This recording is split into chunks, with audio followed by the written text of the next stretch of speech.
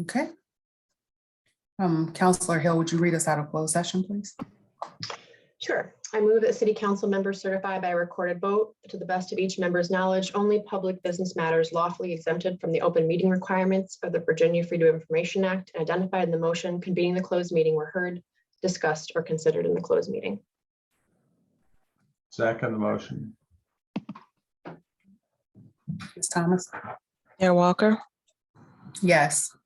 Vice Mayor McGill, Yes. Counselor Hill, Yes.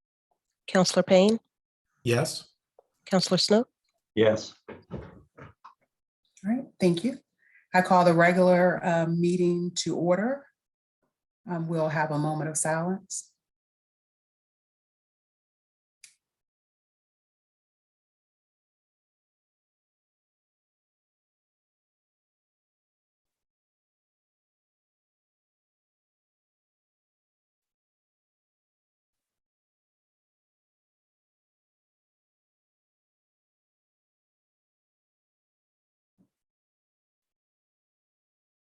Thank you. Ms. Thomas, would you do roll call, please? Mayor Walker, Present. Vice Mayor McGill, Here. Counselor Hill, I'm here. Counselor Payne, Here. Counselor Snook. Here. Thank you. Is there a motion to approve the agenda?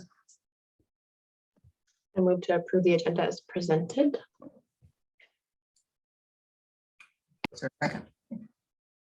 I'll second it. Mayor Walker, Yes. Vice Mayor McGill, Yes. Counselor Hill,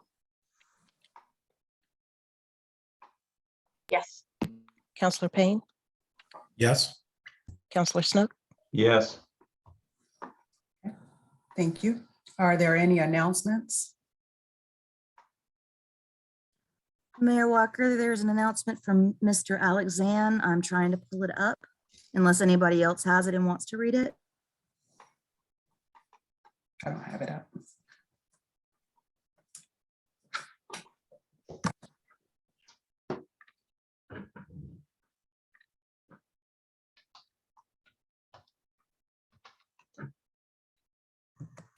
Okay. The fourth annual Harambee Family Events Calendar. The Charlottesville, Virginia Harambee Family Events is a calendar that highlights African-American cultural activities in Charlottesville and the surrounding areas. The calendar, created and designed by author and award winner, Mr. Alexan, presents countless events from January 2022 through December 2022, and will be available on Monday, December 27th, 2021. Harambee, Swahili, all pulled together, cultural events objectives are to inspire and unify area citizens to communicate more effectively and maintain a positive environment for change and civility. The calendar also strives to strengthen family relationships and nurture cultural awareness, particularly among African Americans who have experienced a lack of inclusion in many area events. The Harambee Family Events Calendar will be distributed throughout Central Virginia, schools, churches, businesses, clubs, organizations, and social media. The calendar sponsors are Charlottesville Area Transit CAT, Wegmans, Blue Ridge Graphics, Carter Myers Automotive, Mahogany Management, and Van Yerie's Tree Company. To view the Harambee Family Event Calendar, visit alex-zan.com.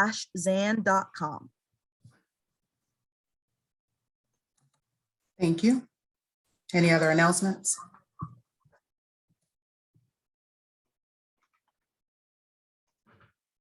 Okay. All right, next up, we have recognitions and proclamation.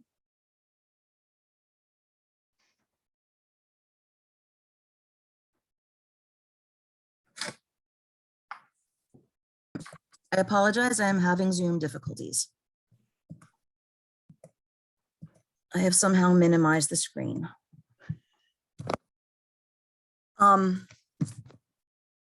Mayor Walker, Councilor Hill, I would like to thank you both for your service. Mayor Walker, you ran on a platform of unmasking the illusion of being there for those who have not had a voice in many spaces. I would like to thank you for being that voice for many others. Additionally, I would like to thank you for jumping in with both feet and creating programs such as Home to Hope program, which have benefited our community members tremendously, many of whom would not have had the chances that this program has given them. Thank you for your service to our community. Councillor Hill, thank you for the time that you have spent in this last 4 years connecting people in our community, for answering almost every email that has come through, and for often keeping many of us on track when we start going sideways down sporadic paths and trying to figure out exactly where we're supposed to be or what we're supposed to be exactly doing in that time. You have helped me and you have helped others in the community navigate local government. And for that, I thank you for your time and your service. Thank you both very much.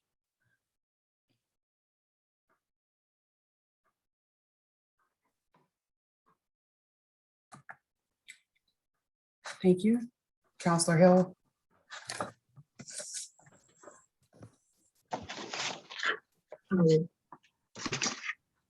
Well, thank you. I just kind of have to believe that we're at this juncture. The last 4 years have been uniquely challenging for Charlottesville. This small city has carried a lot on its shoulders, and I believe these challenges have impacted the work that council and staff have been able to accomplish. I acknowledge there's been missteps, and I've been a part of some of those and take ownership of that. So all will weigh heavily on me. And there's much more I was hoping that we could have made strides on before the end of this council's term, and that I would have had the opportunity to be a part of. I have a lot of mixed emotions as I finish my term. Reflecting back, there's so much about this work that has energized me, including engaging directly with our constituents, building relationships with city staff and partnerships with our regional stakeholders, working together to address our problems and our priorities. And there's so much work to be done. And I would love to be part of it in this capacity, but at the same time, this has taken its toll in a way that I could never have predicted. And I knew at the time that I made the decision that I was going to need to take a step back and reassess ways that I can be involved in the community that bring back that positive energy for me. A mantra that I've relied upon during this experience has to filter out the noise and focus on the signal. And I think over the course of my term, I've gotten better at doing that, but believe that the noise has hindered us at times from the signal. It's played out in both what the community perceives versus the reality of what we actually have achieved, which I think is a lot more than sometimes a perception, as well as the reality that we could have accomplished so much more if we had a more effective collaboration among ourselves as leaders and the community working with us more collaboratively that we serve. When you look at how we've allocated our resources and the priorities we've placed on supporting initiatives that most directly impact the most vulnerable in our community, the leadership we've shown on issues that are being considered across the nation relative to what we do and do not want in our public spaces, developing model for law enforcement oversight, the work that's been done to explore every tool at our disposal to try to make living in this community possible for people across incomes, there has been a lot of positive, and there are so many opportunities for progress moving forward. And I mostly just want to thank our city staff who have and continue to work tirelessly in the face of many challenges to deliver services to the community and achieve council's objectives. I've been inspired by the resilience that I've seen day in and day out from so many in this organization, and remain optimistic about the path ahead for our city. This experience has forever changed me in the lens through which I not only see our community, but the broader world that I live in and I'm raising my children in. I want to thank the citizens of Charlottesville for providing me this opportunity to grow and to serve. I look forward to cheering on the next council and the city staff from the sidelines alongside of you, the citizens. So thank you so much.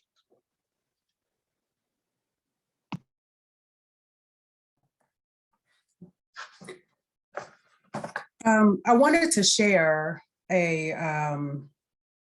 just some text from Bell Hooks recently became an ancestor for those familiar with her work. And there's a chapter in her book, Salvation, Loving Justice, that I wanted to share.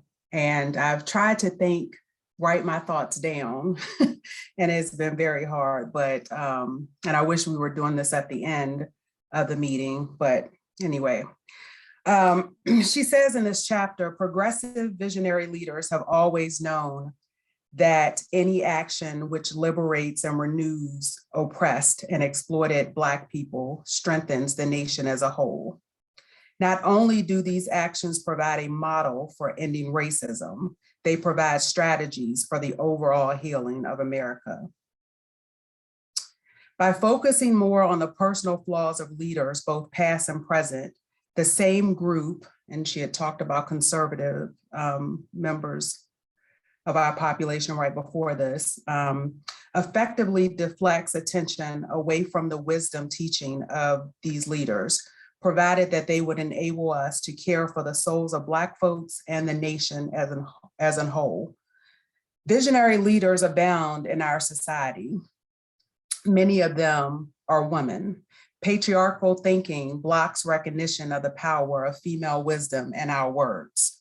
Contemporary Black women leaders know that we can only heal the crisis in our diverse Black communities by returning to a love ethic which stands in opposition to all forms of domination. Before us, visionary Black thinkers, many of them women, have prepared a feast, one that can heal our soul. It is no accident that just as visionary, anti-sexist Black women are finding a voice and making that voice heard, the dominant culture renewed its focus on patriarchal masculinity, white supremacist, capitalistic, patriarchal leaders who benefit from the most disrespect and devaluation of Black female wisdom. And she goes on to say that returning to love and a love ethic can provide every Black person with the strength to survive with dignity and passion, no matter what their economic lot in life. She talks about us being removed from the violence of addiction as a nation, of physical abuse, emotional torture, and the resources to heal our wounds are already at our disposal. And then she goes on to talk about a redemptive love, and that the individuals who can provide that redemptive love are already a part of our beloved community, referencing Dr. King. And making the choice to love can heal our wounded spirits and our body politic. It is the deepest revolution, the turning away from the world as we know it, towards the world we must make if we are able to be one with the planet, one healing, heart-giving, and sustaining life. Love is our hope and our salvation. So just in honor of Bell Hooks, wanted to share that. It's actually been 1,450 days. I've been keeping track for a long time, the number of days. And I think, or you think you know a thing, and I am one of those people who have thought for a long time that I know a lot of things, but this time on council has definitely taught me that I know almost nothing. And minus losing my grandmother in this process a year ago yesterday, and the amount of dedication and time that this position has taken, I probably wouldn't have, any regrets, but I have some regrets there, just with how I've spent time.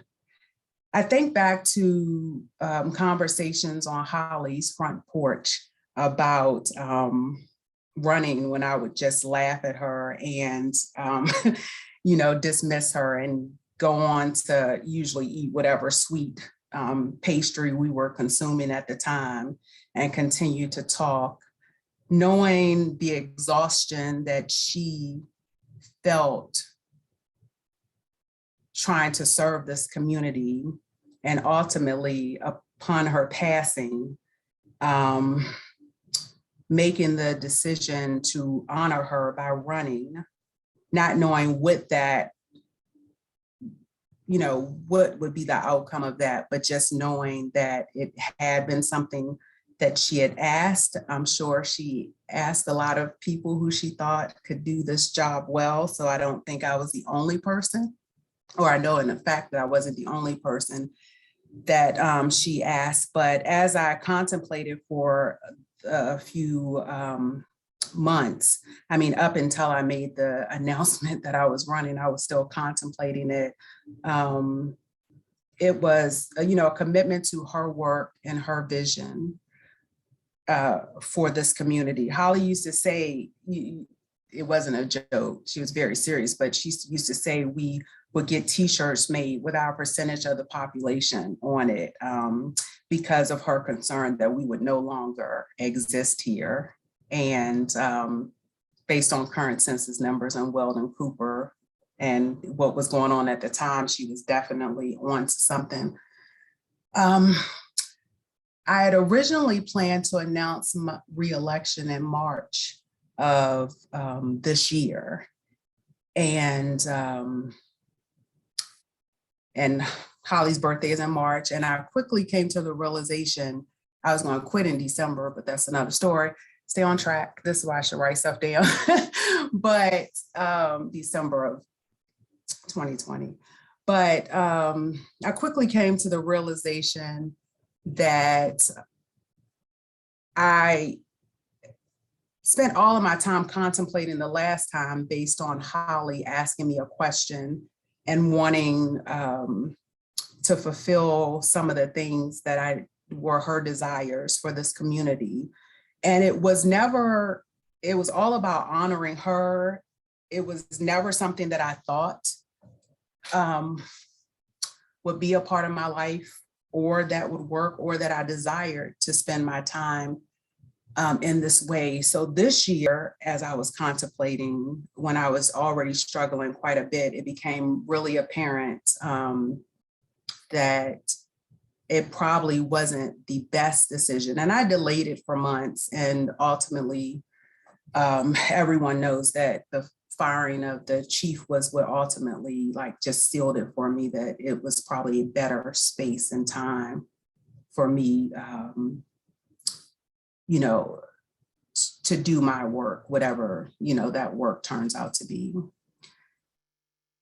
With all that said, I have learned so much during this time. And I wouldn't, I would have preferred to spend time with one of my favorite people in the world more, and family as a whole. I wouldn't give this time up.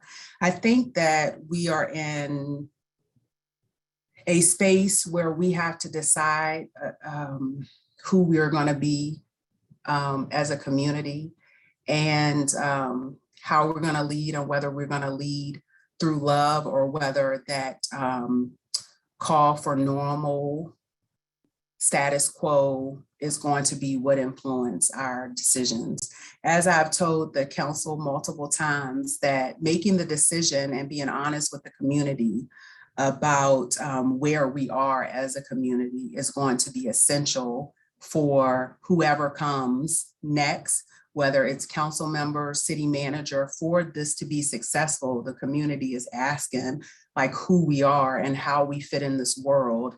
And are we going to allow these systems that have been created off of pillaging communities, destroying people, and off the labor of those enslaved? Are we going to continue to let those foundations rule in modern day?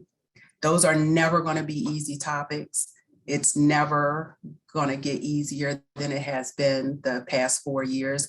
And the only way it's easier if we ignore that call and we try to return to the state that we were previously in. We talk often about the business of a city. And as we can see that even in the turmoil that we're in, what America usually hinges its success on is that capitalistic thinking. And so in that, the city has maintained the ratings that say that we are able to financially operate as a city successfully. There is not trash all over our streets. People are still moving here. Businesses are still booming. Like all of that stuff is still happening. I think the business of governments has to be an equal investment to the destruction of people, to the healing of those people. And until we make that decision, there's going to be continue to be this fight about what moving forward looks like. Charlottesville could very well become a city that's almost all white, wealthy, and people would rave about that. We're almost there. And nothing, as toxic as people think I've been over the past 4 years, nothing has stopped people who are aligned with that vision from coming here, from opening business here, and from raising their families here. And that means that for people who do not have that power, for people whose voices are not often heard, we're going to have to be very intentional about what it looks like for them being here. We can be a community where in 25, 30 years, we put up plaques and say Black people used to be here. We can put up plaques honoring the Black people who are now on the outskirts of the community or in other places. Or we can be this very vibrant community where our people who have been disregarded in the past can actually have a chance to thrive here. I make no apologies for fighting for us to understand that there are people who suffer every day. And when I think about the fact that I come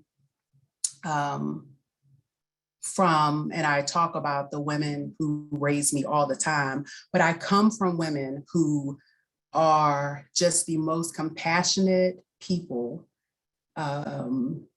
They're everyone's favorite. They are amazing women, and what their struggle living in this community and surrounding counties have looked like. My great-grandmother was born in 1912 and in Louisa County, Virginia. And there's a lot that I could go into her, but just amazing, beautiful person. And their fight, while I am very vocal about what my fight is, my great-grandmother, grandmother, and my mother, what they tried to do was instill, no matter what went out in the world, that we were loved and that there was joy to combat the world. I am so fortunate because of that, because a lot of people, families want to display and show that love. And because of what they have to do to survive every day, it seems that that love is missing. And a lot of those families end up in our social services and human services system. And what is missing there is that just their inability to get through the torture that they're put through every day. And a lot of people think that it's just your own actions that are leading you here, and they don't look at the system that is treacherous, that needs to be destroyed.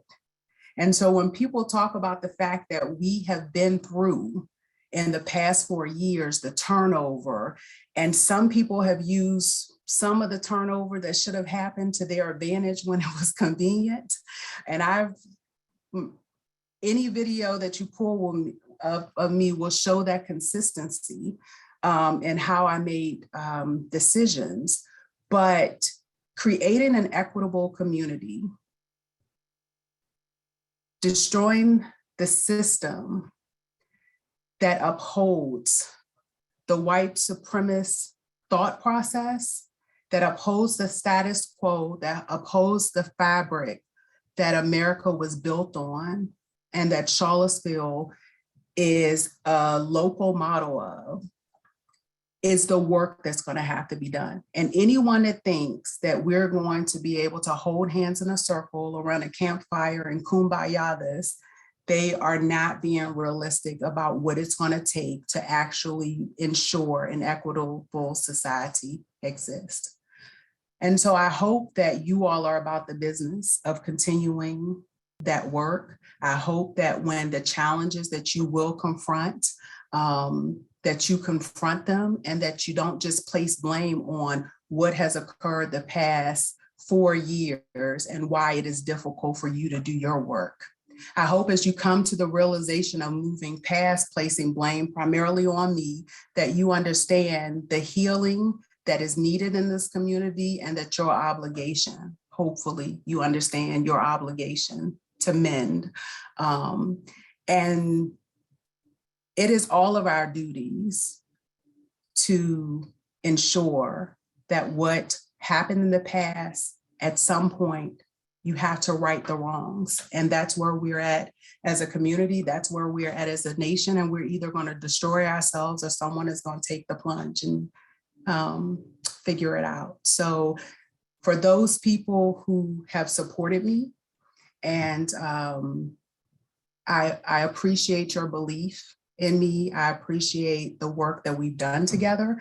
I don't know what continuing this work looks like, but I will tell you that I am more equipped than ever to continue the work that we've started. And I hope that you all don't give up, and that you're not discouraged, and that you understand the importance of this mission, and that an election cycle or being a member of one body, while this is very important, and I don't want to downplay it, there is the community as a whole, and the fight has to continue, and figuring out what that looks like, and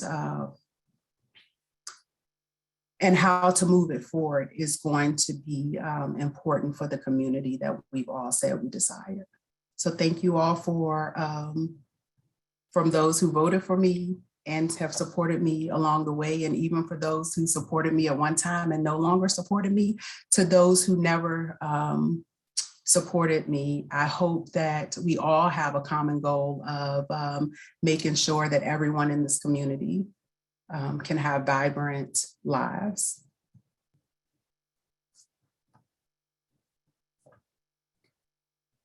Okay, so any other comment? All right. Mayor Walker, if I could, I just wanted to say briefly to both you and to Heather Hill, I've learned a great deal from both of you over the last 2 years. Some people may not know that you had gotten, for the rest of us, a copy of the book Black Fatigue, which I read. I also, when I saw that coming through on a city credit card form that you had gotten a copy of the book Black Butterfly, I bought that book and read that too. I've learned a lot in reading those things, as well as just in conversations with you. And I know that you probably regard me as a lousy pupil, but I have learned from you, and I appreciate your service, and I appreciate the fact that we've had a chance for you to tell me a few things over the last couple of years, and I'm sure you'll have a chance to tell me a few more things in coming years.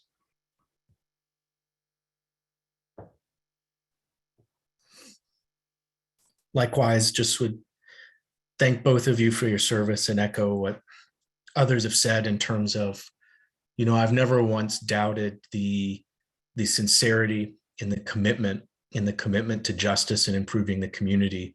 And those are things that you often cannot take for granted in politics by any means. And I think over time, myself and others will appreciate more how rare that is. And I was just thinking this weekend about, the policy legacy in terms of things that were considered not at all on the agenda or impossible: redevelopment of public housing, a friendship court, police civilian oversight, expansion, tax relief, so many things, home to hope, things that have a direct positive impact on people's lives. And I just hope in whatever role I'm able to, I can help maintain and expand that work over the coming years. And I know it hasn't been an easy 2 or 4 years for anyone, but I think there's so much that your advocacy and commitment to justice and real change has achieved. So thank you both.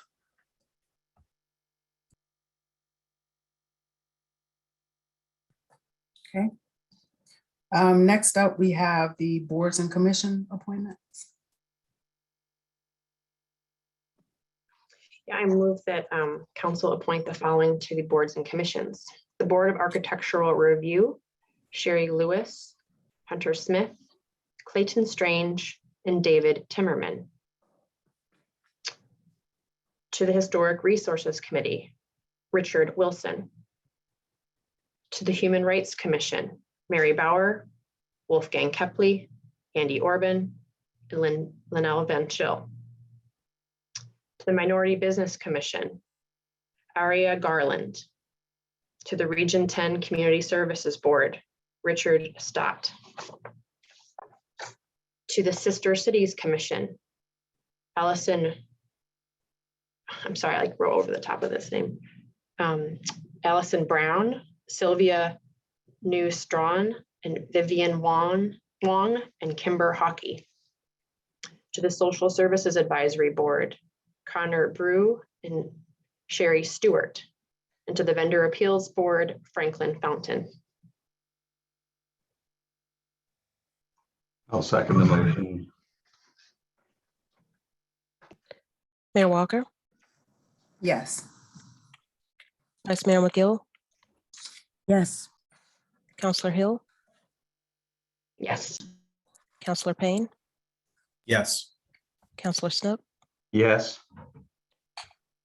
Thank you. Next up, we have the consent agenda. Ms. Thomas, would you read the consent agenda, please?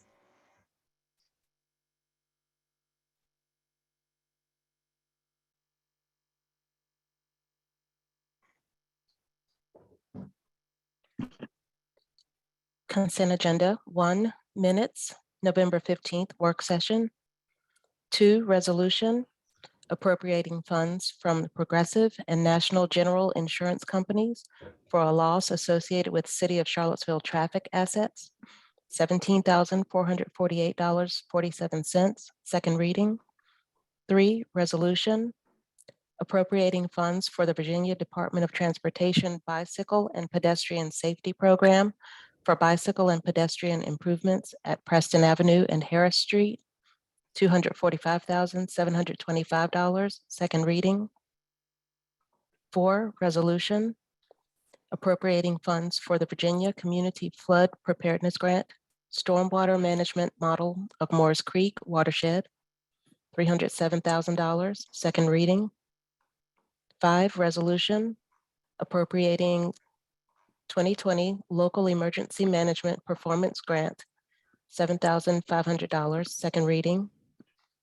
6, resolution appropriating funds for the COVID Homelessness Emergency Response Program, Community Development Block Grant, $680,263, first of 2 readings. 7, this should read resolution, I believe, but it's action item approving the final disposition of the Thomas J. Stonewall Jackson statue, 1 reading. Thank you. We'll open it up to see if there are any public comments for items on consent agenda. Thank you, Mayor Walker. At this time, if you would like to address City Council on matters on the consent agenda, please click your raise hand icon. Mayor, we have a couple hands raised. First one is Thomas Randolph. Thomas, you are on with council. You have 3 minutes.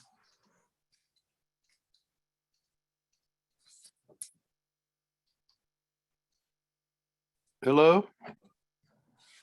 Can you hear me? Yes, can we hear can you. hear you. The September 7th meeting, I had asked about getting possession of the Lee and Jackson monuments. And I was told by Brian Wheeler and also City Manager Boyles at around 3 hours, 35 minutes in the video of that meeting that you have on your website, that I would be sent an email to apply for those monuments. And I never received an email to apply for them. And I called about 2 or 3 weeks later, and I asked when I could apply, and I was told that the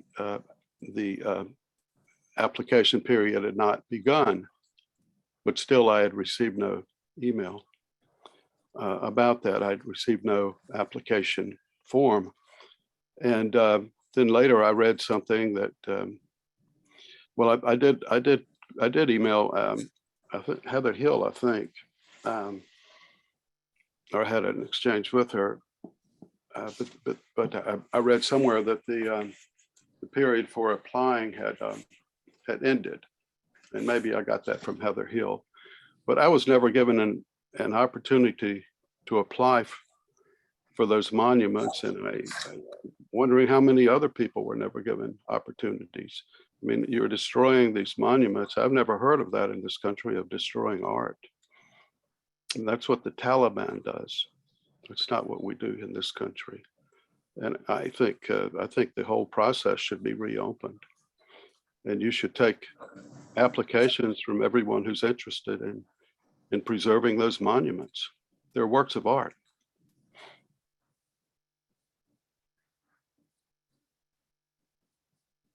Thank you. And next up, we have David Rhodes. David, you are on with City Council. You have 3 minutes. I am getting, looks like Mr. Rhodes is using an older version of Zoom. I will have to promote him to panelist, Mayor Walker, if that's okay with you. Yes.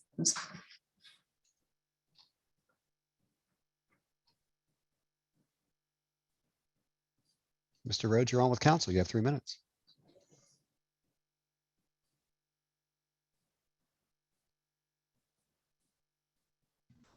Here I am. Can you hear me? We can hear you. All right, thank you. The love ethic is a good thing, you know. Mayor Walker spoke about her great-grandmother. I wish I had more time to speak about my great-grandfather, who suffered in a Yankee prison in Maryland, but, you know, so far we haven't come together. I'm gonna say something about the statues, of course. I'm sure you guys have already made up your mind about what you're going to do with the Jackson statue, but I appreciate the opportunity to say my piece anyway. It helps me personally, helps me live with myself.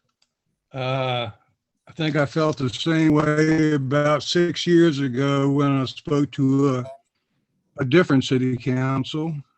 When I spoke about political compromise, and Mr. Bellamy told me to take my hat and my compromise and take a hike.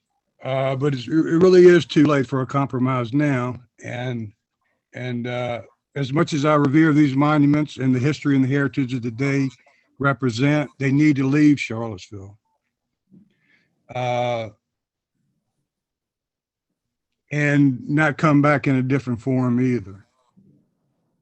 There were people like me who would work all day and month after month would spend shifts downtown all night, making sure those monuments were not destroyed. And if that monument is destroyed, that was a bad decision, bad decision after bad decision. If Lee is melted down and turned into another form of art and put on public display, who's going to stay up all night and protect that? Because will be vandalized. Now, monuments in Charlottesville have been stolen. They have been defaced. They've been chunks knocked out of. And even when these people were caught, the local justice system did nothing or very little to these people. So is another set of rules going to be put forth for this new piece of art? Probably so. So more hate and more divisiveness when these people who vandalized this piece of work, he was a bad decision. Anyway, I'm a proud Confederate ancestor. Very, very smart people seem to not be able to separate me being a proud Confederate ancestor from white supremacy and racism. But yet I exist. I am here and have been given no voice. Bent over backwards for Native Americans about the Lewis and Clark statue. And the descendants of African Americans will.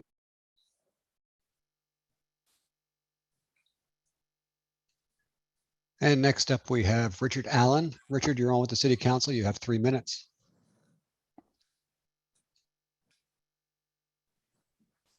Thank you for this privilege. I'm Richard Allen, 1425 Trailside Court.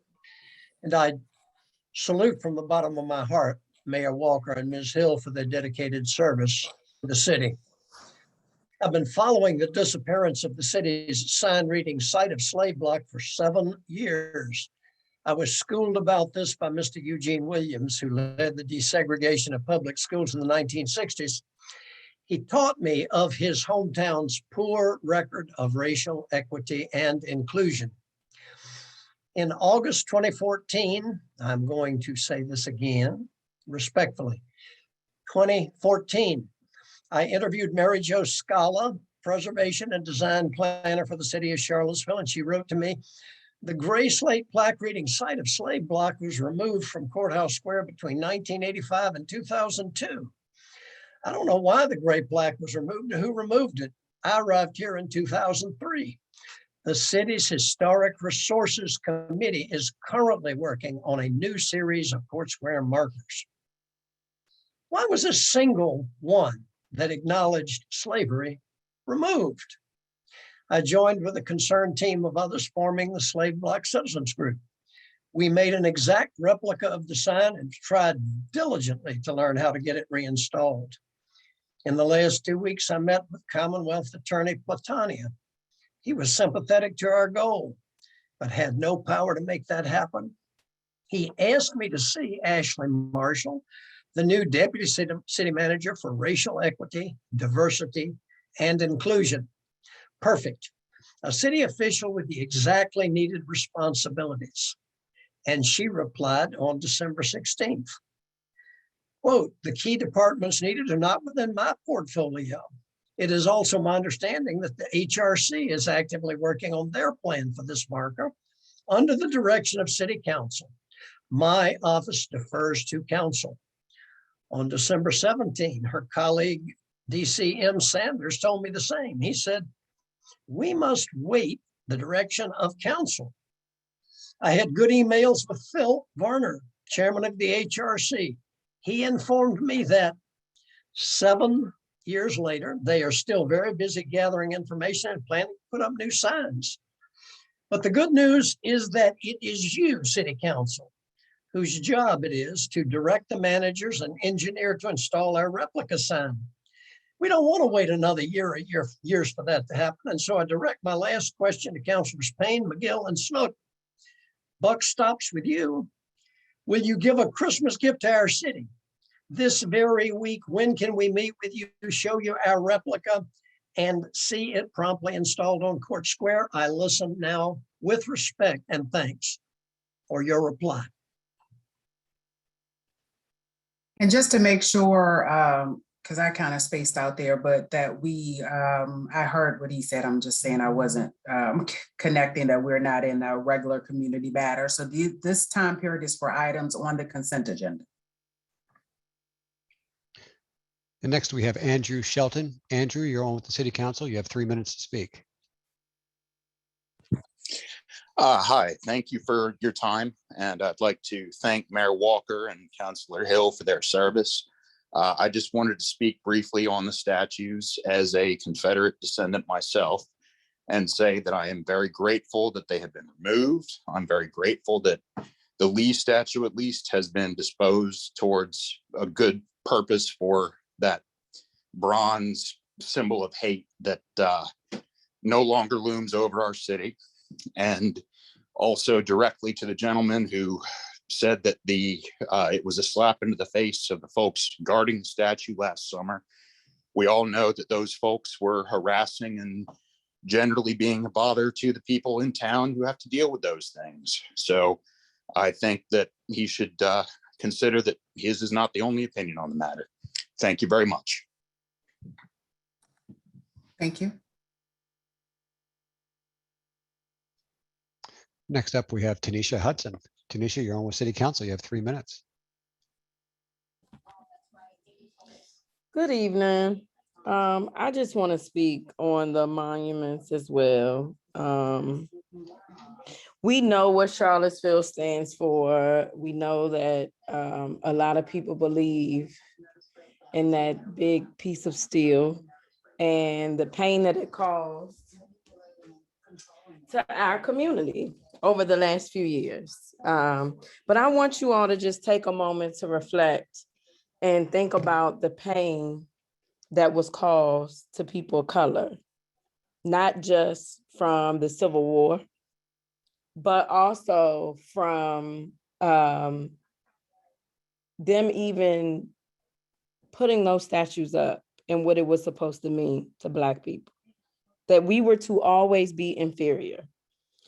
And I don't know about y'all, because y'all might not want to speak on what y'all ancestors did, but I'm going to speak on what my ancestors did.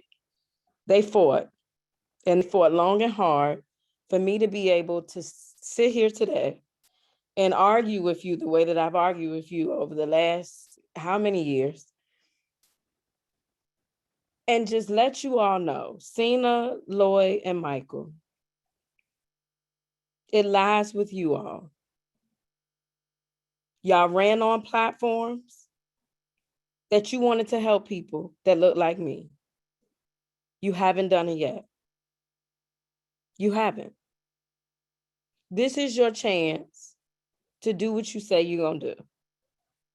And not just about a statue, but in everything that you touch, you always have to remember, and don't keep giving us breadcrumbs. We don't want breadcrumbs. We're not birds. We don't want your little sunflower seeds. We're not birds. We're human beings. Poor people in this city deserves more. And they're not at these meetings like me and other people because they're somewhere bagging your groceries or pressing your clothes for you to get dressed for work or cleaning up your bathrooms inside your business offices or washing dishes or cooking at the restaurants that you go eat at. And you need to always remember that.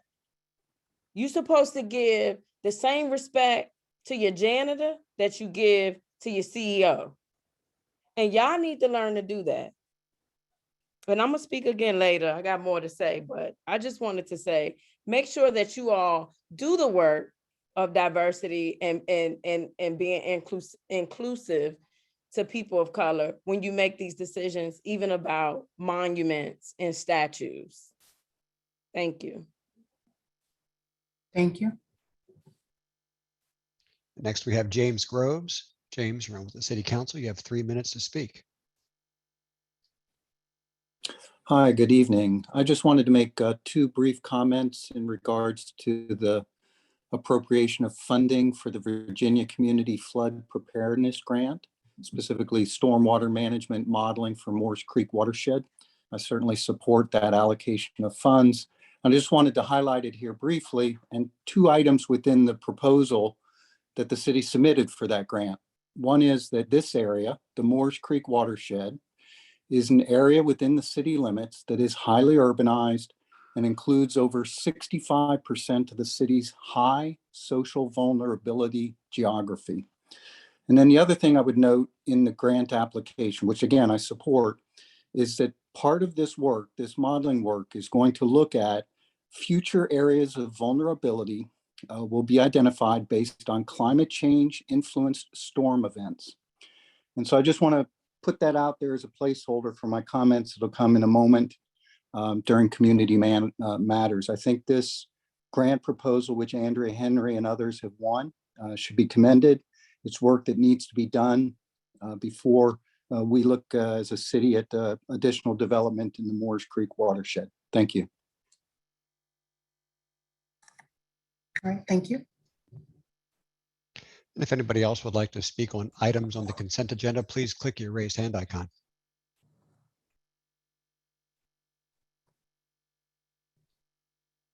Mayor, I see no other hands raised.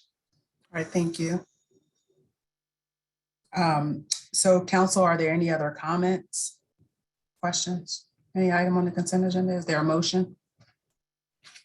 I move to approve the consent agenda as written. Second. Ms. Thomas? Mayor Walker, Yes. Vice Mayor McGill, Yes. Councillor Hill, Yes. Councillor Payne, Yes. Councillor Snook, Yes. All right, that carries 5-0. Thank you. Next up, we'll have the city manager response to community matters and to councilors. Yes, ma'am. Thank you so much, Mayor and councilors and members of our community.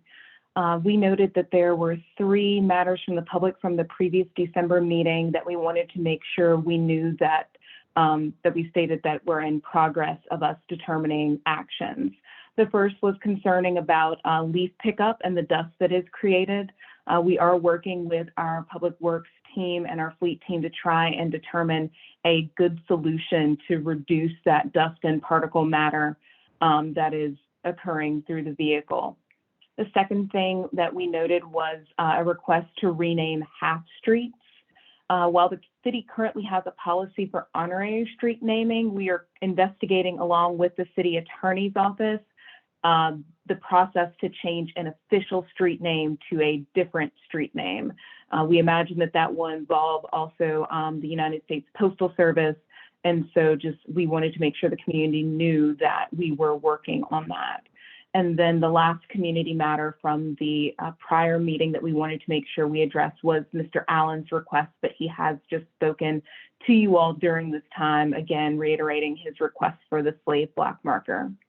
Finally, for council, there were questions concerning the city's cybersecurity in relation to the malware breach that occurred in the General Assembly. We did reach out to Mr. Hawks, our interim director for IT, who provided council with a response of the work that they have done to ensure that our systems are solid, including multi-factor authorization, cybersecurity training for all team members, and other methods. While no method is fail-proof, we have certainly invested in making sure that we have the least amount of vulnerability in our technical systems as possible. Mayor, that is the end of the report that I have. Thank you. Councilors, any comments or questions? No.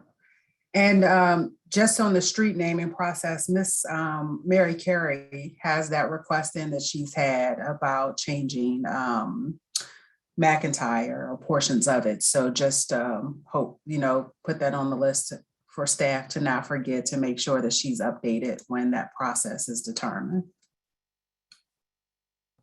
Yes, ma'am. Deputy City Manager Sam Sanders is already on it. Thank you. Next up, we have Community Matters. It looks like we have 6 pre-registered speakers. And so we'll have 10 additional slots, and I'll turn it over to Mr. Rice. Thank you, Mayor. And the first speaker is Kimber Hockey. Kimber, you are on with City Council. You have 3 minutes to speak.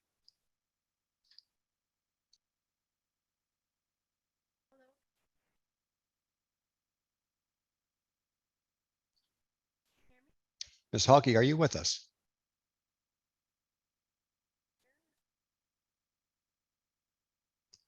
Mayor, I could try Ms. Hockey again at another time. Next up, we have Philip. Oh, I think we have Kimber. Kimber, are you with us?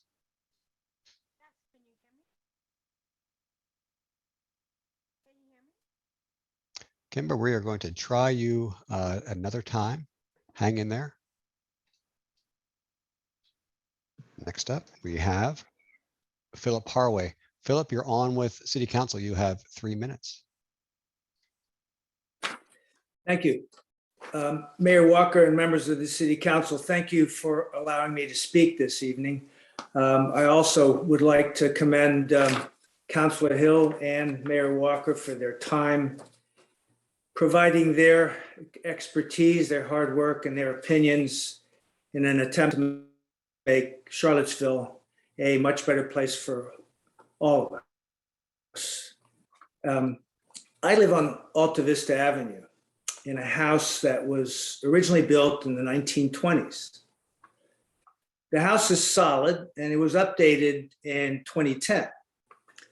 At that time, the owners protected this structure by capturing water that flowed to the house regularly. The property sits slightly lower than the adjoining properties, and water from those adjoining properties, alleys, and streets flow towards it. Fortunately, this is an area of town that's nowhere near any other water sources other than the natural rain. And they were successful in their preservation efforts. And my wife and I are happy to be here in this house. This still remains a large enough problem, though, whenever it rains, that when I heard and saw what was being proposed on Nassau Street, I was aghast at the idea that anything would be built here, much less being considered for upzoning. There's so many stories in the news regularly about construction being placed in the wrong places, stories about construction being done poorly or not sufficiently considering the effects of water, and stories of communities being ravaged by water overflowing the banks and rivers and creeks. I've been made aware of previous flooding on Nassau Street, its proximity to Moores Creek, and studies showing this is already a questionable area for construction.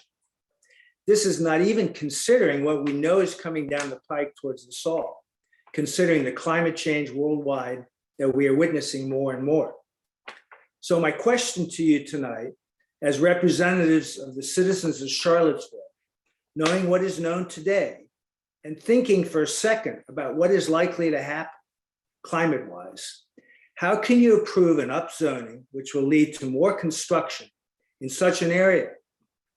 When problems occur here, as they likely will due to weather factors, and analyses are made looking back to the decisions you're contemplating tonight, will you look back and realize you helped facilitate the likely disaster or that you voted against it?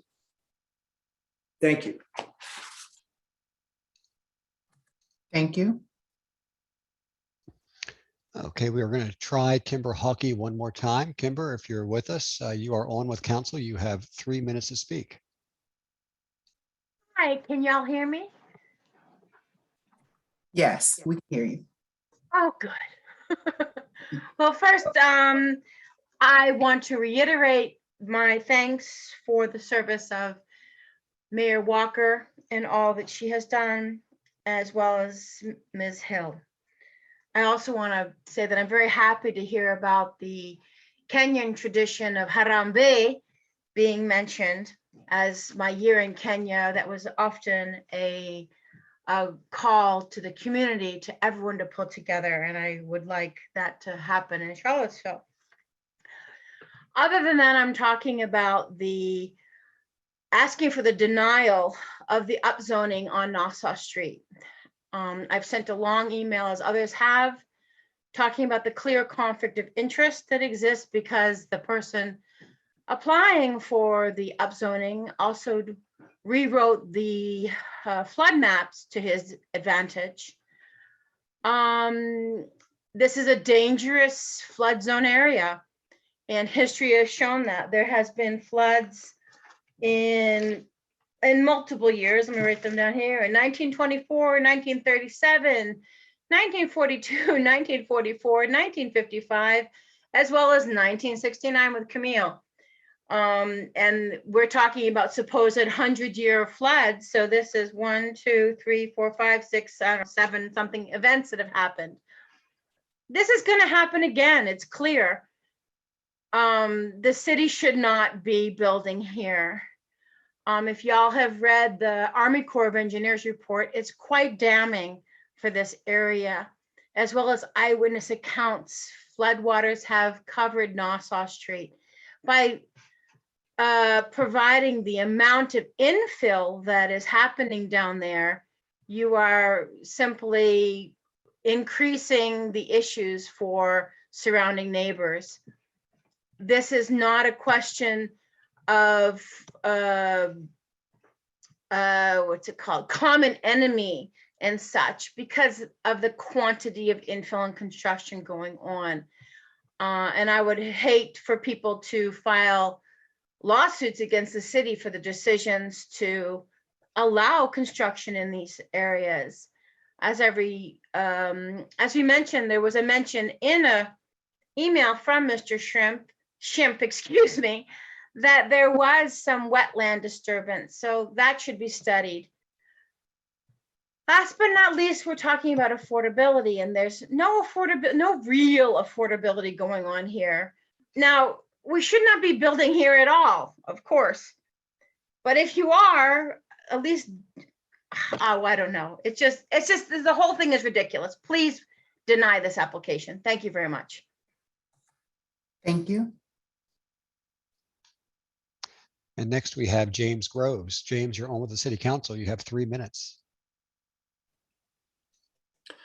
Hi, my name is James Groves, and I'm a city resident. This evening, as the year draws to a close, I would like the city to embrace an end-of-year resolution to make 2021 the last year when it ignores climate change. To protect our city's residents and to contribute to a global solution to climate change, Charlottesville must begin to move now. This fall, as the comprehensive plan was being finalized, I urged the Planning Commission to insert language into the plan committing to a phase out of natural gas service. On October 8th, 3 city offices asked for rejection of that idea and indicated that they would instead like to study the city's gas service and provide recommendations of some sort at a later date. At your next meeting, I would appreciate an update on the progress that city officials have made in planning for elimination of the damaging emissions from the city's gas service. Tonight, you can jumpstart action on climate change by denying the Nassau Street upzoning request before you. Climate change will bring more intense rain to Charlottesville with periodic threatening flash floods. Historical and recent independent analyses of Nassau Street indicate extreme flood risk there. 2 weeks ago, I was extremely disappointed to hear the developer downplay the risks. He indicated that his proposal would put homes many feet above the 100-year base flood elevation, closer to the 500-year flood elevation. In fact, recent flood maps, including maps the developer himself has had a hand in writing, show the proposed buildings at the water's edge or inundated by multiple feet of water during 100-year events. We should await the results of the new flood preparedness grant before considering further development in this area. Placing moderate income residents in harm's way without such analysis and without flood insurance is not the route to racial equity or fair, affordable housing in Charlottesville. Beyond these two items, remember that the city has not provided an update on our greenhouse gas emissions in 5 years. Also, 2.5 years have passed since the City Council asked staff to prepare a climate action plan. And as of tonight, no plan has emerged. Best wishes for a healthy holiday season, and thanks to all, but especially Mayor Walker and Councilor Hill for their service. Good night. Thank you. And next up, we have Mark Cavett. However, I do not see Mark Cavett as an attendee currently. So we will go to our 5th signed up speaker, which is David Coleman.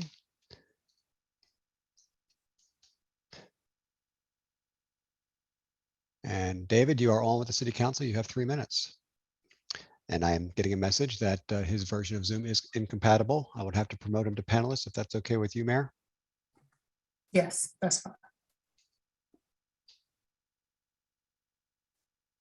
And David, you're on with council. You have 3 minutes.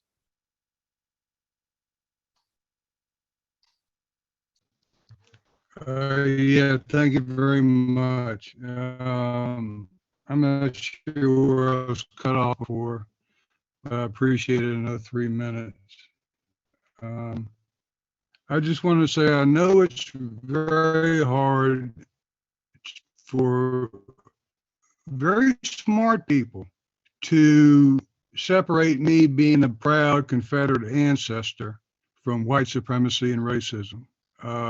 But I do exist.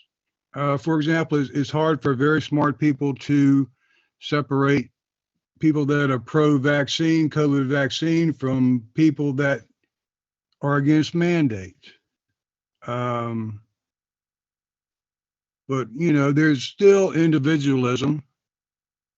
There's still people who don't like being told what to do, and for sure, not who to honor. I wish people could separate the government from the people. Back in the day, City Council, Charlottesville City Council, enacted a segregation ordinance. Not the people, not the people.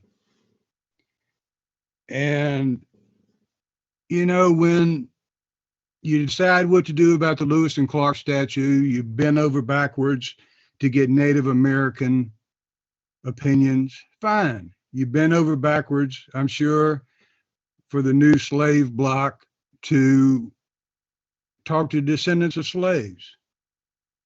So where am I as a Confederate ancestor? A lesser person? I've never been considered in this 5 or 6 years, seriously, that I know of. I've written, I've talked, I've written, and I've talked. So you can't fight hate with hate. You can't fight racism with racism.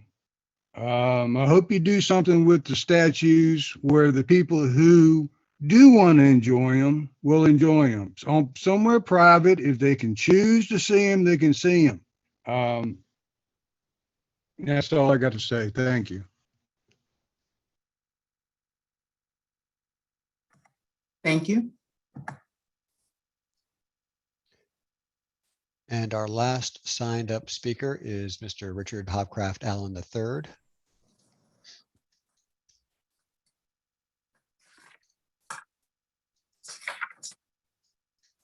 And Richard, you are on with the City Council. You have 3 minutes.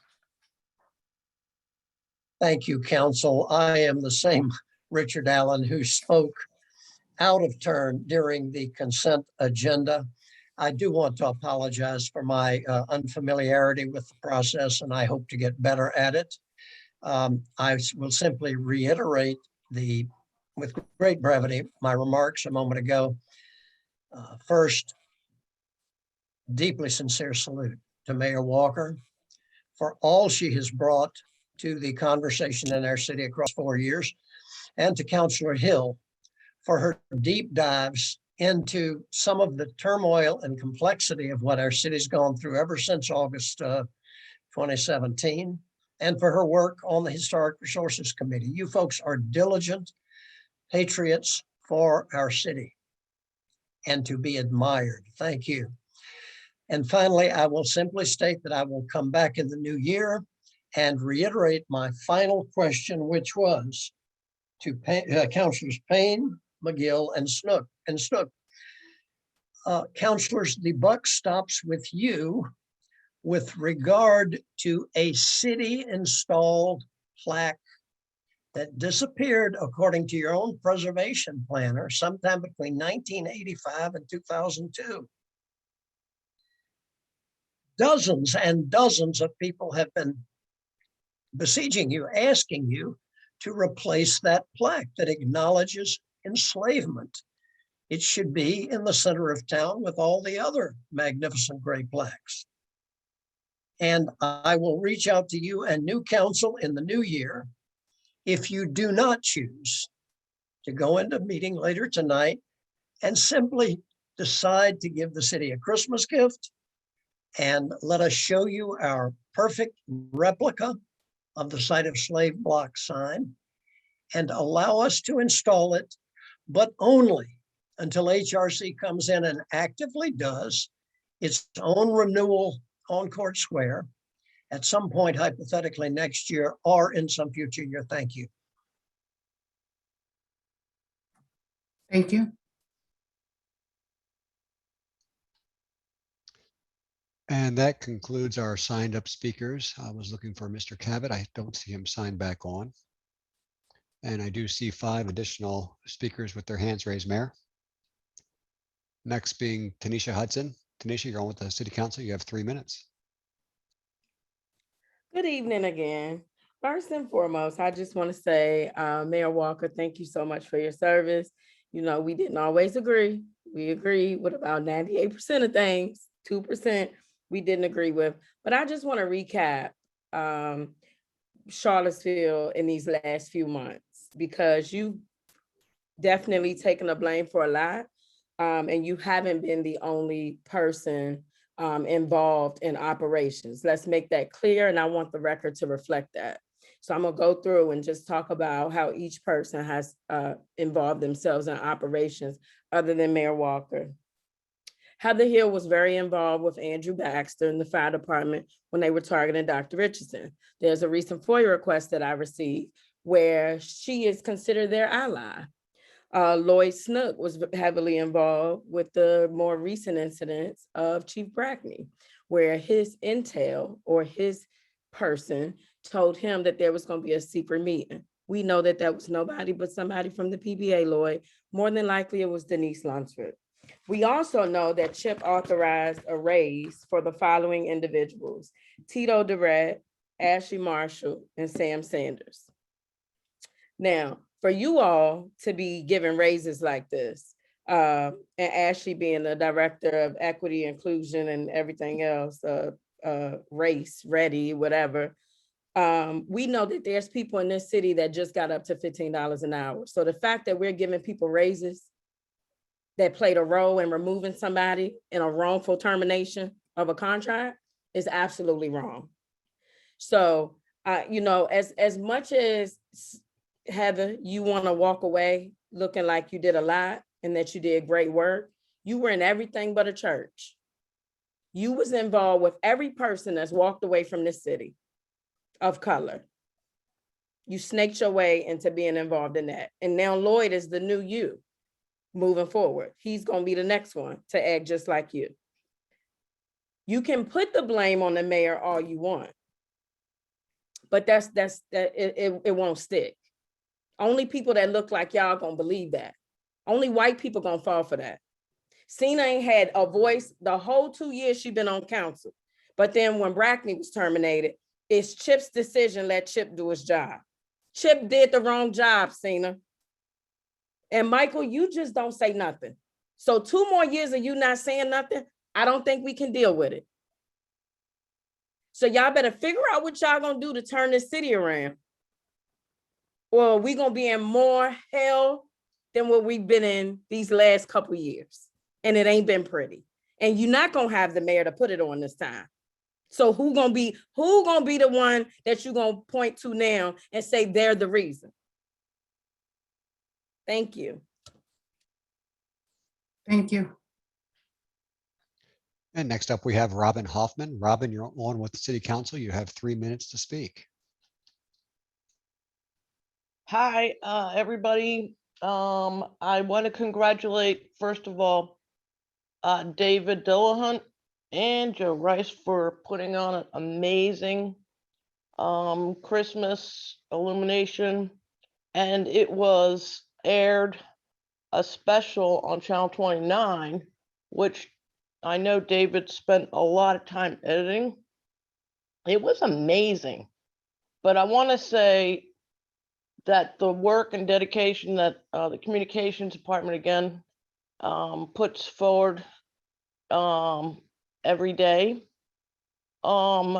is something that the city can look forward to. I think very much I want Nakaya and Heather to have their own show. I mean, this is ridiculous that we have stories that need to be elaborated on. When I have a TV show, I do series now. So, I did like 3 episodes, 26 minutes of the Botanical Gardens, climate action, whatever. And that did have an effect on how people think about things, that, ideas were provided as normalcy, like how can we do things creatively? Please, please, please tell your stories on CPA TV. People watch me for 12 years. I'm not saying this for any other reason, but that they call me by my name in stores, and they know my, I guess, feeling for being able to tell a story is because it's about Charlottesville. And it's about me being in Charlottesville. It's about the people that are involved in Charlottesville. But you are Charlottesville. The city council, I think for the last 4 years, and certainly for the last 2 years, has been telling their story. And we need to continue that. I think that that's going to make a difference, and people are watching. I think the effort for 26 minutes now, you can do it with your phone, would be amazing. You can get on a program every day, every week, whatever you want to do. And but thank you very much for serving. And that's it. Thank you. Thank you. And next we have Grace Softier Hayes. Grace, you're on with the City Council. You have 3 minutes.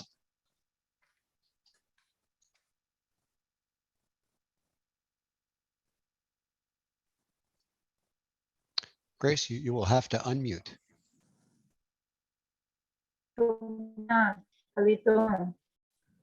We can hear you. For the gift of your words and your works, I am deeply grateful. Thank you so much. I'm speaking today on behalf of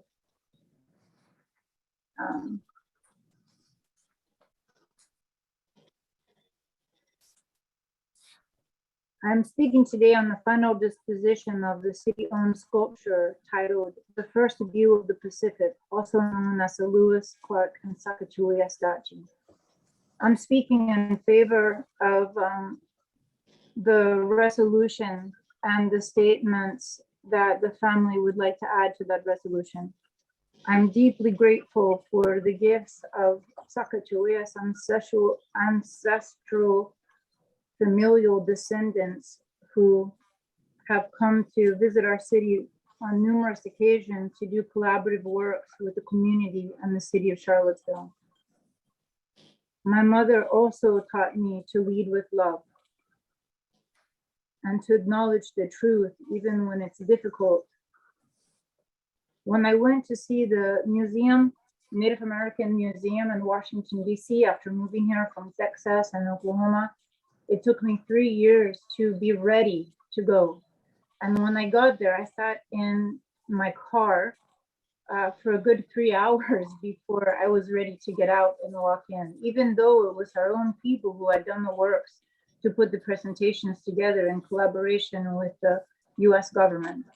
It was because I knew there would be strong emotion, and I also took 2 days off of work the following 2 days after returning so that I could process and be ready to hold my composure in public afterwards.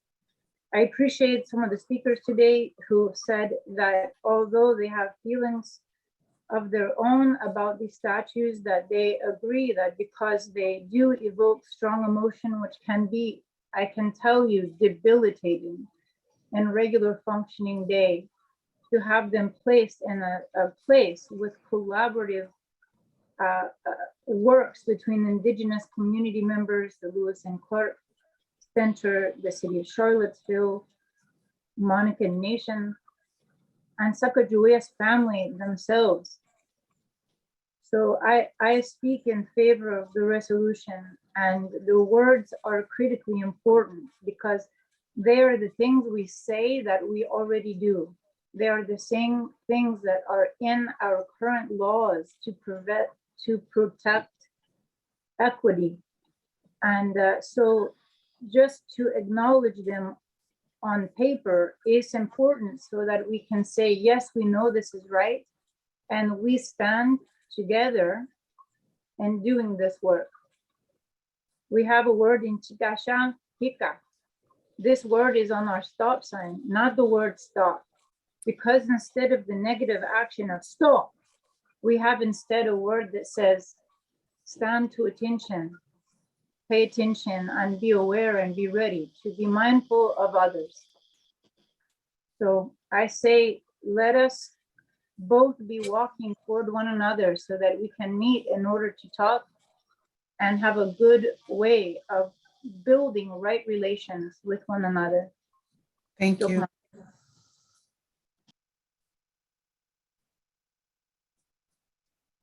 And next up, we have Nancy Carpenter. Nancy, you're on with the City Council. You have 3 minutes. Very good. Good evening, City Council. Thank you for this opportunity to address you. I wanted to say very quickly that tomorrow, December 21st, is the one day of the year where we have the most hours of nightfall, of darkness. And as always, on December 21st, there's a national recognition of that through the having of homeless vigils.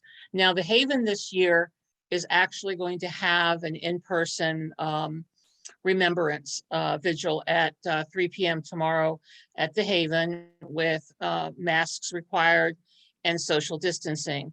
It's a time of reflection and remembering those who have passed this year due to the challenges of being unsheltered, and those who have passed in previous years due to those same challenges.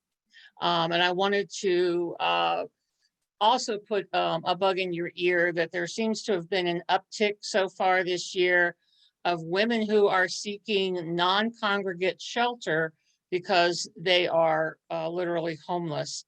And right now, it's very difficult to find a placement for them. I know that the city has recently said they have this little, I would call it a rainy day fund. I know you all put some money away. I think it sounds to be in the neighborhood of $5 million. And was wondering if we could put it out there perhaps, and maybe the conversations are already happening, but trying to figure out how to address this, perhaps by helping to assist TJAC, which is the lead agency on homeless service providers, perhaps get a block of rooms through the cold season, you know, We have a wonderful organization, Pacham. However, you know, they are stretched thin to and on all the projects that they're involved in as well. So it would be nice to be able to house these women as they come along, because we know that women out on the streets are so subjected to exploitation. I think the figure I heard to kind of give a context to it was perhaps in the last 2 weeks, 10 women have contacted the homeless information line. And unfortunately, there was no place to shelter them at. So if perhaps that can be a project that can be addressed, that would be super, because we really haven't, I mean, we've had cold weather, but we haven't really hit our cold season yet. And with a lot of things going on in public health and in the economy, very likely to perhaps see even more of an uptick. Thank you. Thank you. And next up, we have Jeffrey Fogel. Jeffrey, you're on with the City Council. You have 3 minutes.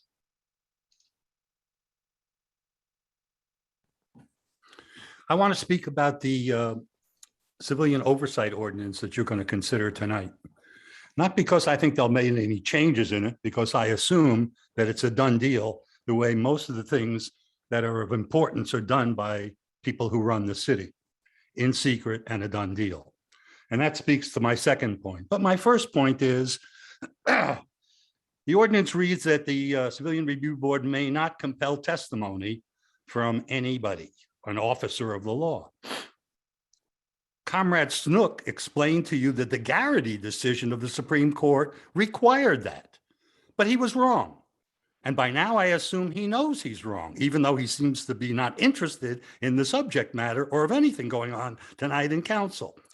He was wrong. So what is the reason why you're not going to compel a police officer to explain his or her conduct while on the job? If any of you, and I know you have, worked for organizations and you did something and your employer came to you and said, you as my employee have to explain why you did what you did, and you refused, you'd be fired. What's the difference when it comes to police officers who in the circumstances might be assaulting somebody, might be illegally arresting somebody, might be shooting somebody, but they don't have to explain why they've done anything. Now, the reason isn't the Garrity decision. I'm assuming, because I don't know because he doesn't talk about it, that Comrade Snook has been speaking to the PBA or their lawyer, Ms. Lunsford, and that this is what passes their muster. But most importantly, I want to speak about how this ordinance is going to turn into a secret civilian oversight board. And I want to read you, and you've read it already, and I've reminded you of this, and my question to you all is, do you not think, do you not consider what's written to you? Do you simply follow Comrade Snook in whatever he tells you? Is that, I know there's a lot of rhetorical questions here because none of you are inclined to respond to much of anything that's of any substance in this city. In the version, in the memo of December 3rd, Mr. Snook wrote, they want to make sure that state law permits closed sessions for consideration of both evidence and deliberation of disciplinary matters. That means that all hearings will be closed. If that and when that occurs, I will be part of a coalition to abolish the Civilian Review Board because we don't need another secret body to make determinations about police misconduct. We already have the Internal Affairs Division of the Police Department, and we don't need to spend an additional $500,000 a year because that department either doesn't know how to do its job, does it poorly, or does it intentionally poorly in order simply to protect officers in the force.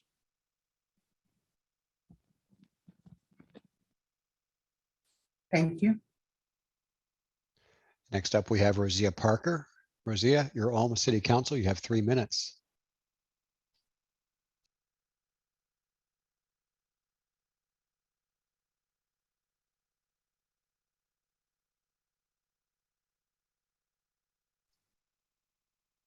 Rosia, are you with us?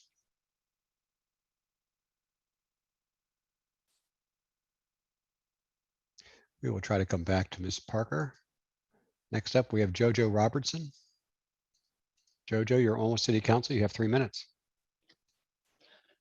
Hi, Wasn't thinking that I would speak tonight, but there's just something that I wanted to mention. So a few weeks ago, there was an individual that lived in Charlottesville, Miss Tonita Smith, who is Sage Smith's aunt. She was murdered by a serial killer, and it's just really bothering me. She had 6 children, has 6 children. So there's 6 youth that now do not have a mom. And so this happened, I guess, around Thanksgiving, and there is a GoFundMe out for her burial. And also it may, I mean, from what I understand, if there's anything extra, it's for the kids. And it just really bothers me because I know when Hannah Graham went missing, the world stopped, or at least Charlottesville stopped for Hannah. And I know that it did because I helped a lot with that situation in getting meals for the police and the family. The family ate at hotcakes every night. You know, it's just, gosh, they were toted around by Homeland Security, her parents. And it's just such a difference. It's a huge difference. And I think the people in Charlottesville, the ones that aren't even considering this mom of 6 that were considering Hannah, they should really be ashamed of themselves. I mean, right now it's $6,000, and I don't know, I have not had to bury someone, financially pay for that. But people need to stop and just think that these kids are without a mom this year. And I just want people to look up the GoFundMe. And even if you can only leave $10 or $20 or $5, it just doesn't matter. If all of us collectively gave a small amount, then it builds up. We don't have to, say, oh, we have to leave a large amount. And just think of these children right here at Christmas time and what they must be feeling, knowing that this is how their mom passed. And think about it, both Hannah and Tonita, died because of a serial killer. But, we don't want to talk about someone that's not young and white and maybe wealthy. And that's something that Charlottesville needs to consider. So please help go look for the GoFundMe for Tonita. I believe the family is has that GoFundMe. So help, when you're considering Christmas this year, think about them. That's all. Thank you. Thanks. Next up, we have Roseanne Abrahamson. Roseanne, you are on with City Council. You have 3 minutes.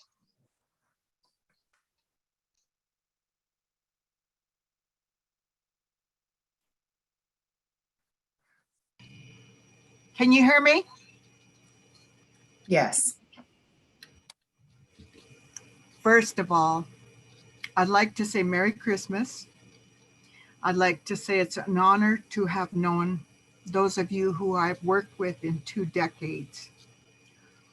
I am so honored to work with people who have the ability to look ahead, who have the ability to think, and to have the ability to care about others. And today I'm looking forward and to the resolution that will be made in regards to my great aunt Sacagawea. I appreciate all the hard work, and I'd like to extend good wishes to those who are leaving the council. Mayor, you have done an excellent job, and I hope good things for you. And I'm looking forward to our discussion later. I have asked the mayor to read our context in regards to what we would like to see in the resolution.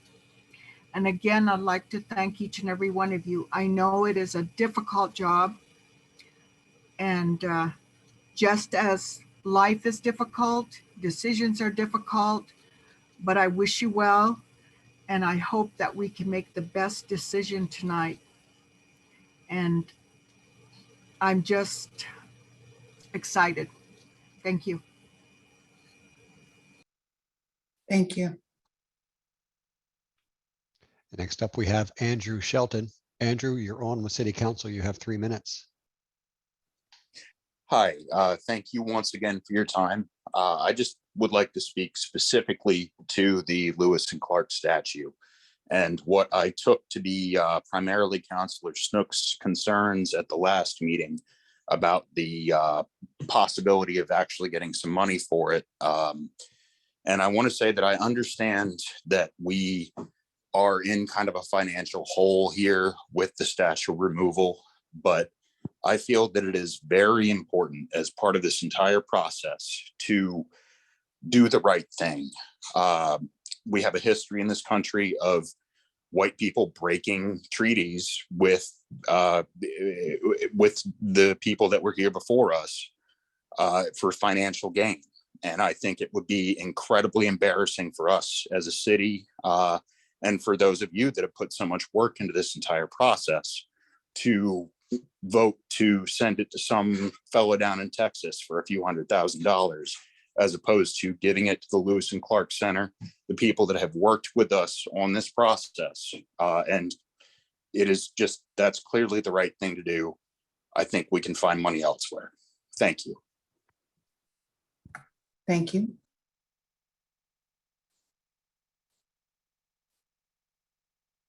And Mayor, our final speaker is Kimber Hawkey, who is also our first signed up speaker, if you'd like to hear from her again. It's just one time per speaker. So we can ask just to make sure there are no other speakers. And if anybody else would like to speak with council, please click your raise hand icon. I see 3 other hands raised, Mayor, and that will exhaust all 16 slots. Next up is Katrina Turner. Katrina, you're on with City Council. You have 3 minutes.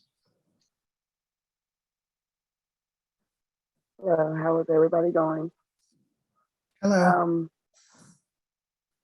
I want to talk about the statue for one.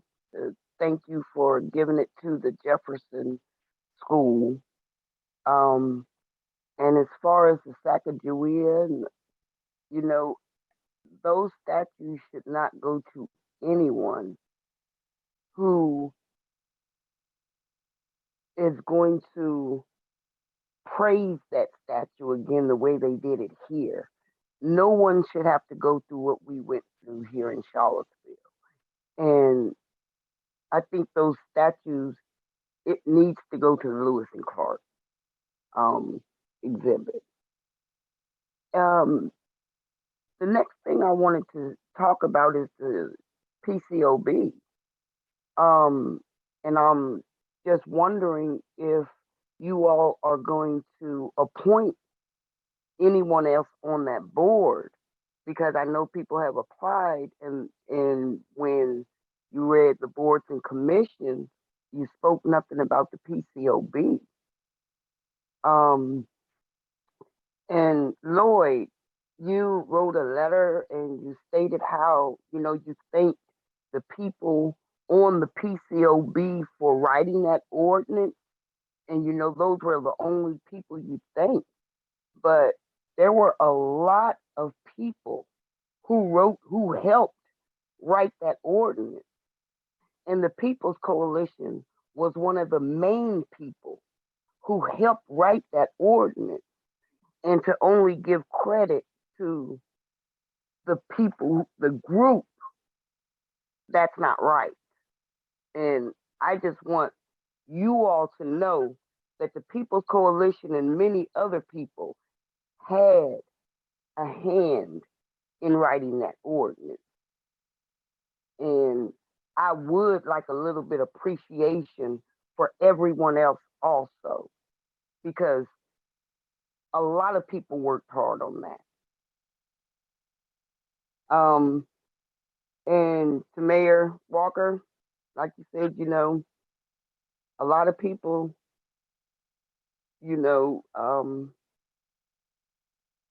voted for you and supported you and everything. And I want to thank you for the work that you've done. And you know, I've been a hard person, you know, and I want to thank you for the work you've done these last 4 years. Thank you. Thank And you. next up, we have Rosia Parker. Rosia, you're on with City Council. You have 3 minutes. Good evening. These are some words that I would like to leave with City Council as Mayor Walker leaves, because she has been the main voice that spoke for the African Americans in Charlottesville. My whole life is devoted unreservedly to the service of my sex. Of all calamities to which humanity is subject, none is so dreadful as insanity. Where there is no vision, there is no hope. How far you goes depends on being tender with the young, compassionate, the aged, sympathetic with the striving, and tolerant of the weak and strong. Because someday in your life, you will have been all of these.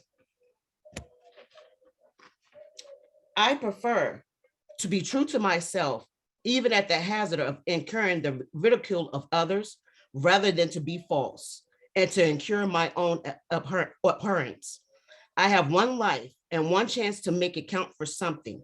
My faith depends that I do whatever I can, wherever I am, whenever I can, for as long as I can, with whatever I have to try to make a difference.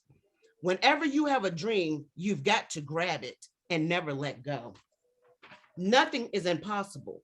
There is nothing impossible to they who will try. I am from the poor people. I represent the poor people. I like the workers. I like the people that suffer because the people have a different approach to life from the people that have everything and don't have nothing to, that don't know what suffering is. I am not a coward, but I am so strong, so hard to die. I don't doubt that it is, but it cannot be much harder than being left behind. Everything I do is for the people. What you have learned and experienced in life comes out in very unplanned ways.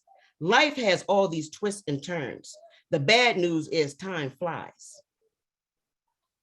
It is the most important phrase of the Declaration of Independence. All men, meaning all people, are created equal. And that the government of the people, by the people, for the people, shall not perish from the earth. A life is not important except in the impact it has on other lives. I couldn't face God much longer knowing that his Black creatures are held separate from white creatures in the game that has given me all I own. So first of all, let me assert my firm belief that the only thing we have to fear is fear itself. The time is always right to do what is right. Our lives begin to end the day we become silent about things that matter. Darkness cannot drive out darkness, only light can do that. Injustice everywhere is a threat to justice everywhere. That comes down to you, Snook. It comes down to you, Heather Hill, keeping me from off of that PCRB. Like Katrina Turner said, we wrote that for the Black people, for the disadvantaged communities. And for y'all to have sit there and turned the PCRB around and not putting me on that board, do y'all know all y'all did was open up a door for me, an avenue to sue y'all? Because y'all did not tell me that y'all would not be going for new applicants or old applicants. I've applied on every chance that I could to apply because I stand in agreement with everything that was written. Thank you. Y'all did not allow me to. And we have Mark Cavett back on, who is one of our original signed up speakers, and he'll be our last speaker for the evening. Mark, you're on with City Council.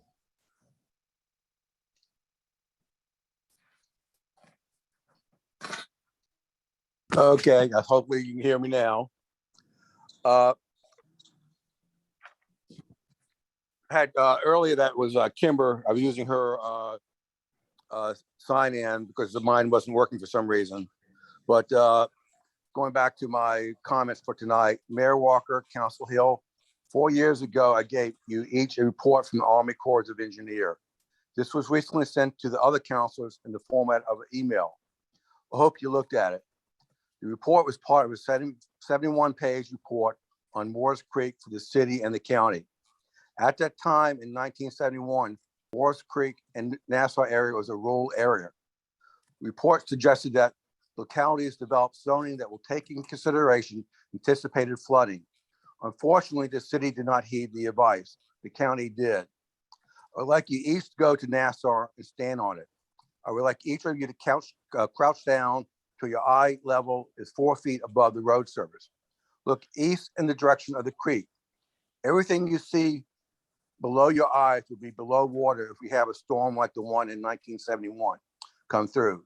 You also notice that most of the first floors of the existing buildings would be below water level, not to mention any autos or other items that may be swept away by the water moving at high velocity that the Army Corps expects. Keep in mind that we had storms in 1924, 1937, 1942 was a big one, 1955, 1969, and 1971. The big daddy of all was in 1848. If the current housing was there in 1848, they would have been swept away. That's all I had to say about Moores Creek. I did want to take a moment and say something concerning Macker, which is coming up.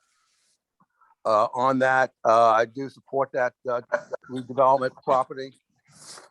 And my only concerns are basically is that the intersection needs to be redone where Moores Creek and Park Avenue is. And also another concern of mine is that when they came around to the neighborhoods and spoke, the developers, they indicated that there would be some units there that would be at 30% AMI, as well as a number of units at affordable housing. What I last saw was basically a document that indicated it was going to be 80%. So that is a concern of mine as to what happened to the other lower cost AMI. Thank you. Have a good evening. Thank you.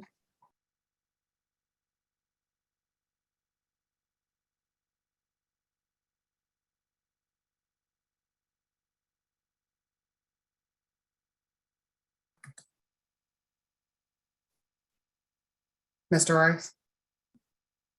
I apologize, I muted myself. I did miscount earlier. Joy Johnson is the next speaker. She will be the 16th and the final speaker for this public comment section. And Joy, you're on with council. You have 3 minutes. Good evening. Can you hear me? Yes, we can hear you. I want to say thank you to Heather Hill for her service, and thank you, Mayor Walker, for your service.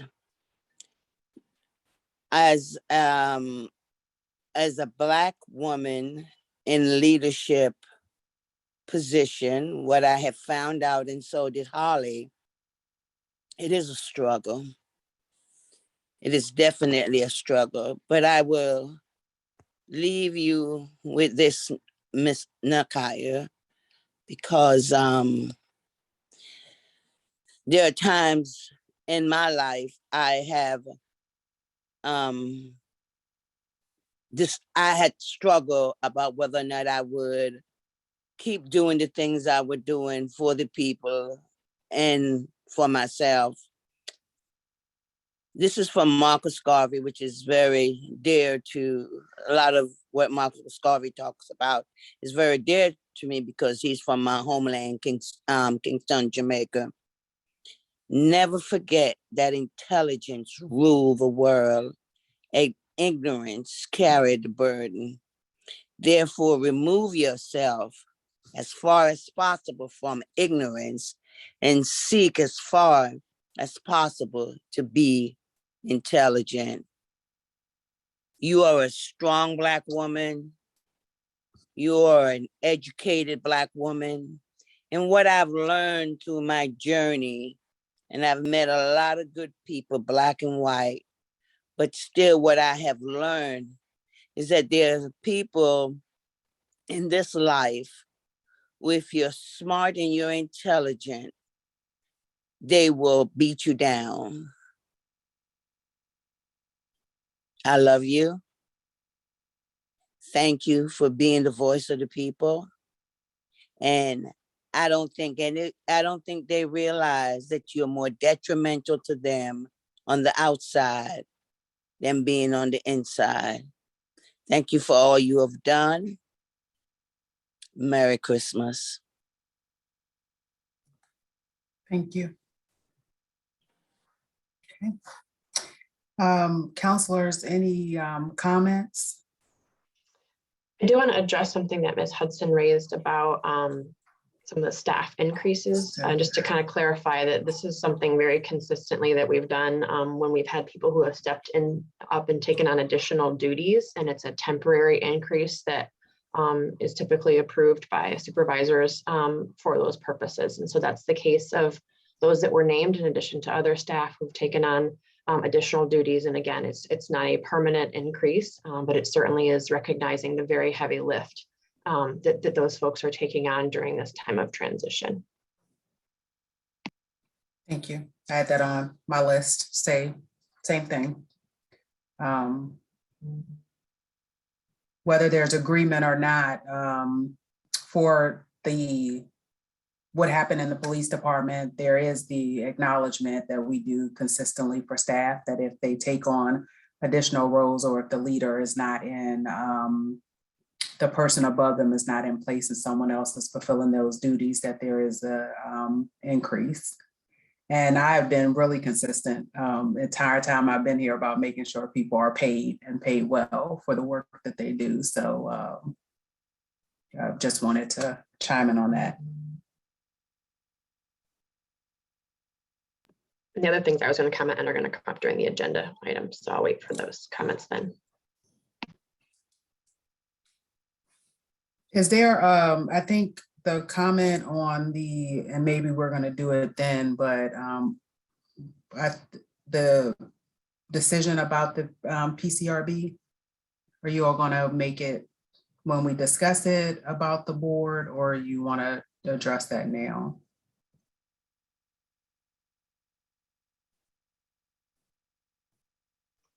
I'm not sure that I understand what we had the issue is. discussion when we reviewed the applicants.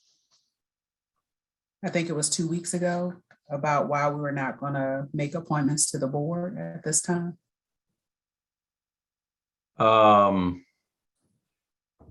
I mean, we've had the discussion a couple of times about not wanting to make more appointments until we're absolutely clear on what we're asking them to do. Is that, and that's not a discussion of a particular person. It was simply a decision that we were going to hold off until we got this ordinance rewritten. Is that what you're referring to, Mayor Walker, or is there something else? Yeah, it's my understanding from those conversations that there was an agreement that everyone would be asked to reapply at that time. So I'm not going to be here, but that is the discussion that was had. And so I just wanted to make sure that people understood why there wasn't an appointment. Well, the version that is before you tonight, as I kind of went around everybody before us, I went around and talked to other counselors. There was not a majority that was in favor of making everybody reapply. So the version that's in front of us here just continues the present board members. I know we had talked about it perhaps being different, but there were not, as far as I could tell, there were not 3 votes for that position. I mean, if somebody wants to make that motion, certainly we can make that amendment when the issue comes up, and I don't know whenever it's going to be, next half hour to an hour. All right, well, I'll say that was not my understanding of, and again, this wasn't something, because I know that I'm not going to be here, that was led by me. So my understanding of those discussions, but what I will say to Ms., since that is the case, to Ms. Parker, I have supported your application every time that it's been brought up. And would have considered, I have talked about the challenges that have presented with board members, but I don't think that any of the concerns are more any of the people, even current people on the board now, and some who have been on the board and are no longer there, that there will be any reason that we can consider you based on some of the challenges and behaviors of those individuals. So I will, that's my comment there.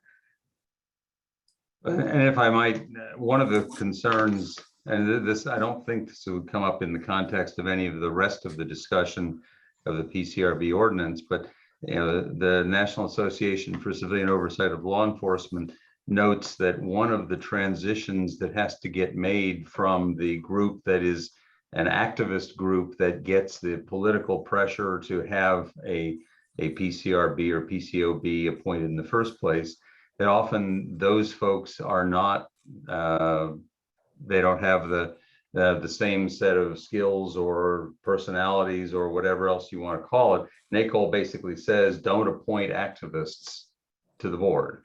And that's one of the issues that we have to confront, and one of the things that counselors need to think about as we're trying to figure out who to appoint. And that's just one other factor that goes into it. So the fact that there are people who have felt very strongly about it and have worked very hard for it and have spoken very passionately about it, while that's not a disqualifier, nor is it automatically a qualifier.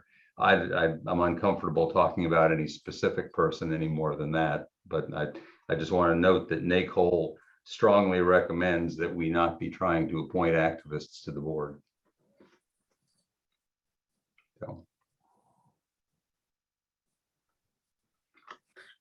So I just have to find that wording. But what I will say, and it's the same conversation I think we're having about this position, about who is hired for positions that are change agents in places like police departments. There's and I'm thinking of a quote right now that I have to find. It'll come to me and I'll share it. But I think it's very important to understand that those are actually the people who just change the world. And so if they did write that, and I would have to read everything associated. Yeah, actually it's right here. It's the district attorney in Philadelphia. He says, and I think I've read this before, we need to redefine what it means to be a politician.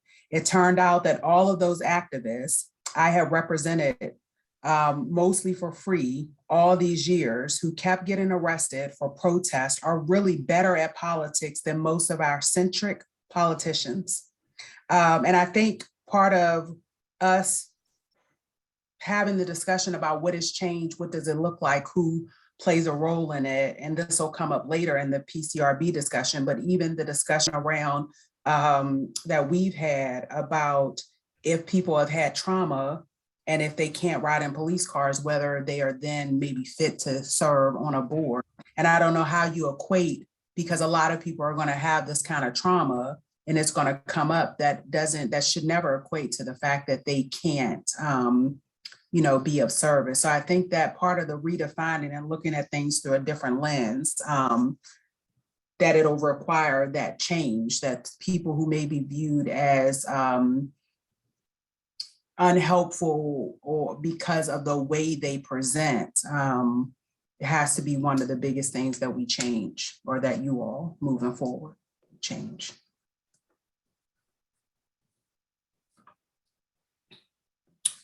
Are there any other comments?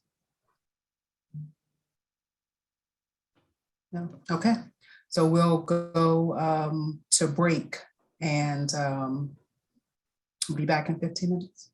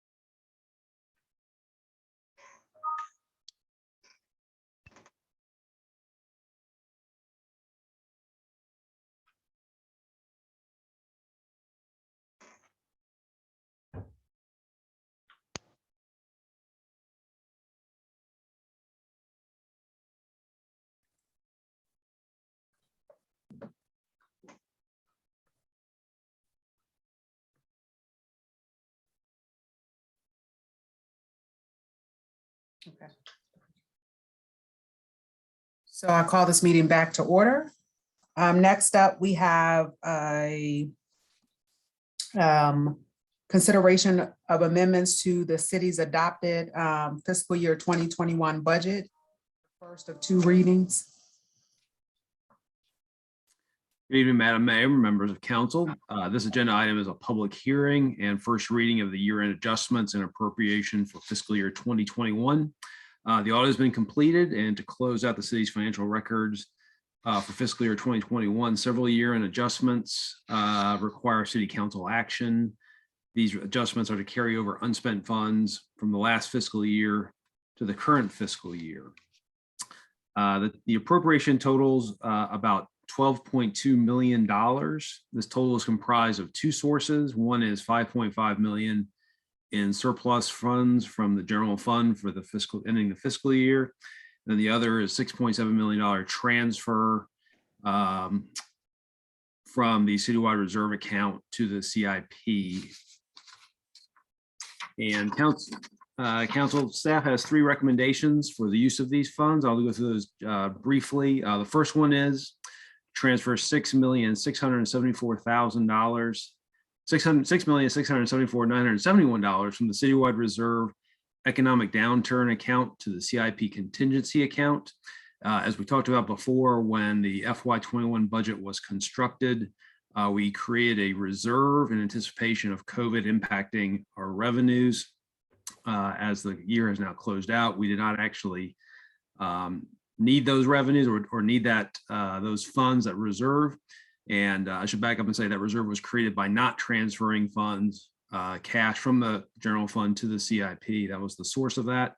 And so we're recommending that those funds now make their way to the CIP contingency for future allocation. The second recommendation is transferring $5,503,327 from the general fund balance to employee compensation. And as we talked about before, that compensation package includes two items. One is a $3,500 bonus for employees who work full-time between January 1st, 2021 and November 26th, 2021 as a thank you for their service and essential work during what was a difficult year. For those employees who joined the city during the year or are seasonal, part-time, or temporary, they will receive a prorated amount of that $3,500 based on the number of hours they worked during the year. And then the second piece of that compensation is a 6% mid-year pay adjustment for all benefit eligible employees. This is a market adjustment which recognizes the need for the city to retain and recruit qualified employees. And then finally, the third recommendation is transferring $6,393 from the general fund balance to the city treasurer's office. This is part of the agreement that the city has with the Commonwealth when they open the DMV Select office in the lobby of City Hall. As I mentioned, this is a public hearing, and we advertise that back on December 11th and Saturday in the Daily Progress. I'd be happy to answer any questions you might have right now, but certainly after the public hearing, if you have any questions or comments, I'd be happy to take those. Thank you. Councilors, do you have any questions or comments at this time? All right, we'll open the public hearing. Thank you, Mayor. And if anybody would like to address council on this public hearing, please click your raise hand icon. You have 3 minutes. Council, I see one person with their hand up. It's Mark Cavett. Mark, you're on with council. You have 3 minutes to speak. Basically, just want to say that I'd like to see a lot of this money, a good portion of it, be used towards the affordable housing fund to kind of shore that up and get that going, and towards the goal that you all indicated and previously that you like to have $10 million. So that's my recommendation. Thank you. Thank you. Next up, we have Tanisha Hudson. Tanisha, you're on City Council. You have 3 minutes.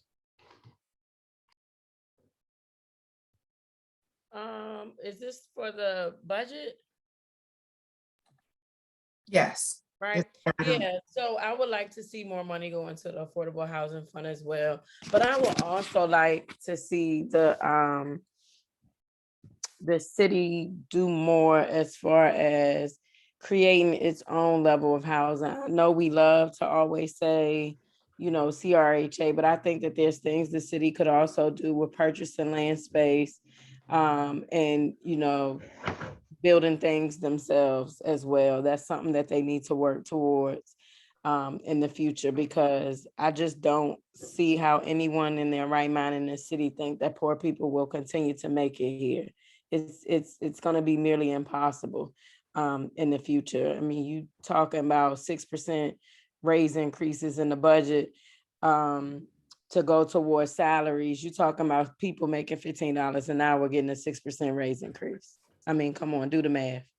A one bedroom is anywhere between $1,500 and $1,800 around here. So that's just something to think about. Areas around us are giving cost of living adjustments. You all need to take a look at that. There's state jobs, federal jobs. Everybody is doing a cost of living adjustment.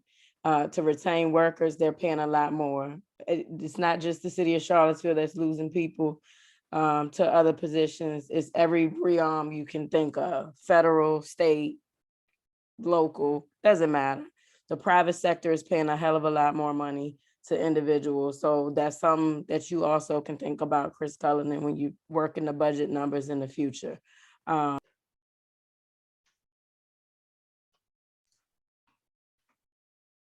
Mayor, I think I inadvertently cut Tanisha off. Tanisha, if you would like to raise your hand again, you have a minute and a half to speak.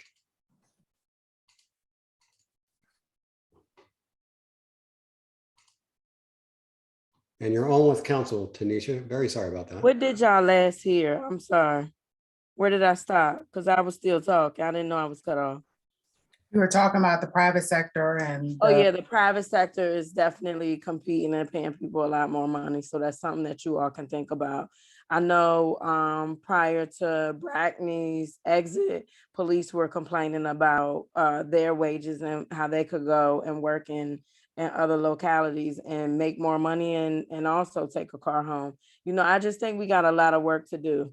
And when we all talk about, you know, we want to do the right thing, there's ways that we can do the right thing to make Charlottesville, you know, a place for all. The city may not be paying that type of money, but I think there's things we could put in place to get people to the jobs that are paying $20, $21, $22 an hour.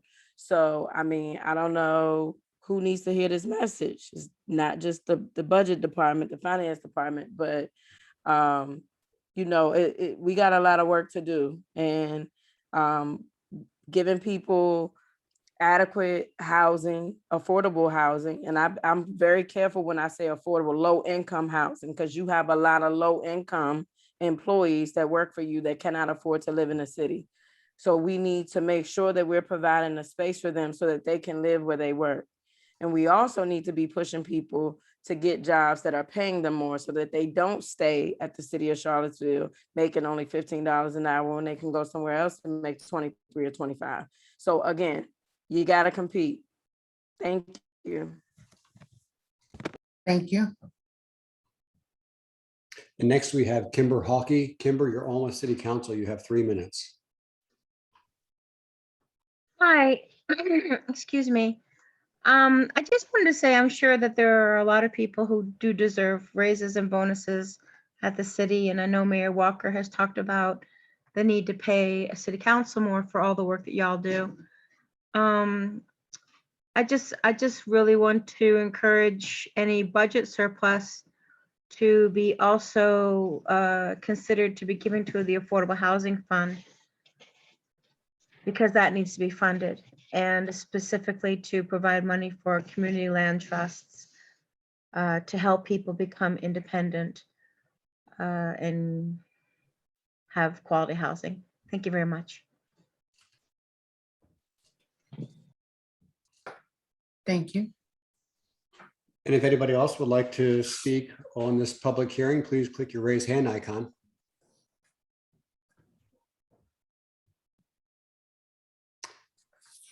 We have the hand raised by Miss Martha Smythe. Martha, you're on with City Council. You have 3 minutes. Thank you. Good evening. I agree with what's been said by several people now, that we really need to put excess monies into the affordable housing fund, understanding that it is already underfunded. So we need to do some work to catch up and put our money where our mouths have been for the last months on the comprehensive plan. So I encourage you to do that. Thank you. Thank you. And next we have Rosia Parker. Rosia, you're on with council. You have 3 minutes. Yes, good evening again. Have you ever slept outside on a night like tonight where it's frigid and it's very cold? Well, if you haven't, let me tell you, I have. I've been homeless for 5 years before coming into Charlottesville, sleeping outside, no help with 3 children, and trusting them to social services for them to lose the paperwork to my children. There are a lot of homeless people that are out here. You see them when you sit in front of City Hall. You see them as you walk up and down the mall. You see them as you're driving up and down the different corridors of Charlottesville. Homelessness is a very threatening danger to people's lives, mentally, physically, and emotionally, and spiritually. Everything about a human being of humanity. So therefore, I've been fighting for justice for affordable housing for years. This is something that is in my spirit that I fight for desperately. We need to put your money where your mouth is. You need to understand that life is not a game for some people that cannot afford to be a millionaire, live in big houses with picket fences, looking fancy. I live in a brick house with cinder blocks where it's cold and it's hurting my body. It's dealing with me mentally. These people that are doing the work, they need to be paid, because if they're not paid, then you cannot live.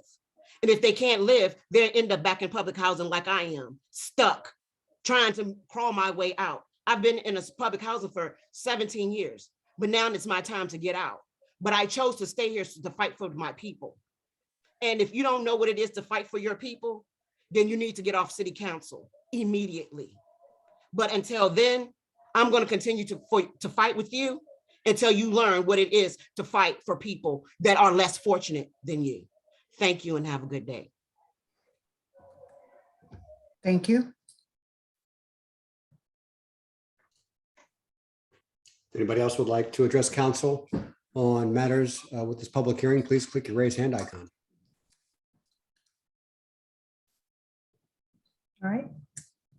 No additional hands, so we'll close the public hearing and open it up for comments or questions from counselors.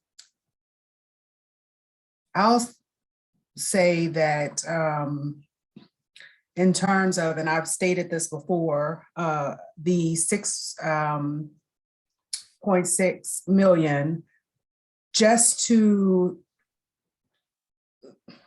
the thought behind that was the impact of the unknowns of the impact on the fiscal health of the city during COVID. And I think, you know, I'm not going to be here for this vote, but as I've stated, I would press for us to just be more thoughtful in terms of what that money is used for and how it can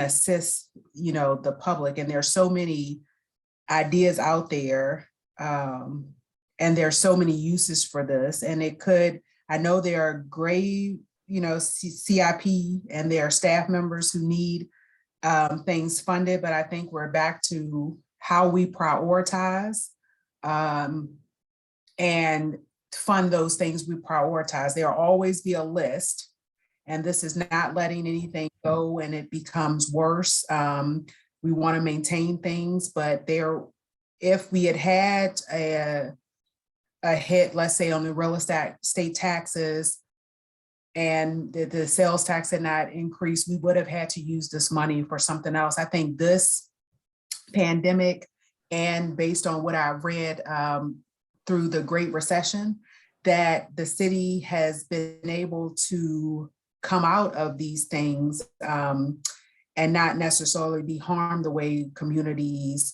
that are not as wealthy as ours are. And I just think that this would be something that, you know, we should be more thoughtful about. What does it mean?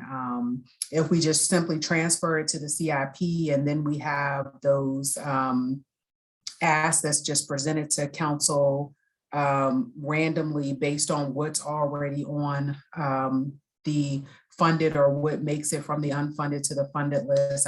I don't think that that serves us. And definitely number 2, I support. And again, thanks to staff for working on that and pulling that to get together. And number 3 doesn't, of course, would support that too. But if I were voting on this in January, I would not vote for the transfer to the CIP.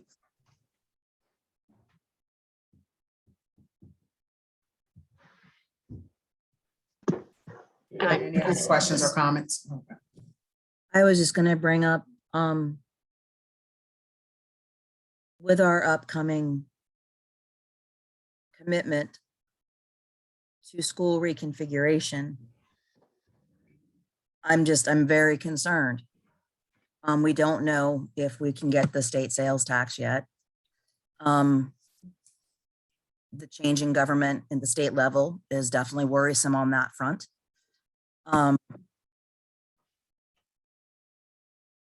As much I want to be working towards affordable housing as well, very much so.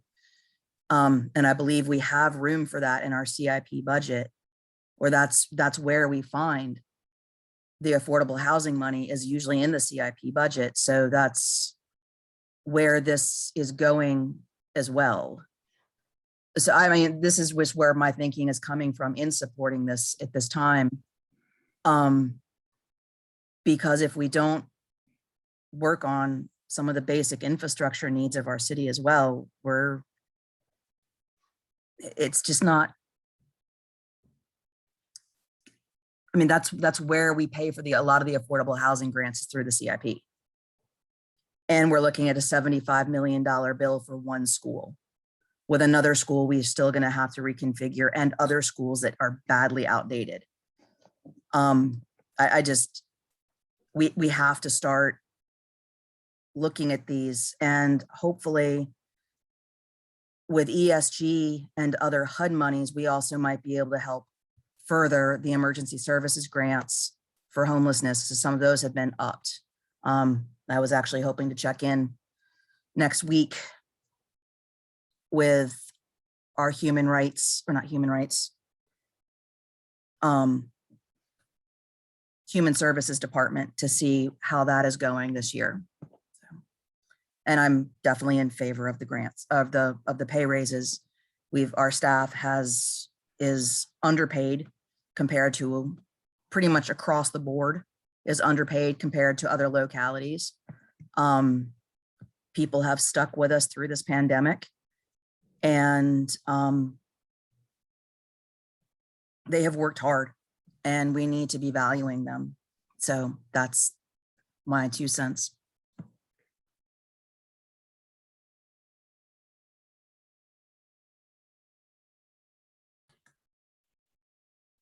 And if I could just chime in on that, I think that if you told staff that you wanted this money set aside to discuss those priorities, I think that's different. Or, of course, we know that there are a lot of things that are unfunded on the CIP, and things that are on the funded list that, you know, may need additional funding. But if it's going to be targeted, I just think that has to be, I would hope that there would be more conversation about what that looked like. Well, I guess to that end, I guess my question would be then to Ms. Hamill or Mr. Cullinan, like, what actually happens when we transfer this money, and then what decisions are made based on that decision to transfer? So just kind of curious, like, could you just kind of step us through what that looks like over the next several months? So it goes into the CIP contingency account, which is unprogrammed. And it truly is a contingency fund in terms of unforeseen needs, either with existing projects that may have cost overruns or projects that were just completely unforeseen at the time. But I think the critical thing is that it gives you choices and it's cash, which has is easily accessible. You can make fairly quick decisions with, as opposed to say a bond issue, which obviously takes some time and effort. So that cash does give you a lot of choices. It gives you a lot of flexibility.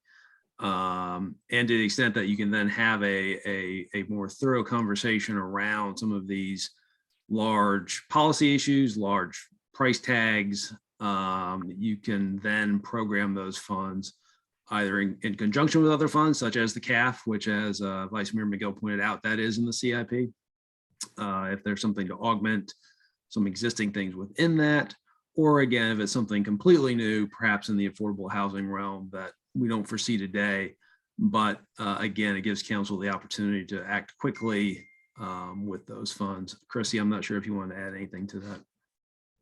No, the only thing I would add is just that the contingency dollars cannot be spent unless they come back before council. So it transfers to the contingency account, and then any action to spend those, council has to vote and approve that.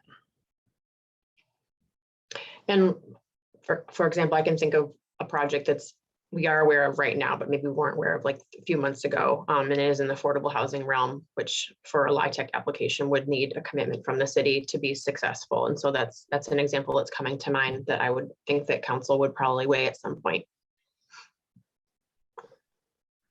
But I would hope that, because we have to be more thoughtful about what we're funding. When I got the email about the messages about that LIHTC application, if we're thinking about this in whole, we have to make sure that the projects that we've already agreed to, that we can fund those, and that there's agreement to do that. So we're not even at the point, I think, of whether we're bringing on any new things yet.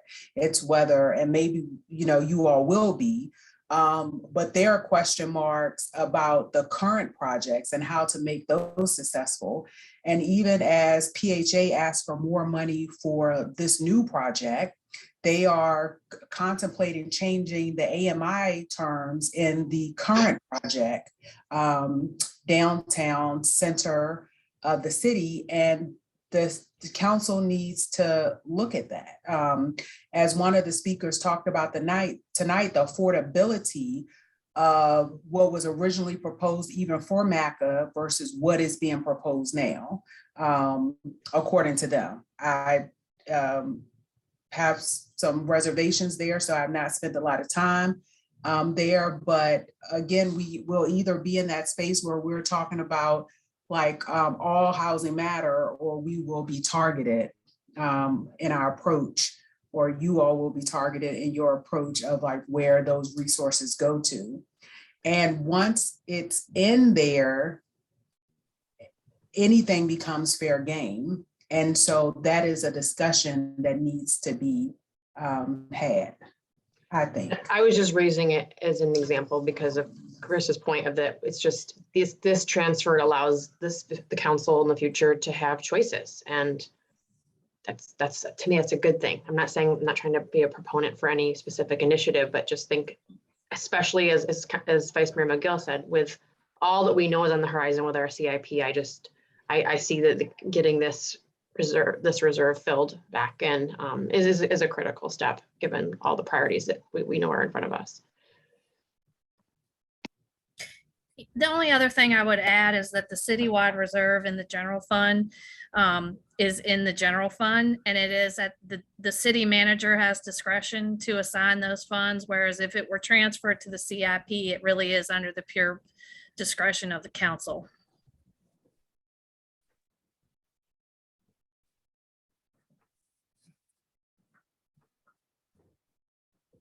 So council,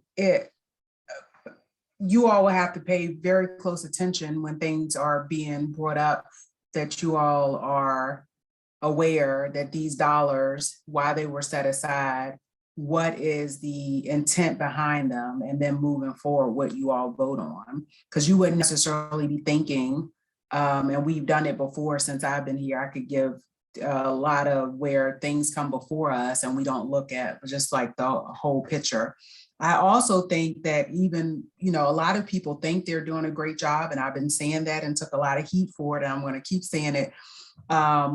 But the report that we're going to get at the end of the night also talks about, even if these people think that, it doesn't talk about that, this is my translation of what I know to be true, that even if people think that they're doing a good job, some of this money we're just giving away, sustaining organizations and not being very thoughtful about how the community is benefiting from these millions of dollars that we're giving away. So it just has to be just a more thoughtful process, and you know, how the money is spent.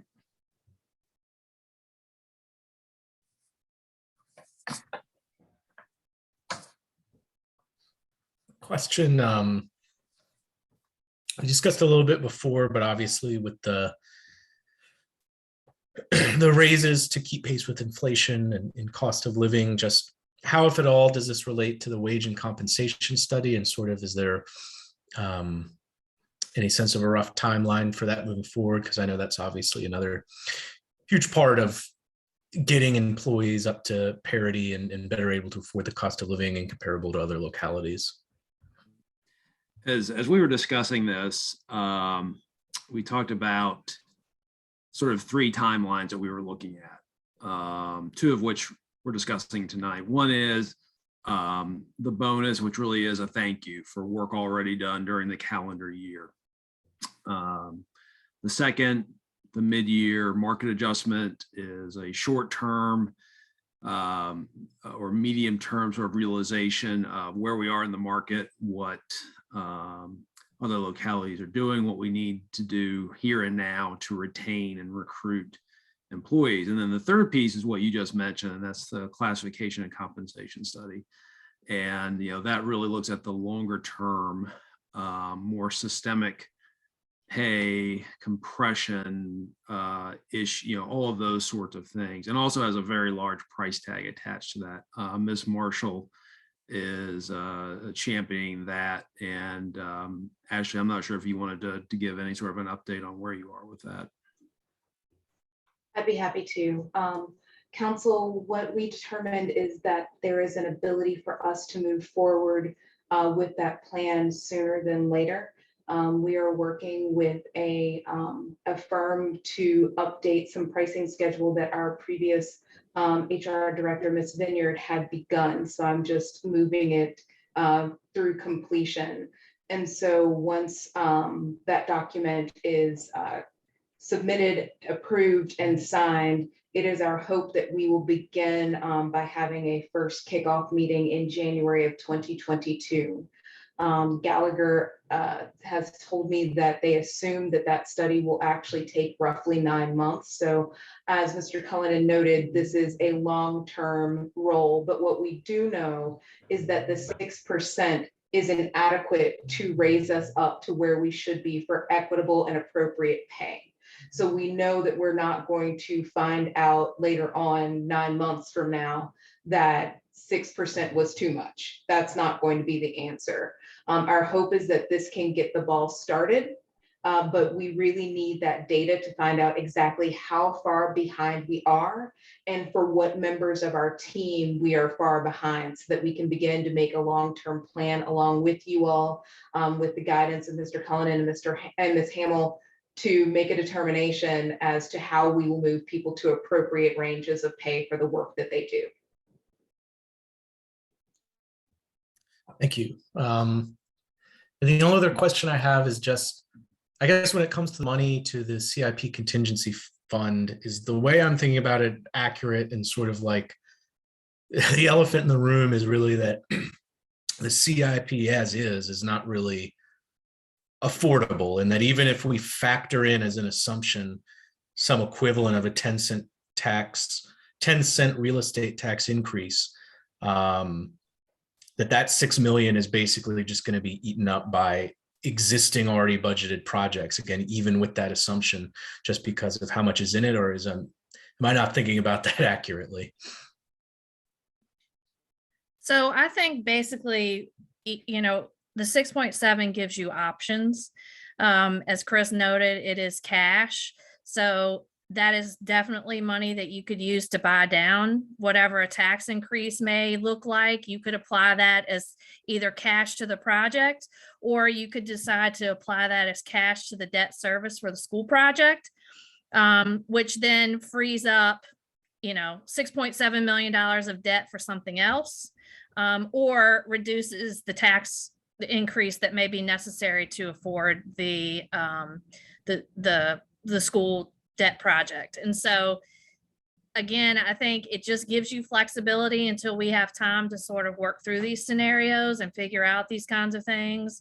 As Mayor Walker noted, there's lots of priorities and lots of things on the unfunded list. And so the nice thing about putting it in the contingency is it gives you time to sort of breathe and figure that out before you have to make a decision.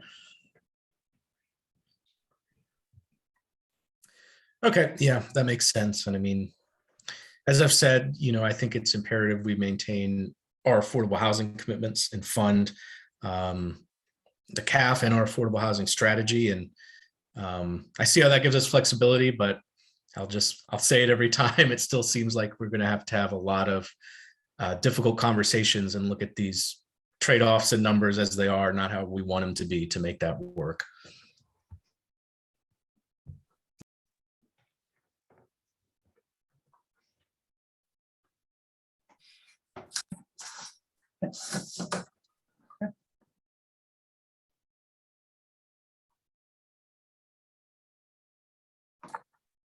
Floyd, did you have comments? I think that I don't really have anything to add to what others have said. I'm concerned about how we are going to deal with that contingency, but I also agree that putting it in the contingency fund gives us as council the most control over how it may get spent in the future, while also giving us the most flexibility. And so I'm in favor of that. I'm also in favor of the raises and other salary or bonus adjustments, because we're seeing that we're losing good people who can go someplace else and get $2,000, $3,000, $4,000, $5,000 more.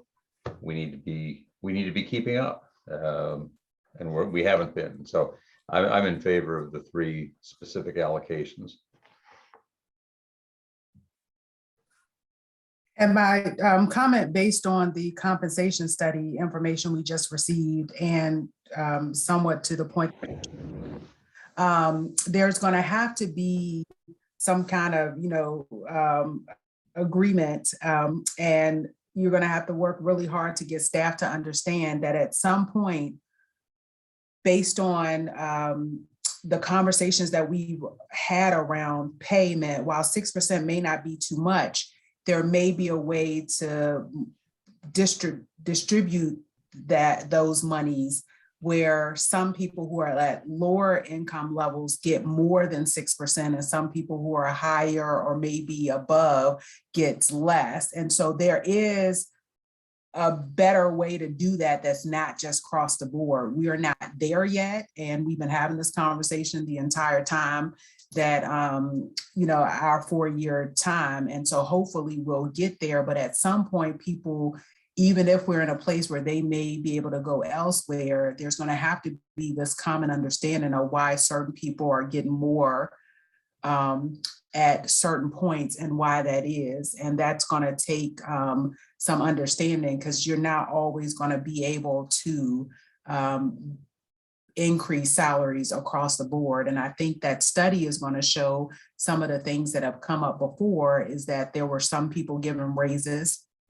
The equity study that was done during interim city manager showed that there were primarily like Black women who were not often given raises.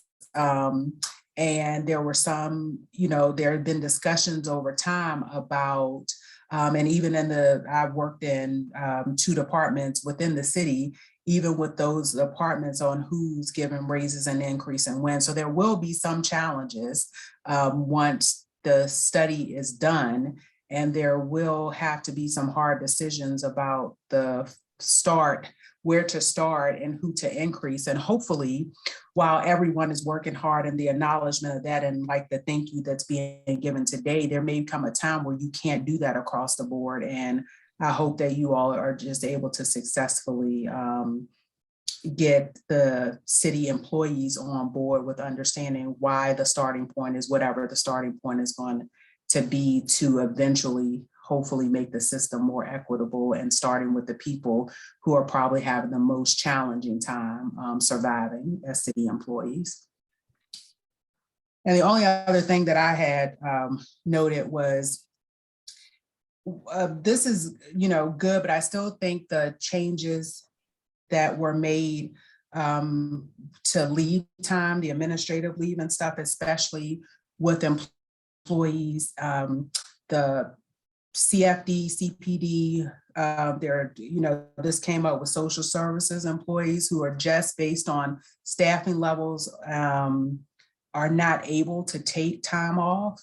And what can we do about losing that time, especially as in a time like this? That is still a big question mark that hasn't been resolved. And so someone was talking, and I wrote a note for that. And so hopefully that'll be something that you all can take a look at.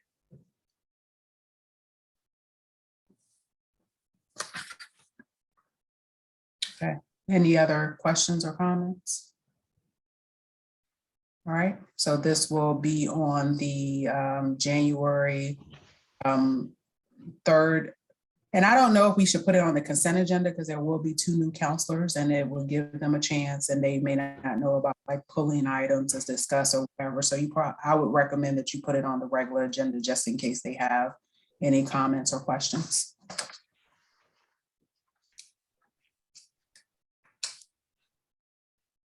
Makes sense to me. Okay. All right. Thank you all for that. And thank you all for your work, especially on the bonuses and pay increase for staff in such short amount of time. All right. Next up, we have amending and reenacting Chapter 2 Administration Article of the Police Civilian Review Board to reestablish the city's Police Civilian Review Board as an oversight board pursuant to Virginia Code section, and it's the second reading.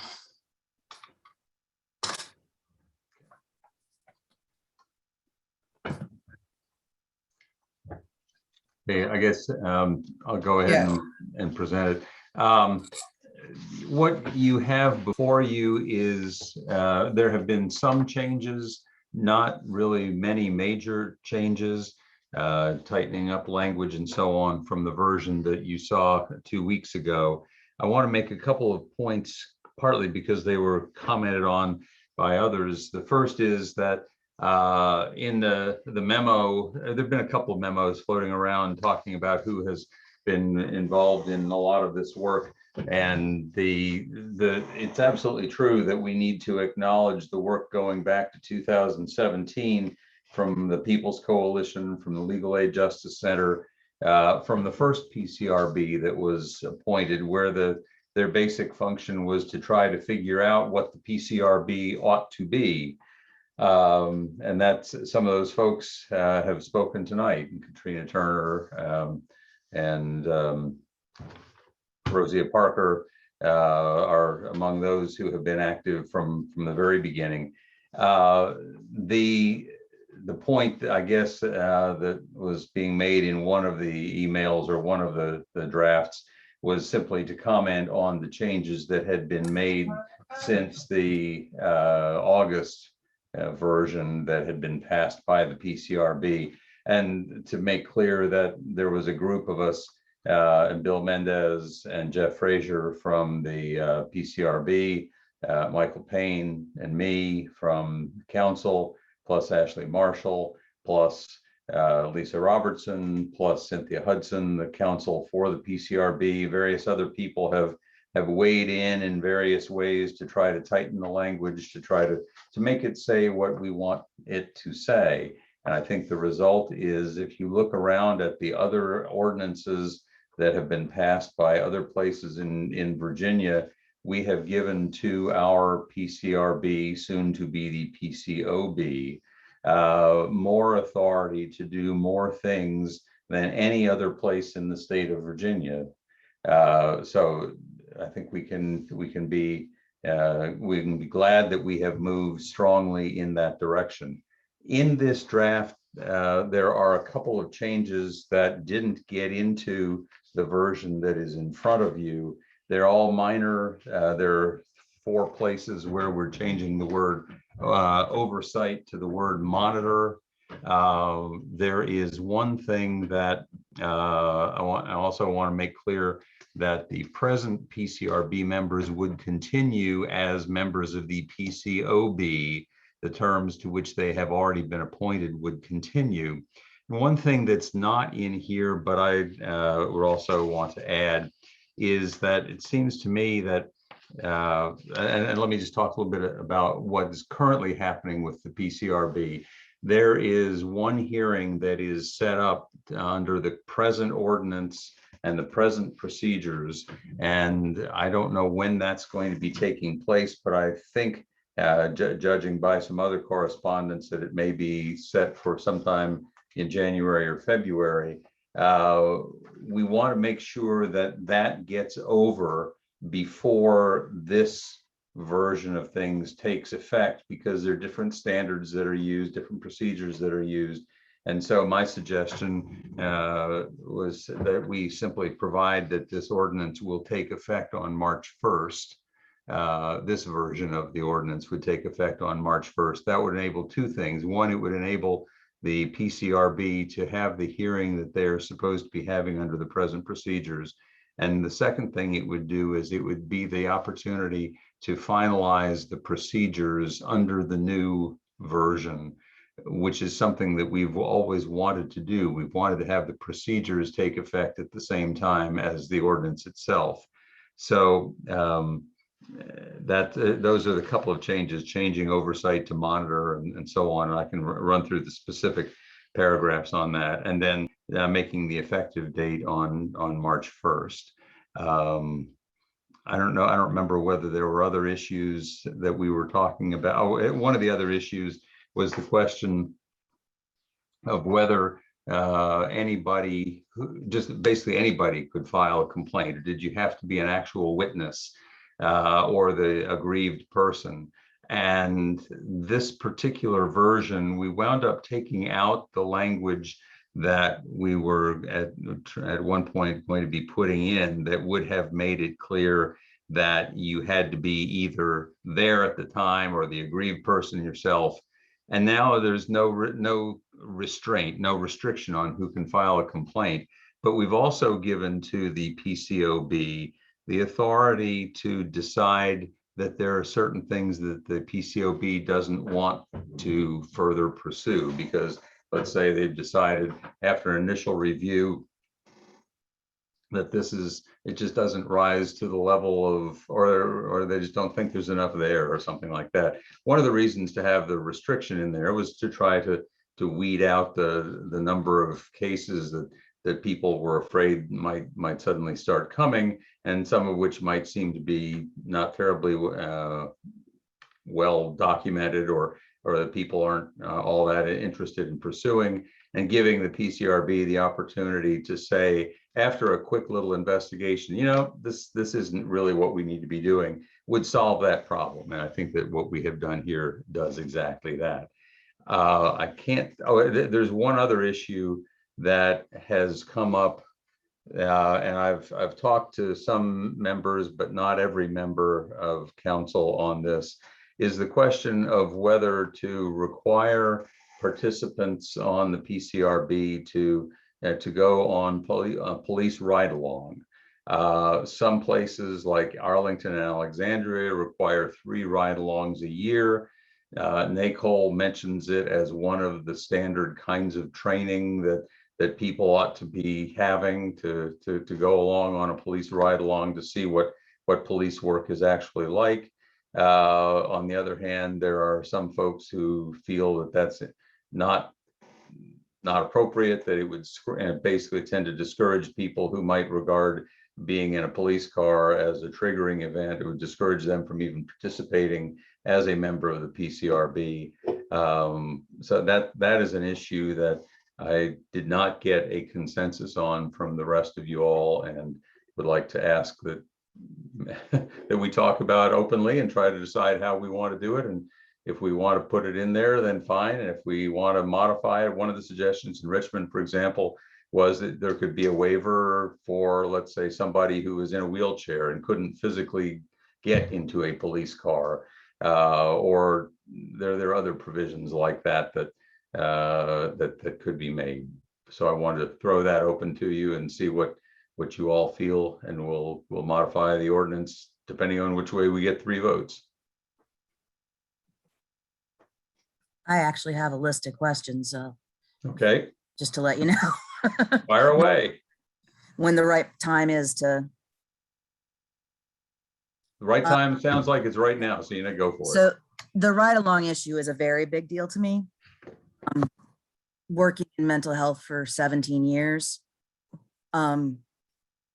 This body is very much supposed to be about bringing forward and also listening to people who are seeing a policing system differently than I have experienced a policing system. It's to have a very well-rounded and to really see the whole thing.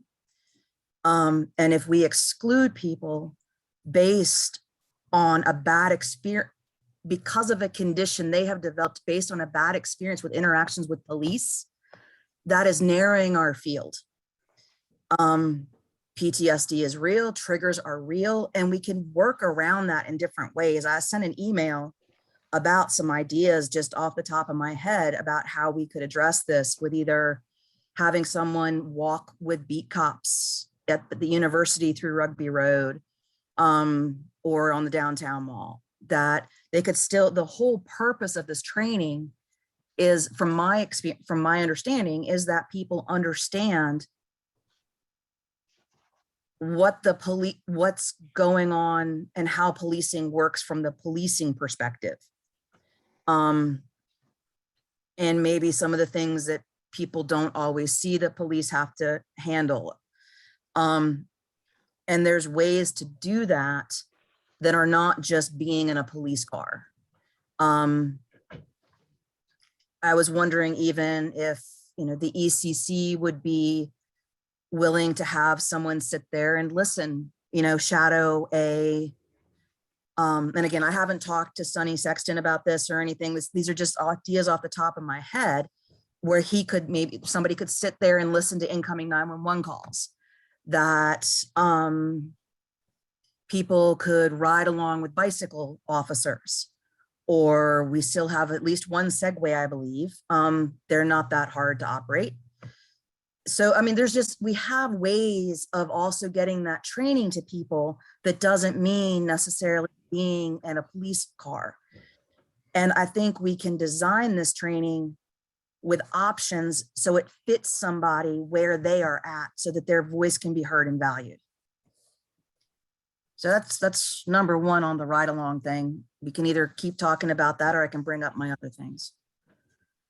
It would be helpful to me if it's okay with you to hear other counselors' responses on that particular issue. We can get a consensus there, and then we can move on. Does that sound reasonable to others? That works for me. I wrote my list down. Yeah, so I brought this up, so my position is still the same, that I don't think it should be mandatory. And that it'll exclude, it could possibly exclude a lot of people, and I don't think they should have to apply for waivers. I think that they could serve the city well on this board and not do ride-alongs. So that's still my position. Ms. McGill had mentioned the possibility of a walk along or some other training that would allow members of the board to see police officers doing their jobs. And if we can figure out some appropriate language, Mayor Walker, how would you feel about that?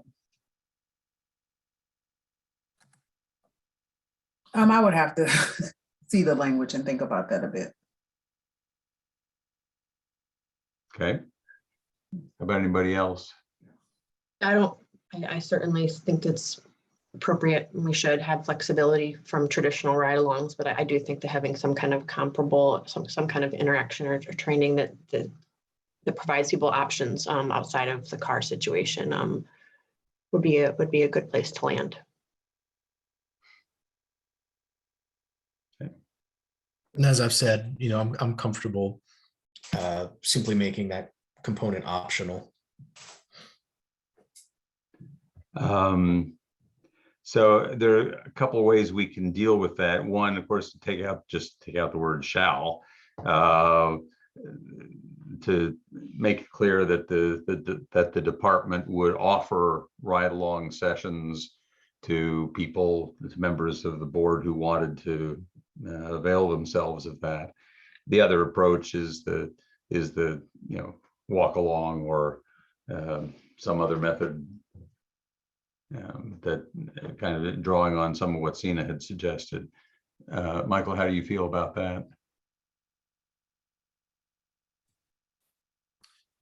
Potentially, yeah.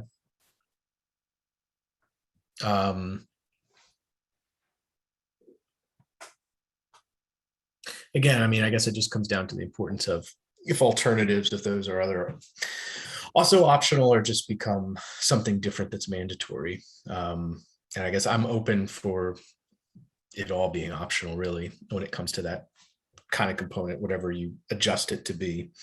Okay, so we've got 3 votes for putting it in some form of optional. Now, let me, while we're going along, we can figure out that under the B paragraph, section 2-466, paragraph C, ride-alongs, the department, and we put in language that says something to the effect of the department shall facilitate ride-alongs for any members who wish to participate. Something like that. Does that work for y'all? Yes. Yes. Okay. And also if we can reimagine some stuff, again, like walk along, or again, I just want to we have a chance to reimagine some things here. Okay, the next paragraph talks about additional training that the city shall provide. I think we could certainly fit other things into that. I'd also like to see in that area if we could mention about trying to do a community walking along that previous members also mentioned that was helpful to them about going in with, I believe it was FAR, and going into public housing communities and talking to people. I think that should be part of the training. Do you want to, let's see. First of all, let me say, I agree with that. The question, I'm sort of trying to figure out how to fit it into the paragraph or make a new paragraph or something.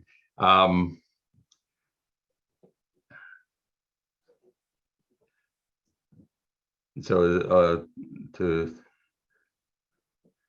how would you want to express it? Did you have some particular language in mind? Not particularly, I just thought maybe adding it in with under the additional training. Okay. The city will also provide board members with additional relevant training on subject. We could also then put in, or we can put it in with, in between that additionally walk-alongs within 6 months of appointment. That there is also, it is highly encouraged that board members But we'd also have to figure out if we would partner with somebody. So I think at this point, we can't say exactly how that would happen, because we would have to see about partnering with FAR or partnering with, I mean, we'd have to partner with somebody, probably. And I'm not sure we want to be putting that specifically in the ordinance, but I do think we could put in something encouraging members to participate in police ride-along and community walk-along or something like that.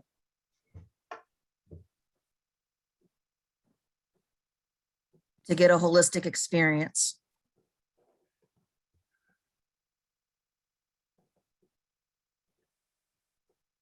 Okay.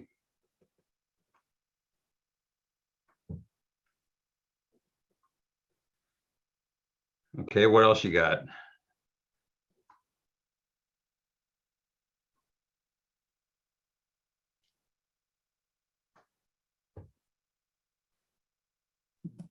Sorry, this mute thing is killing me. Is there a way? The one thing I do get worried about, if a person, somebody sees something and they say, hey, this is something that should come before the PCRB, and they bring it before the PCRB, but the victim in that case doesn't want it to, for whatever reason they have. Do they have a choice?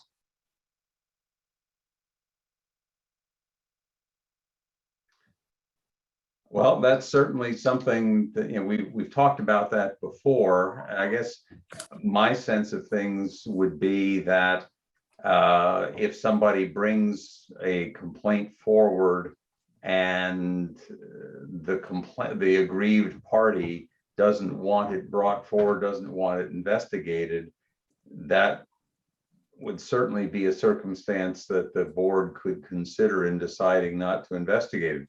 The issue that we get into is that at some level, whether it's through the audit capacity or the ability that was felt to be important, that the board could initiate its own investigations. Under those two scenarios, the investigation would go forward without the consent of the aggrieved party, and that's a problem. And I'm not sure how we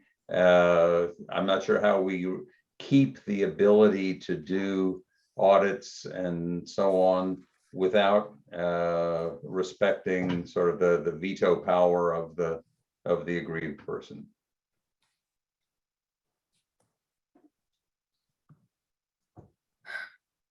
How do other folks feel about that? I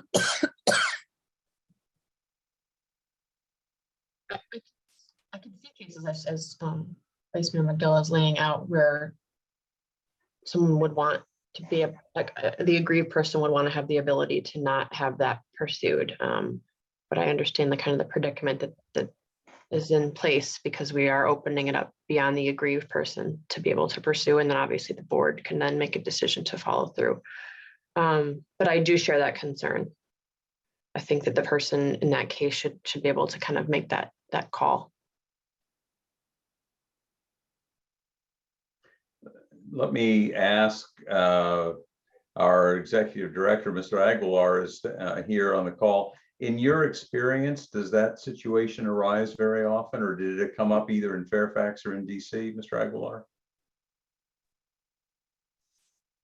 Good evening, Council. So the way that I've seen that in DC, in DC we needed the injured party, so to speak, to file the complaint. So they had to have that direct nexus.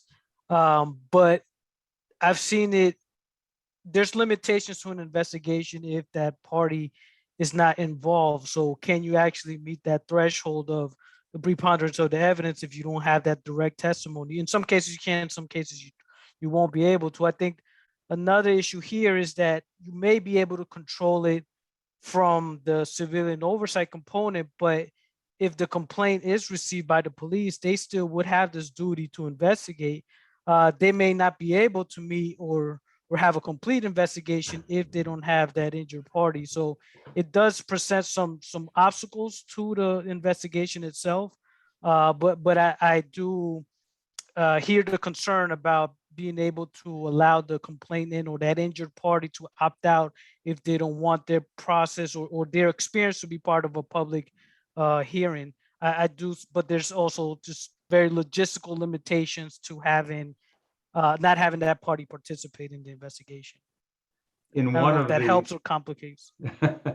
in one of the drafts we had a couple of weeks ago, there would have been as another subsection to 2-458 section E, section C, there would have been a new paragraph 9 that basically said an allegation of conduct that the aggrieved part that it was not witnessed by, and I don't remember exactly how the language was. Ms. Robertson may remember it because she's actually the one who drafted it, but it basically would specify right there that if the allegation, if the aggrieved party or a direct witness was not the complainant, it wouldn't go forward. That's another way to address this issue, but it does result in some cases where the board would not have the power to investigate. How do others feel about that issue? And I think based on one of the recent cases where there was a attorney who saw video footage, I think a case like that should be able to come forward. I think that's what Mr. Fogel highlighted. So as long as we expand like the definition of when it's clear, like evidence that someone has witnessed of a violation, that can be brought forward. I do understand both people get scared for a lot of reasons once they bring things forward. So you wouldn't want someone who just out of fear pulls this from being, pulls their situation from being reviewed. So I do understand both sides, but I think that they should have, that we should never force someone into a process. And I can think of several, incidents where that has come up over the past, few years. But there have been times where people haven't wanted things to go forward. There have been times, and that they've been afraid. There have been times where people don't believe that they have the right to bring something forward. So then if someone sees it that understands like you do have the right, you would want them to be able to bring it forward. Once that person is aware of their rights and maybe less fearful, you never know what's possible. So I understand that it's a tricky situation, but I believe that for the most part, that there needs to be some evidence or a direct witness or someone witnessing evidence like body cam footage or something that's bringing it to light, and that those cases should be able to be brought forward. So for you, is there a way if those cases could be brought forward, but then the victimized party, I don't know what else, I don't know a better term and to use in this situation, could then, when brought aware of that, if they said, no, I don't want to be part of this, they can then opt out of it?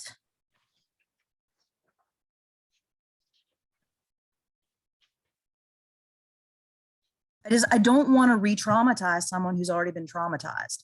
right. I want to give the power to the person and not take it away from them in trying to protect somebody. That's against that's against everything inside of me. So the way we've got it broken out under section 2-457, matters the board may investigate. First, can investigate a complaint. from members of the public regarding misconduct, blah, blah, blah. That is not limited to the aggrieved party or to a direct witness, but it's to anybody. Once that happens, once that complaint is made, then it's an interesting problem. I hadn't thought about that.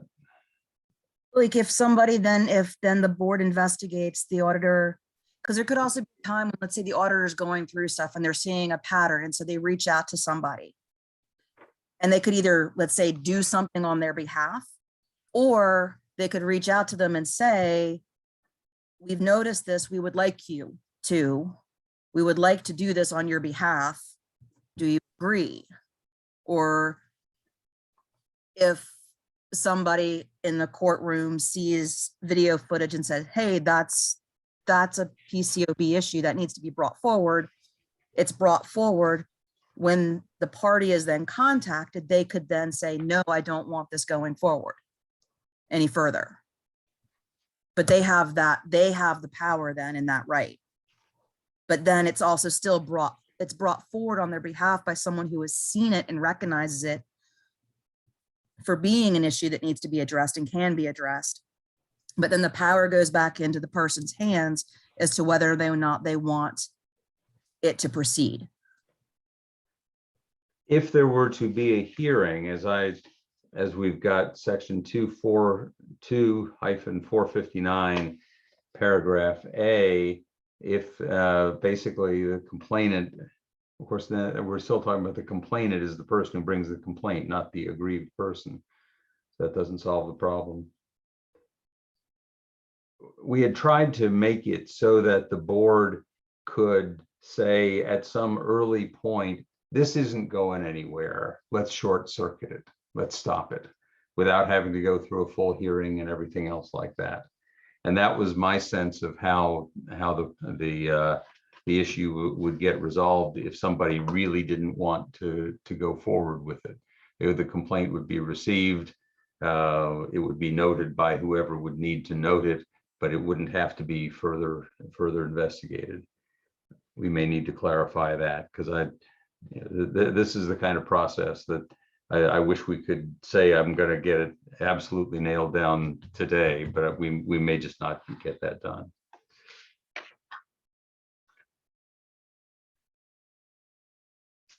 Got anything else, Ms. McGill? And I had made a note to understand what to just question what further understanding of what Mr. Fogel's issue was when he mentioned Garrity. I don't know what Garrity is. Again, I will repeat, I am not a lawyer. And I don't know what he's talking. I mean, I've heard Garrity brought up on a number of occasions. Well, I'm not an expert on that, but I can explain a little bit. The Garrity decision is a decision that basically says if a police department compels a police officer to make a statement as a condition of their employment, that is a compelled statement. It's not a free and voluntary statement. And that statement then can't be used against the officer in a criminal proceeding. What we've said here is the board may not compel a statement from any department employee. That doesn't mean the police chief, who has the authority to compel a statement, the police chief could compel a statement. And in that case, there's no, I don't think we've got anything in here that says that the statement couldn't be used.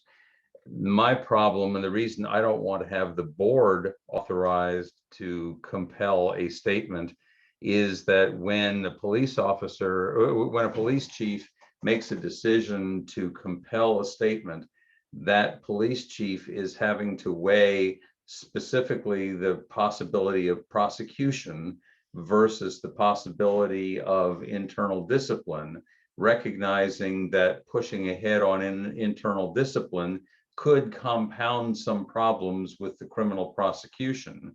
Whereas if we give the board the power basically to muck up the works for both the prosecution and the police, then I think we're putting the board into a spot that it shouldn't be in. That's my view of it all. Mr. Aguilar, have you had experience with this kind of issue? In Washington, D.C., we had what was called a CANS, which was the administrative subpoena that we have for officers. And the statements there were compelled. We gave them a guarantee and reverse guarantee in DC. But one of the things that comes to mind, I mean, if we do have the opportunity, and which is written in here, the subpoena, that is another avenue that could be revisited if we do an interview with a witness officer or a subject officer. We believe that they are withholding or not providing the information that we believe is essential for the case. We could try to work it out with the city manager as per the procedures in here. If that doesn't go, then we can go through the board and have them request a subpoena, and we could go that route. So I think that there are options here for getting that statement. I don't feel like we're out of options here if we do believe that one of the officers has that crucial information that we need for the case. And I should say, by the way, when I was giving credit to other people, I should have mentioned your involvement. You've been a great help as we've tried to work through drafts, because you've actually lived this. You know what we're just talking about. So, Vice Mayor McGill, does that help you understand what the complaint was from Mr. Fogel? Yes, thank you. I appreciate the work that's been put into this. Thank you very much. And I should add, by the way, just to comment, I haven't spoken to anybody from the PBA on the content, on the text of this ordinance, period, ever, once. So, any other issues for us? Directly connected to that, the two biggest sort of unfinished questions to me were, one, the ride-alongs, which seems resolved, and two, just this issue, because I know it had been raised, a possible concern when it comes to compelled testimony, that there would be a slight difference between the IA and the PCOB process. Given that in the IA process, the chief could compel testimony. I mean, do we feel confident that that sort of possible difference between those two options and what people chose is resolved by the fact that a subpoena could be issued to get that testimony, and that removes that concern? Because I'm just not entirely sure how it would work in practice if there would be a meaningful difference when it comes to that in the two processes, if that makes sense.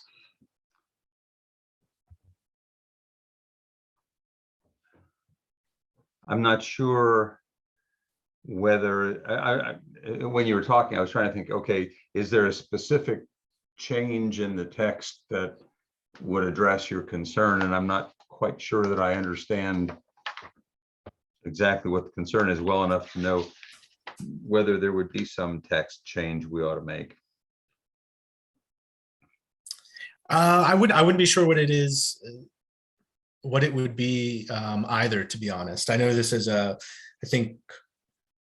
I just know it was raised in emails that you could potentially have a difference in the IA in the PCOB process in terms of compelled testimony. And one, whether that's a big enough concern that we want to figure out whether there's something we want to do about it, or two, is that subpoena power enough to sort of resolve that tension?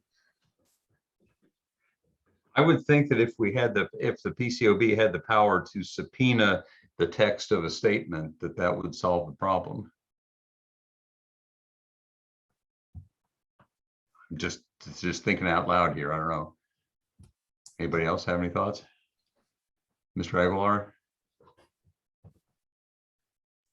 Going to you as our expert here. Sure, right. So the subpoena, they could also compel or request the subpoena to give the testimony of that officer. So that's the avenue that I was saying. But even before that, the way that the ordinance is written, I can have a discussion with the city manager and inform him. I just had this interview with this officer, with the subject or witness officer. I asked him this question. I wasn't given the information. It appears that they may have that information. The city manager could then get involved and have a discussion with the the Charlottesville Chief of Police and try to see if we can resolve that route. And if not, then we go through the subpoena route. So the commentary about the two different investigations or paths or the quality of the investigations, I think that would, if you leave it as is, I would make sure in my role as doing public outreach work that I inform the public what PCOB investigation looks like, what an IA investigation looks like, and make sure that these are pieces of information that community members have so they can make informed decisions about which path they want to take. So is it your sense that to address Mr. Payne's concerns, we don't need to change anything more in the text? We don't need to add anything to embrace that? You could add something if it would resolve his concerns, but I'm saying that I believe that we already have a route in here as well that where we can get that information. Okay.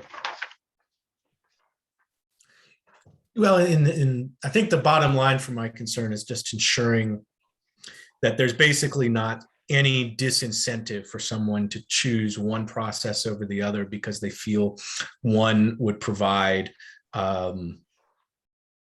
lesser recourse to get statements or certain evidence during that process. I think, those points about the recourse with the city manager subpoena sound like they address that concern, but I just don't know enough about how these things work in practice to know how it will play out when it hits the ground, I guess. And this may be one of those situations where we just have to get started and see how it works. Mr. Aguilar, do you have something else? Yeah, just to add, another neat feature of this process is that it has the monitoring ability that's been entrusted to me. So if a complainant does choose the route of going to IA, I would have the opportunity to closely look at that investigation. If I see of an investigative plan or the questions that are being asked of the officers, and I see that maybe there's a question being left out or a question that could be added to enhance the investigation, I'll certainly make that recommendation. If I feel like the investigator was not seeking a compelled statement where they could have, I will certainly have that discussion in real time. So I think that there's different ways we could address these concerns to make sure we have thorough investigations. Okay. Are there other issues? Just the final question I have on that point, is my understanding accurate that the path to resolving it to the city manager is something that can also be sort of fleshed out more during the operating procedures and included as part of that? I would think so. Okay. And I just have the question, if you could explain more the decision to keep the current board members and where are we at in getting the procedures?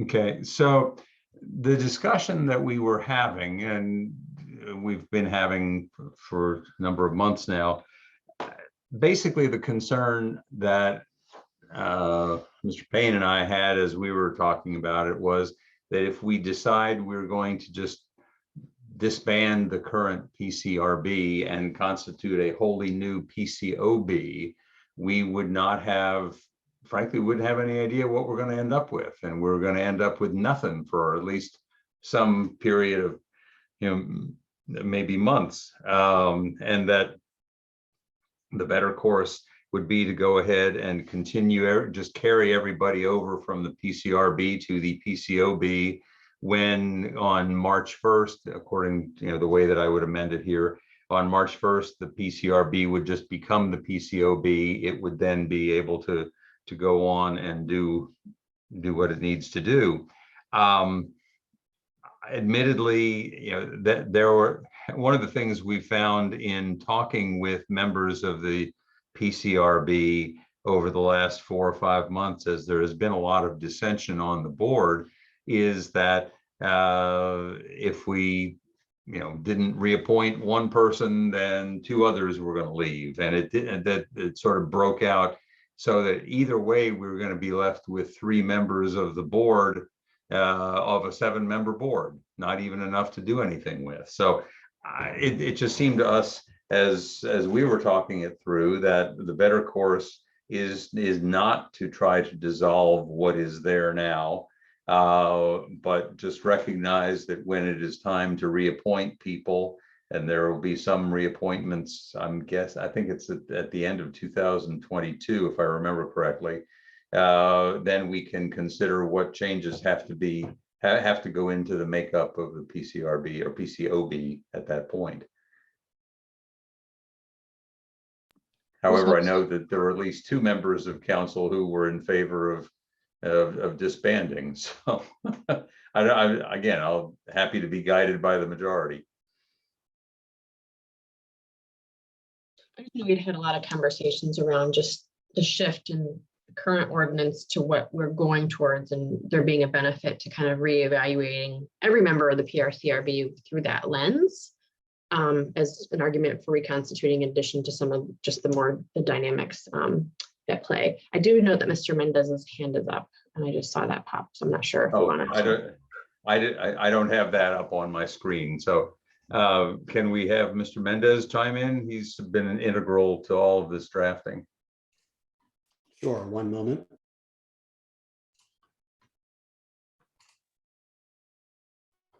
Mr. Mendez, you're on with council. Yeah, thank you. I appreciate the opportunity to talk to you about these concerns that you have. Just to go quickly, you were at this particular point talking about the need to reconstitute the board. My personal feeling is that it's neither necessary nor not desirable to do that. We'll lose momentum, and there will always be the question of, well, who didn't the city council like? That we would all do the best to avoid. In terms of other issues, I think the board is pretty unanimous in we would very much prefer not to have ride-alongs be mandatory, and that I know that I believe that Mr. Aguilar had written some language in one of his emails that made it optional, and I think that's how we feel. In terms of a lot of these other issues that we've been discussing, remember that we have to, within the next few months, develop 2 sets of operating procedures. One, standard operating procedures that define the relationship between the police and the CRB. The city attorney has very graciously volunteered to take the lead on that, and they would describe procedures for sharing information and for not duplicating investigations and cooperating with each other on investigative procedures and hearings. The other set of operating procedures will deal with many other issues, and I think it will deal with the issue, for example, of what happens when a victim of misconduct is reluctant to participate in an investigation. And I think that it would be very reasonable. We will be we'll work very hard to ascertain the attitude of the victims of misconduct and work with them to the maximum extent that is possible. Finally, just to respond to one comment I've heard earlier, is that there is no intent whatever to make the board a secret body. In fact, we've worked very hard to clearly define, a very broad range of investigative information that will be shared between the police, the executive director, and the board, while balancing privacy concerns of complainants and subject officers. in investigations and hearing. And the other thing is that we want to be very clear that when we decide to release information to the public, it will be released in a board report that we voted on. So everyone has had a hand in the decision. And that's all the notes I've got right now. I don't know if you have any other questions or observations. So if we were to decide to not add any provision at the moment that deals with what happens when the complaint is brought by somebody other than an aggrieved party or direct witness, your thinking would be that we solve that problem in the procedures rather than in this particular in detail in this ordinance. I believe so, and I don't think we lose anything by doing that because, as I understand it, the procedures will be approved by the city council. Will have the force of law, just like the actual ordinance. Okay. The one other detail, because it just came up today, how do you feel about the notion of having the new ordinance take effect on March 1st?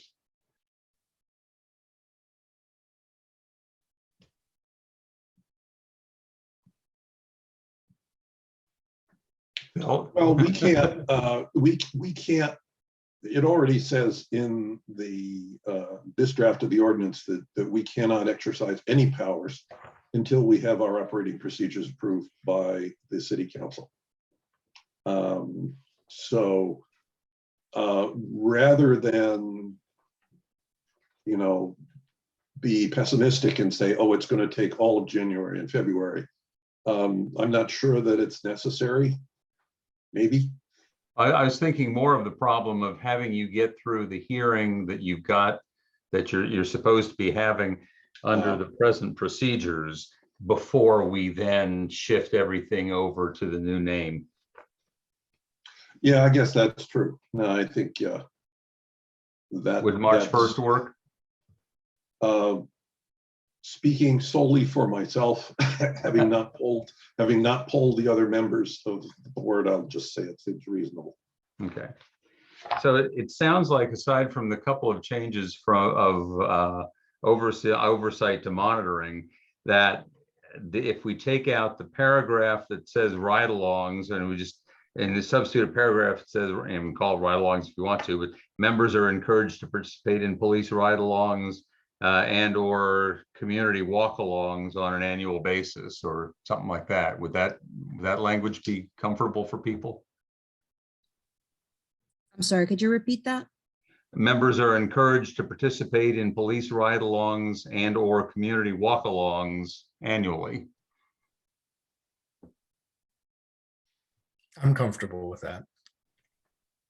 Yes, I mean, again, I still would love it if we could look at, like just, police ride-alongs or policing alternative. Yeah, And we could define later, we could just define what a ride-along is, that a ride-along isn't necessarily in the car. Well, and because they're encouraged to, as opposed to you have to, yes. It frankly Yeah, doesn't. but I make still a heck think of a lot of encouraged could be, I mean, I know people may remember this conversation at some point, or people may remind them, but I don't know if we need to even put encourage, because we're still strongly suggesting that they do. Police ride-alongs and or community walk-alongs. Are optional. They're optional. Are you gonna write that? Well, what I wrote was, and certainly optional is sort of by definition of the language. If they are encouraged, it's not required. Remember, what I have written is members are encouraged to participate in police ride-alongs and or community. No, but I think walk-alongs we can annually. take that out and just put that ride-alongs or walk-alongs or whatever are optional. That lets people know it's an option. The idea is out there, it's in writing, and we don't have to, I don't think we have to add any more wording than that. It is encouraged if people are comfortable doing it. So let's put that. That's what he just said. If people are comfortable? Oh, I'm just saying it's implied to me. No. Well, if it's in fact optional, then we shouldn't clutter up the code with it. Let's take it out entirely And put it in the operating procedures if we have to do that. Yeah, that as may part be of the the path, training. may be the path of least resistance. Okay, so let's just take out the old paragraph C. We'll make additional training the new paragraph C. And then I'd like to add a third prong to the ordinance. The first prong is just the name and the changes and so on. 2 is the text, and 3 would be this ordinance takes effect March 1st, 2022.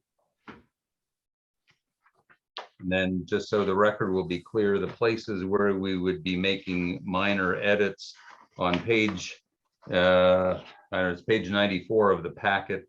It's section 2-453, paragraph C. Police Civilian Review Board needs to have initial caps. And then later on in the sentence, Police Civilian Oversight Board needs to have initial caps. On page 96, which would be 2-455, paragraph C, the third line of where specific oversight tasks would be changed to specific monitoring tasks. And there's another oversight on the next line. Sorry. I'm glad you caught it. Yeah, including the monitoring of investigations conducted by the department. And then later on to conduct or to monitor investigations down at the bottom of that paragraph. Then on page 100, which is section 2-458 G1, on the third line, oversight needs to become monitoring. In paragraph 2, oversight needs to become monitoring on line 5. And then on the next page in paragraph 2, the line that goes, the executive director may, let's remove oversee and put in monitor. And I think that that's all of them. Yeah, I think those are all the changes.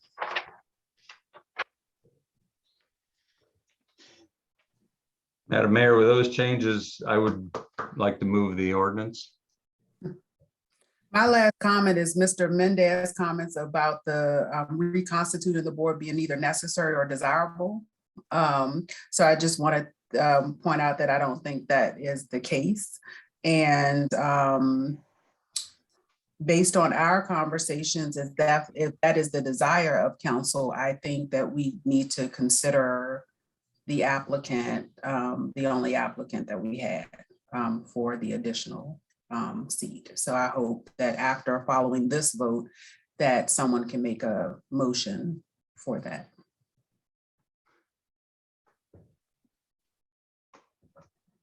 I am reluctant to add something in the middle on the fly like that. And I don't know what the proper procedure is, but I just don't think that that's a very good idea.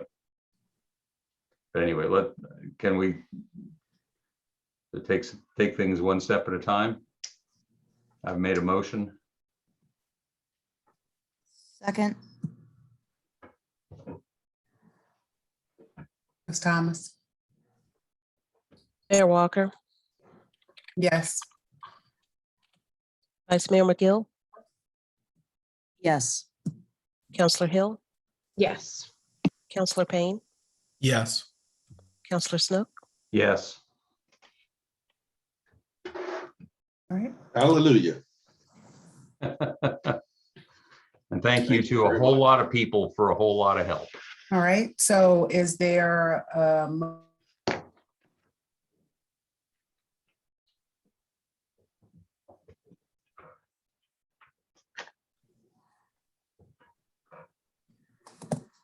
Those are, I think the last time when we discussed this, there was a decision around pursuing an interview process. Is that Right. We've interviewed her twice.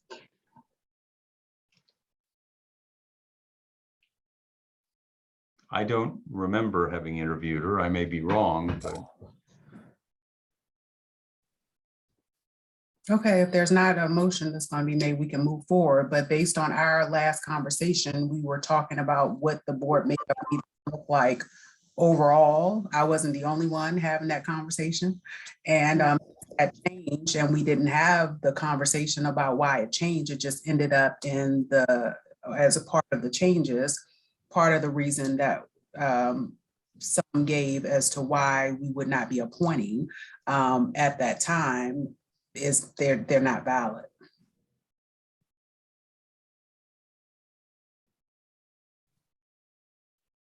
Okay.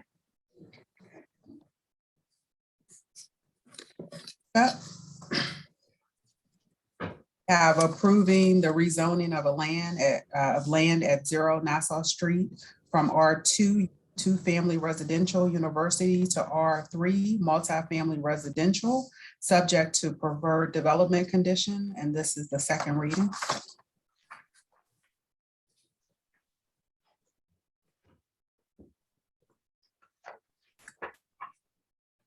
Were there staff members this time? Councilor Vice Mayor McGill, did you have any questions for staff? I think it's back on the agenda to see if you had any questions or comments.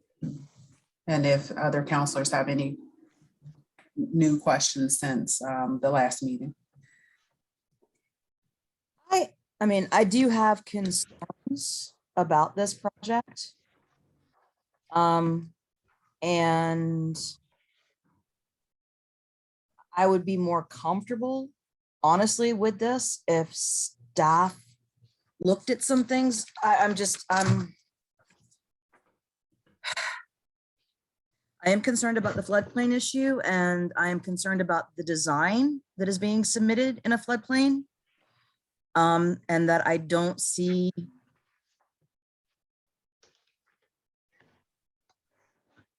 I would be interested in hearing more from staff and maybe I am not comfortable with this project at this time, especially with flood issues that are being relooked at. I'm not necessarily in favor of like saying no, never, but I would like staff to take a look at this maybe a little bit more thoroughly.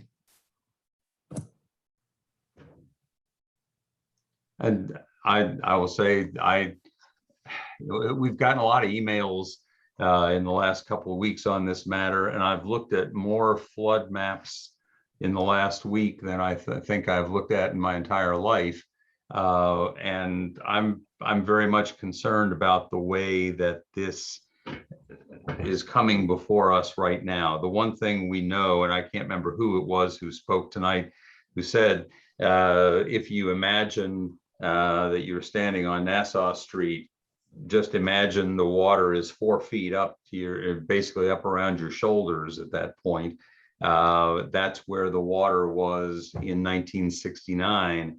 And what they didn't say, but if you read the 1971 FEMA, it wasn't called FEMA then, I guess Army Corps of Engineers report, what they said was the 1969 flood wasn't even the worst flood we've had down there. The 1942 flood was worse. So, and the Nassau Street is at about 327. And so if you add 4 feet to that, you're at 331. This proposal calls for the first floor to be at 327. And the only way that that is superficially legal is if the floodplain maps have, were to get amended, and they were amended about 4 or 5 years ago. So that it used to say 330, it now says 324 in one place and 326 in another, but clearly both under 327. So if you're looking at solely the information on the map, it looks like this is all nice and legal, and they can go ahead and put in their apartments with the first floor at 327, and there's no problem, except for the fact that the map probably ought to be showing not 330, not 326 or 324, but ought to be showing 330, in which case 327 is absolutely out. So that's why I wrote today to folks saying, I'd really like to know more about it, because I am not an engineer. I have talked to a bunch of engineers, but I am not an engineer, and I would like to have our engineering staff weigh in on this. And therefore, since we're not on a shot clock, so to speak, we're not required to act on this tonight. I would like to defer it and ask the staff to give us a real feedback on what the flood danger is. The one thing I don't want to do is to end up saying we're going to put affordable housing, but we're going to put it in the floodplain. And if we're trying to accomplish anything with affordable housing, it probably shouldn't be by locating it in the floodplain. So my suggestion is we defer it and let the engineering staff and others take a look at it and really get to the bottom of this and figure out where the lines either ought to be or what we ought to be doing in response. I do see that Mr. Edwards from staff is here. I know he's spoken to this in the past. I'm not saying that all his answers are going to be available tonight, but I would be curious to hear his weigh in.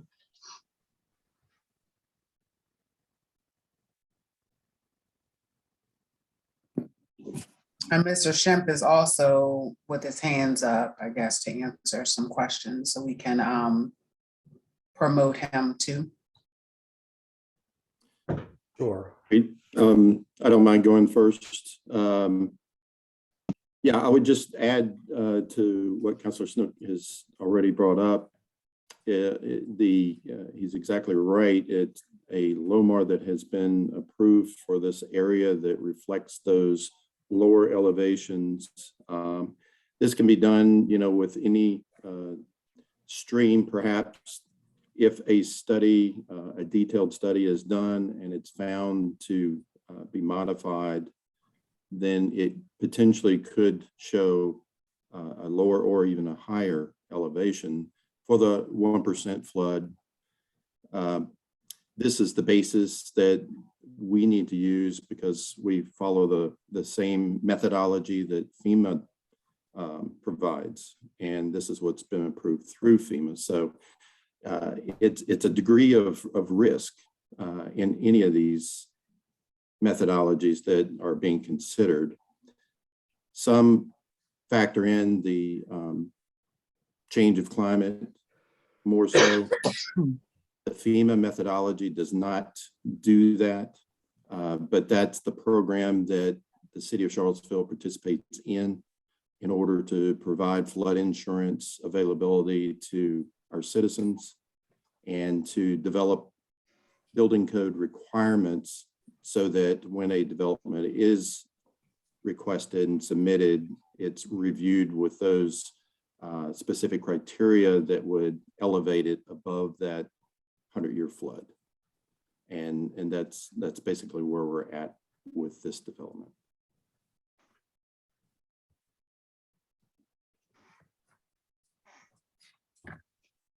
So I guess my question would be, are we, two questions. First of all, are you stuck with the FEMA number of 324, 326.2, and therefore a 327 first floor would be okay? The BFE that's established through the FEMA maps or through the revision of a LOMAR that's been submitted in this case, plus 1 foot above that, the city has that freeboard of 1 foot that was added to it. That's currently the minimum that they need to meet.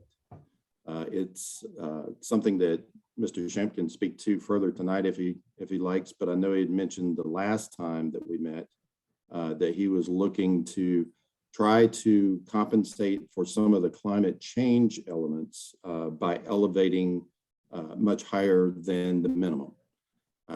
So that's left to be seen. I mean, the other point that let me just spit it out there, and then other folks who know more of the engineering than I do can comment on whether this is right or wrong. The old map shows a 330-foot flood line both above and below this site. The new map shows 324 feet below this site, 326.2 feet above this site. And Mr. Schimpf told us last week or 2 weeks ago that in fact, when this floods, it floods from the Rivanna backing up. And so since water flows from high to low and not the other way around, it would seem to me that you could not have a situation where the water would be higher above the flood than it would be in the flood. In other words, that those two numbers really ought to be the same. And that they certainly should, if the flood is coming from the river, the measurement nearest the river, it would stand to reason, would be higher than the measurement farther away from the river. At least if you're still in a flood stage at that point. Does that make sense? Am I distorting the engineering beyond all recognition? Somewhat. With the backwater effect on this, you do have more of a transition back the other way as you described, but it's more leveled out, and it's reduced flow velocities. So the characteristics of the flood are different in that you don't have that continuous flow by it like you do on the Rivanna. Right. Yeah.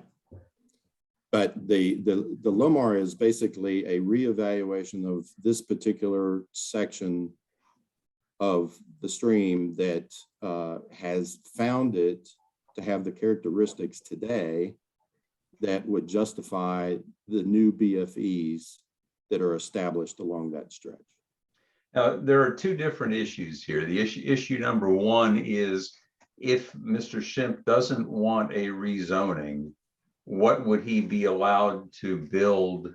At what elevation would he be allowed to build any house as a site plan issue? The second question is, should we decide to give him a rezoning so that he can put more units there? And would we be justified in saying, you know, we're just not comfortable with this level of the river. We're just not comfortable with putting more units into the floodplain, basically, and whether it's because we don't have confidence in the 326-foot limit, because we really think it's more like 330, like it was the prior time it had been measured. I mean, it seems to me that we can have a higher standard for deciding not to rezone than perhaps the city might have for deciding to issue a site plan. Is that a fair statement?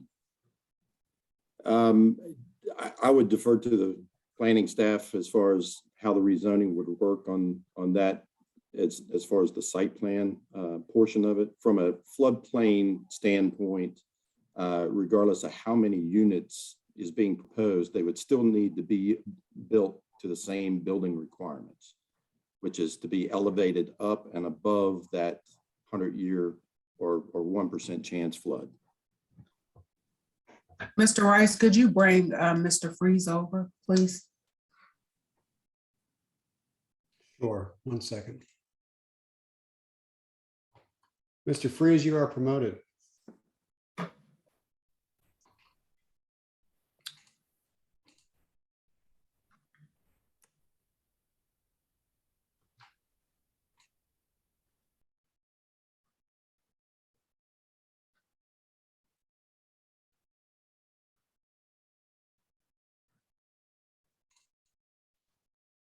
Mr. Freeze, are you with us? Good. Yes, I am. Good evening.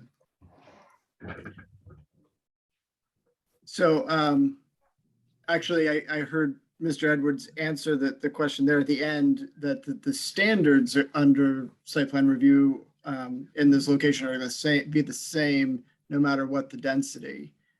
So really Counselor Snook, your question though cuts right to the heart of what the city council has to decide tonight, which is essentially what's the density the council would like to or would choose to see here at kind of at the margins of the floodplain, if you will. So we know the floodplain legally has been defined where it is now based on the amended flood maps in the process that Mr. Edwards described. So that's legally, that's the location of the floodplain. And that defines the elevation at which the building has to be built. In terms of what can happen in an actual flood, that we can be less clear about, right? That's less predictable. And so the question we have that council has to decide, and staff is more than happy to pull together more information if it would be helpful to making that decision. But the question that council has before it is the appropriate density in this location, given any potential of flooding in this area. So as I understand it, the American Society of Civil Engineers has said that if you're trying to build in, and this is technically called the AE flood zone, if you're trying to build in the AE flood zone, the elevation of the lowest floor must be at or above the zone's base flood elevation. We're saying that the base flood elevation there is roughly 326. And so if they're building it at 327, they would meet that criterion. We just have to hope that the 326 is an accurate number. Whereas it had been 330 until a few years ago. My suspicion is that the conditions that make for flooding probably have not gotten safer in recent years. There's no dam upstream or anything else like that to restrain the flooding. But it goes on to say enclosed areas below the base flood elevation or the lowest floor cannot be used as living spaces. So if you're going to have a basement down there, it's got to be a storage area or a crawl space or something, but it can't be used as living space. And all electrical, plumbing, and HVAC equipment must be elevated to or above the area's BFE. So you can, in fact, build something in what we would call the floodplain, the flood zone. You may have difficulty getting insurance for it, but that's a different problem. Here, where you're going to be building a rental building, a building to be rented, the question, I talked to insurance, some insurance folks today, and they told me, homeowners insurance or rental insurance people, the companies never ask, where it doesn't matter to them where you actually are. And so there would not be any particular, because they don't care, they're not insuring the structure when they give you rental insurance. They're only covering your belongings. But it sure does involve a heck of a disruption to your life if you suddenly have 4 feet of water in everything that you've got. The questions that have been raised by people over the last few days cause me serious concerns about whether we should be saying that we believe and are willing to abide by or are willing to accept the figure of 326 feet when we know that it was flooding at 331 just 50 years ago, and even beyond that, 20 years before that, and where there doesn't frankly seem to be any reason that I can understand why the numbers are now lower than they used to be. So I'd like to have more expertise than I can bring to bear, take a look at it and tell me whether I'm all wet. Pardon the expression.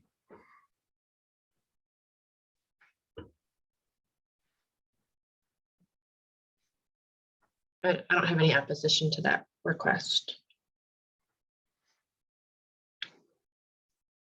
I understand the point that's been raised that a lot of the buildable lot we've established during prior conversations is not dissimilar, but whether you're talking about what's allowable by right or what's allowable with what's being requested, but I do share, just the weighing of just having even more density in an area that it is vulnerable to flood.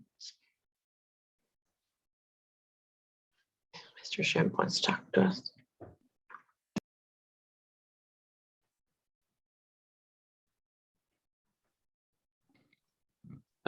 Could I speak from? Yes. Oh, thank you. So a couple things, just this idea about first of all, if the council wants to, defer it and get a review the engineering, it does not offend me at all. It will prove what we have owned.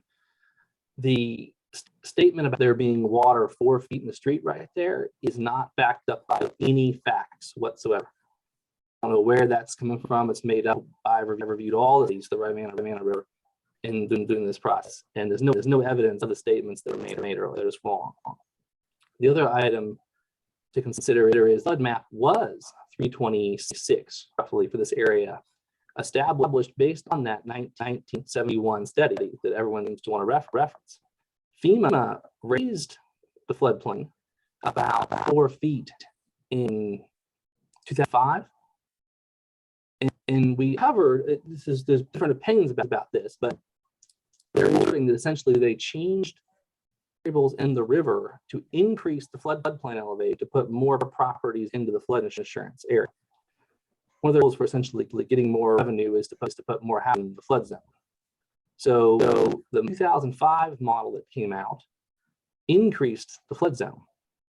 This whole change originated, I was hired by the folks who owned the windmills cold storage building, who had evidence the building hadn't flooded for 100 years. Question what had gone up, and then upon review of all the data, in fact, the worst storm in Charlottesville was 1972, and that was observed at a location here in Nassau Street actually, but it elevates well below our site. There were many more pieces that went into it, and there was a long view with the city over that study, and ultimately that was acceptable to the city and FEMA, which essentially sent the map back to where it was about 1980. So this change, it wasn't always at 330, it was always at 326 until 2005. It changed, and then I was hired to change it. And these notions of where these properties are being 4 feet underwater, there's absolutely no evidence to support that happened.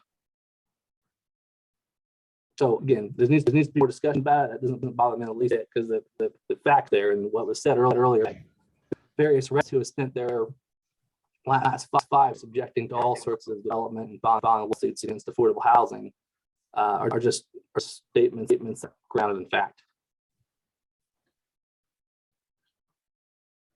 Mr. Schimpf, I have to tell you, first of all, I've had difficulty hearing you because of some sort of echo or feedback or something that's been going on. So I'm not 100% sure I heard everything you said. But are you telling us that the photographs and the other discussion that took place in the 1971 document that shows people holding up yardsticks showing 4 feet, intending to show, okay, this is where the flood came to. Are you saying that those are not true? They are, and I'll slowly, hopefully, I don't know why I can't be heard, but they show a different location. You're speaking of, I think photo was taken in front of the livestock market is one of the ones that we used from that study. Right. And the livestock market is a number of, maybe it's 8 or 10 feet below Nassau Street drops down. So that location is definitely lower than the located structures. So some parts of Nassau Street have flooded. That's true. But the elevation is different. It's not, you can't just say it flooded in one spot 4 feet, it flooded everywhere 4 feet. The road goes up hill occasion. That's where those are in fact. Well, the lowest part that I recall seeing on the topo maps for Nassau is right about 327. Isn't that about right? That's in front of our property. It's lower down where those pictures were taken. Okay. And so if the base flood elevation was 330, both above and below this site, which it was until the change that you got made a few years ago, if that was correct, then it seems to me that what that's telling us is that we should be expecting, in a 30-year lifespan of a mortgage, 26% likelihood of a flood of that magnitude, that we're highly likely to get a flood of three basically into the first 3 feet of your buildings. No, the building is based on the modeling that is known. The building is something like a 0.4% chance per year or something along those lines. It's less than 1% per year chance. The 30, again, the elevations here, I'm trying to pull GIS and I can probably tell you. I know exactly the photo you're speaking of, and that was part of what we looked at when we did the prior study.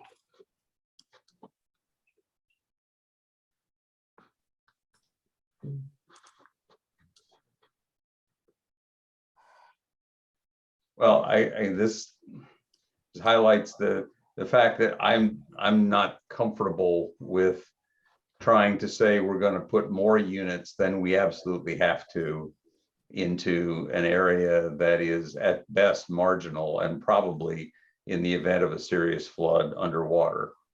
That's where I come out at this point. Unless somebody, if there was a detailed analysis that would show me how I'm wrong, I'm happy to take a look at it and think about it. But again, I get back to my suggestion that we not do anything with it now until we've had a chance to look at it further. And frankly, to get other engineering opinions into the picture. I guess I'll just add some of my thoughts. One, likewise, the difficulty is, I don't have the engineering expertise to confidently make sense of all the information. I guess some of the questions for me are, one, how with a rezoning, the footprint of the project, is there any meaningful difference in terms of the flood risk than what can be built by right? And is there any meaningful difference in risk between, some of the adjacent properties that have been built in that area in terms of the floodplain risk? Because it would seem to me if we did make the inference that there is a serious and dangerous risk of flooding, there's a bigger issue there than there's also an issue there of what can be built by right, not nearly with the rezoning, unless the rezoning causes additional flooding problems, which I don't know the answer to. And then second final thing is just, if we are going to defer for more information, like what is the sense of the timeline for what that would be and if we would get more information? Because whether we say yes or no, I think one of the things that we shouldn't do is just have it indefinitely languish with no sense of when a decision will get made. Yeah, so I think that's one of the decisions. How many people need more information and how many people, counselors, are ready to vote tonight?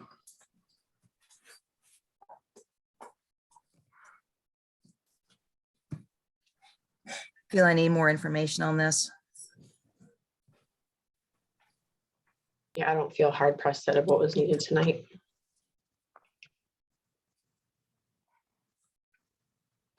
As I said, I am willing to admit that I am not an engineer. But I looked at enough of these maps to sit there and say, that really looks weird. I don't understand why that seems like a good idea. And maybe people can straighten me out and then I will have no problems with it. I don't want to be so arrogant as to say that I know enough at this point to say no, but I don't know enough to say yes. Does staff know if there's any even just rough ballpark estimate of sort of the timeline of when we would be getting more information to make a final decision? Tony, what's your sense? My sense was, I was thinking maybe we could bring something back for the second meeting in January, which would be the 18th. But Tony, you tell me, is that reasonable or is that too quick? Well, let's be clear. What kind of information are we really looking for? I think what I'm thinking right now is to provide some of the background information on the amendment from the most recent amendment, just understand the data that went into that work, and maybe a little bit of just 101 on kind of the process by which these amendments happen to the floodplain map. And yeah, I guess something like that. Counselor Snook and others, does that sound like roughly what you're looking for? Yeah. So the understanding of the amendments to the map will help you all decide whether you're going to vote for this or not? Well, that's part of it. Again, I don't want to rely on my engineering expertise, keeping in mind that I have none. I did in fact take 2 engineering courses in college, but they were electrical engineering. They weren't civil engineering. So I'm not trying to say that I understand it all. I will say that what I think I understand, I don't like the way that it looks, and I would be inclined without additional information to vote no, but I'm willing to get more information to understand the process, to understand why it is that you could go from the 330 to the 326 and suddenly everything is fine, when to me, everything that I know about the way that floods work, that number ought to be going up and not down. If I could, I'm sorry, just let me say quickly, what I wrote down here, Councilor Snook, was that you were looking for feedback on the flood danger faced by this property. Yes, very much so. So I think the other thing we can attempt to do is characterize what that flood danger looks like to the best of our ability. What does, in terms of percentage of risk and in terms of characterizing, well, and in terms of attempting to characterize that flood risk. Tony, thoughts on that? That seem feasible? Yeah, I think so. We can certainly explain what the LOMAR process is and how it was changed from the 2005 version to the 2017 version of this. Generally, you're talking about a more detailed study of that specific area, which has new information about the characteristics that exist at the time that it's done.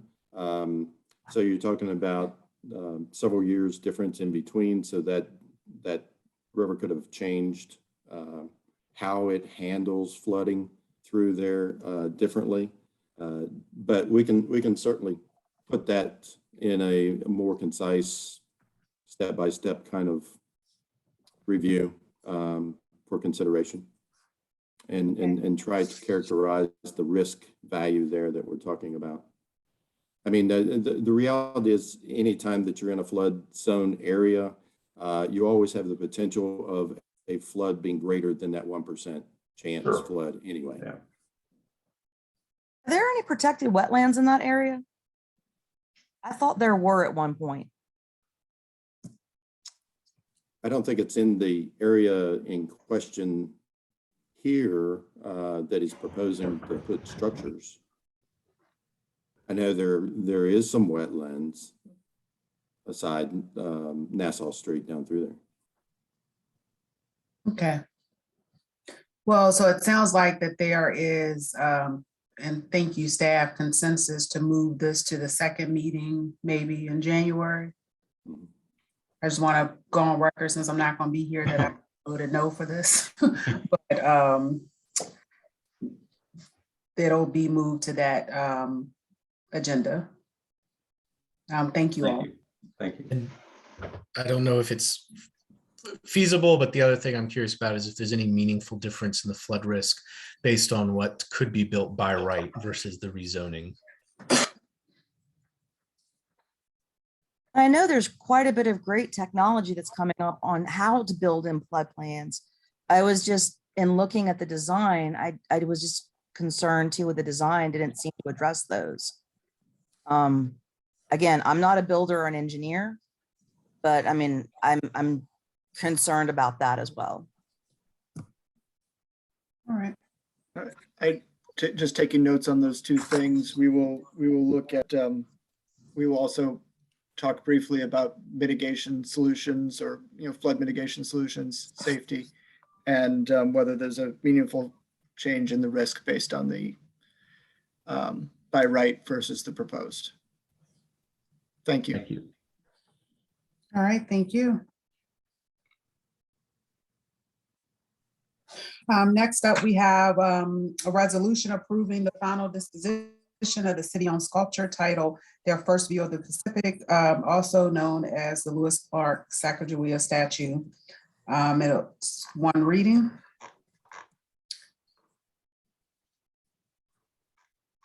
Good evening, Mayor and Council.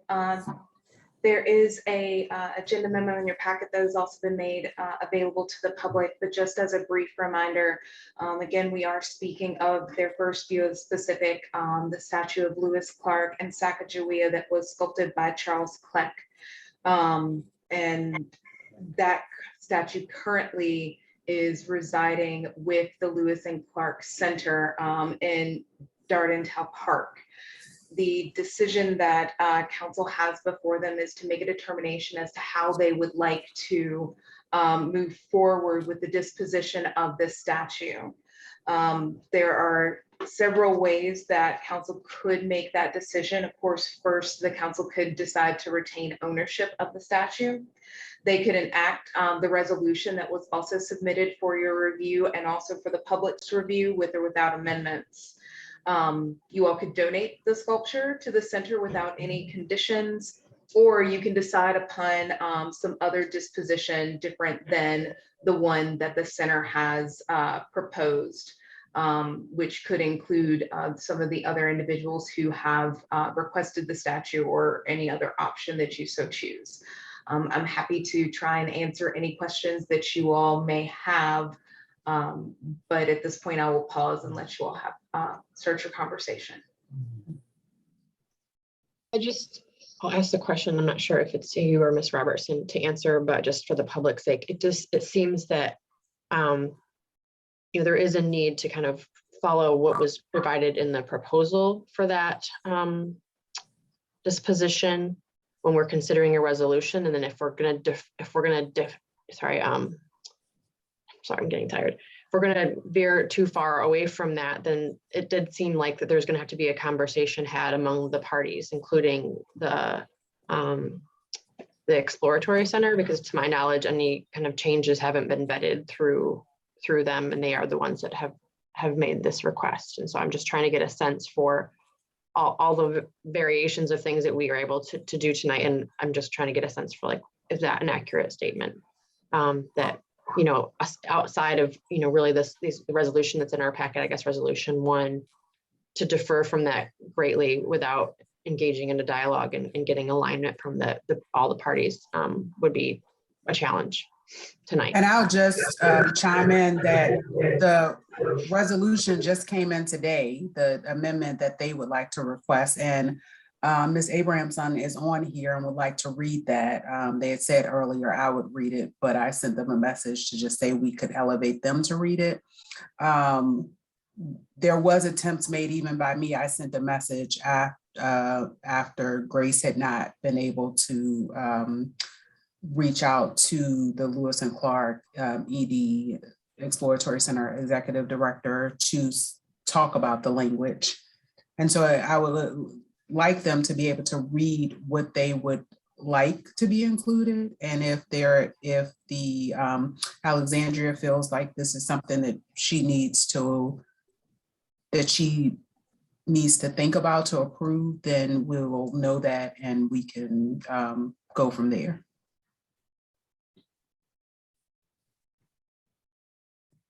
Well, I mean, I know personally I'm fine with hearing, obviously.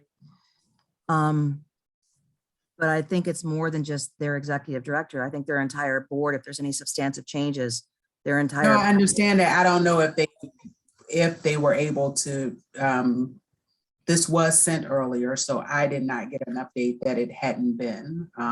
But we can bring Rhodes on, and then if we can bring them, we'll know where we are from there. Is that fine? Okay. Mr. Rice, could you promote the two individuals with their hands up? Sure, one moment.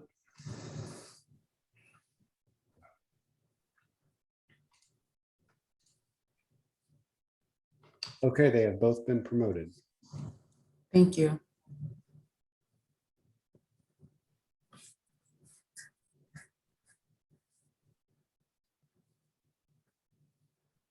Ms. Abrahamson, can you hear? Okay. Can you hear me? Yes. Okay. I think, I've heard the discussion here, and I think we've been talking, and I've been sharing information with the Exploratory Center, with the Lewis and Clark Center, in regards to history, in regards to everything that I can, that we can pave the way to make this as easy as possible. But there are some aspects that we would like to see. So I'd like to read that statement. Is that okay? Yes, it's okay. Okay. And this is the component that we wanted. Your legal counsel asked for an amendment or an input from what we would like to see as part of the resolution. I think the resolution is pretty powerful in itself because it's creating a collaborative. It's given respect to each component, the city council, to the center, and to us as the descendants. So this is what we would like to see in the resolution. Whereas this agreement between Charlottesville City Council and Sacagawea's descendants pertaining to the statue, which contains the image of their ancestor Sacagawea, acknowledges and states that they shall have permanent and generational authority to make recommendations as the lead advisors on any decisions made regarding the statute to safeguard their tangible and intangible cultural heritage, including decisions about any exhibition, transfer of ownership, and future decisions made in regards to the statute by entities, groups, or organizations from this day forward. Furthermore, this document acknowledges that Sacagawea's descendants invite the Monacan Nation and indigenous peoples of Charlottesville and El Morro counties as cultural custodians of the statute, which is a traditional and understood protocol of indigenous peoples. At no time present or future shall the statue be sold, auctioned off, or relocated without preview and final approval by the familial descendants of Sacagawea in a collaborative decision to include the descendants' invitation to Monacan Nation and the local indigenous community for input. Wherefore, following the storage at the Lewis and Clark Exploratory Center at Dardentow Park, Sacagawea's descendants will continue to participate in the contextualization, exhibits, educational programs as pertain to the cultural heritage of shared history with Sacagawea, and the storage of the statue, as well as participation in the 5-year assessment and evaluation of conditions met by the center, which will include the center and the intended cultural custodians. Furthermore, with this agreement, from this day forward, the city of Charlottesville will extend honors to the surrounding indigenous peoples by building right relations in any interactions, by acknowledging the true and whole history of indigenous people, distorted and disparaged by this statute, and by negotiating and communicating with them in an inclusive and respectful manner, especially in regards to any recontextualization of existing monuments or the building of future exhibits or permanent fixtures depicting shared historical context in writing, images, or likeness thereof indigenous people. Thank you. And one thing that I'll just clarify, Ms. Robertson didn't ask for the changes. We discussed that if you all read the resolution, presented something new, I will present it to legal for consideration. So I just wanted to make sure that just to clear that part up. But thank you for reading that, and you can stay on. And if I'm here for questions. If somebody wants to ask, I'm here. Okay. And I can address this too. I haven't heard this resolution before. And in spirit, there's so much I agree with. But when we wrote the RFO, we really weren't looking for a total merger. There are aspects of this that are much more complicated, especially by the fact that we are dealing with Albemarle County as well as our donors who have some other, with the $70,000 in the base, depending on whether it's a lease or ownership, there are major issues there too. So I'm not someone who can sort of, this is very last minute for me. I'm just now hearing it. I didn't know it was being written or done. And what Heather said was real. Like right now, it's my understanding that we're legally bound to the RFO and to the to our proposal. So our proposal is already approved by my board. But any changes from the RFO and the proposal have to go through approval from them, also with the donors and also with Albemarle County. We are more than willing to say we'll never sell the statue for a profit, and that it would be basically the same situation as you all are offering, where it's the payment of actually moving it that is at stake. But as much as we want to work with you and everyone, we can't agree to what's essentially a merger and essentially controlling our exhibits. We really want you to control the exhibit of the statue. We want you to do everything with that. But this seems very far reaching. And if things don't work out, they don't work out. We want it to work out, but this is huge, like in what it would entail.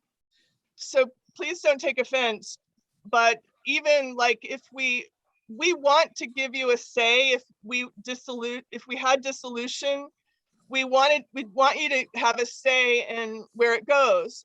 But because of our bindings with the IRS and our incorporation, we'd have to make sure that the language was absolutely right, and it would take months to do that. And I've started looking into it for you, but it's nothing I can agree to right now. So we support your input, and we support not selling it for profit, and we support you eventually getting a veto or a say in the final if we dissolved. But I'm sorry, I'm just been taken by surprise tonight. Like I turned off my phone because I like to gather my thoughts before a major event. So that's probably, I shouldn't have turned off my phone, but that's where we are with this. And sorry, I've gone on a little bit too long. So I'll just say from, again, I wanted to allow the family and other local Indigenous people to be able to communicate with you. But once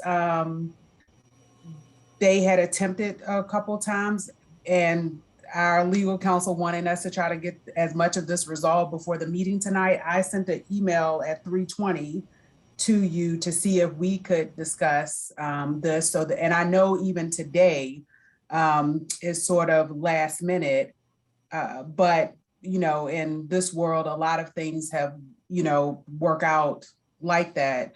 I think, are you also saying that what we have written in our resolution 1, that you have not presented those changes to your board either?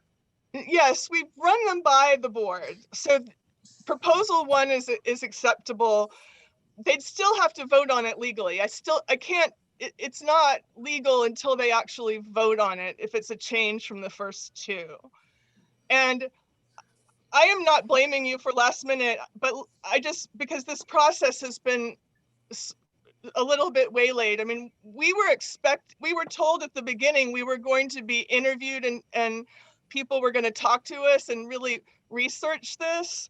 And so it was supposed to be a lot longer process, and I just can't turn around on a dime. I haven't received calls from the Monicans that I know of, or I would have returned them. But today I turned my phone off, and that's partially just to mentally get ready for tonight. Mayor, can I make a comment? Yes.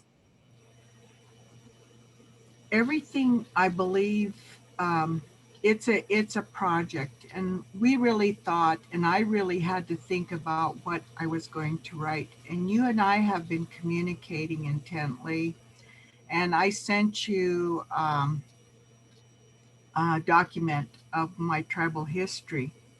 And during that time, I had been working on how and what we would like to see as descendants. We want to see her in a good position, in a good way, in a good explanation of why and who and what she was. And so I was alternating. I'm also working on an opera that's being created of her story, So I'm going back and forth, and I'm trying my best to get this together. And for everyone, it's been last minute. I finally completed it, and I tried to get a hold of you. Grace tried to get a hold of you, and the mayor just said she tried to get a hold of you. I don't think we blindsided anybody. If we did, we're sorry that I didn't get it done until Sunday, because I had to go through this and I had to think about this. And I wanted to think about it in a good way. And for example, with the Monica Nation, we want to be able to extend an invitation to them. We want to be able to extend an invitation to the Indigenous peoples. In reality, that's good, because if I'm unable to be there, they can stand in our place. And as Indigenous people, they understand we have protocols, we have ways, and we have ways of understanding each other. and especially with this issue. And so anything I have said in here, I hope it wasn't to no offense to anybody. I want to see this continue to go on. I want to have a voice in this. I've been working on this for 20 years, and this has been a process. It's not something that I just started. And so it's been a long process. And I know that you have certain perspectives, and you shared those perspectives with me. And I understand that. And I'm trying to work just like the council did with all the different people, with all their different views, with all their perspectives, and trying to bring it together in a good way. And sometimes I may not agree with everyone, but I really want to have a generational authority in regards to this statute. I want to know where it goes, what happens to it. I don't think that's so evasive to your program. I think it would be a benefit. We've been talking among our people about making cradle boards, fish weirs, beaded items, and doing presentations for you. We were talking about flying over there to talk to you about this. And so I'm kind of a little bit shocked at this twist and turn too. And Rose, my heart is with you. I want Monacan input. I want to not sell it for a profit. I want to work together. It's that I know some of the legal ramifications that need to be worked out, like about vetoing at the end. And also, I'm just somebody who would have rather sit down and worked on this for weeks instead of coming upon it tonight. And I'm not saying that in blame, but I want you to have a say in where it goes. Definitely. I mean, we've really worked hard to keep it in here and not at other places for that reason. So everything you're saying, it's the way that is everything you're saying resonates with me, but it's the legal part that's very difficult. And yet, like, I came here, I was going to raise my hand. You know, we can promise not to sell it for a profit. We can promise to give you input on where it goes. The donors have also, they want it to stay in Virginia. So there are all sorts of people besides you that I've got to talk to. And it's no offense to you, but for all of these changes, they're complicated. And I'm not going to commit to something I can't follow through on legally because I want to keep my promises. So if I can just chime in here, it sounds like unless there is a willingness to move forward with the resolution 1 without amendments, is what I'm hearing, that this is something that we wouldn't be ready to vote on tonight, as much as I am challenged by that. Based on what's being presented now, I would vote no. And I'll let the other counselors weigh in, but part of, and this is a minor thing, but it speaks volumes to what relinquishing control and who has the power to enforce controls over things. And I'm saying that the statute and everything it represents, that is major, but this shows that if we can't do it with something like this, why it's such a challenge to do it in other areas. And so I just want to make that comment, and I'll see where the other counselors are with their moving forward or whatever is next. I mean, it sounds like given some time, the Lewis and Clark Center and the Monacan Nation and others could probably come up with a good solution.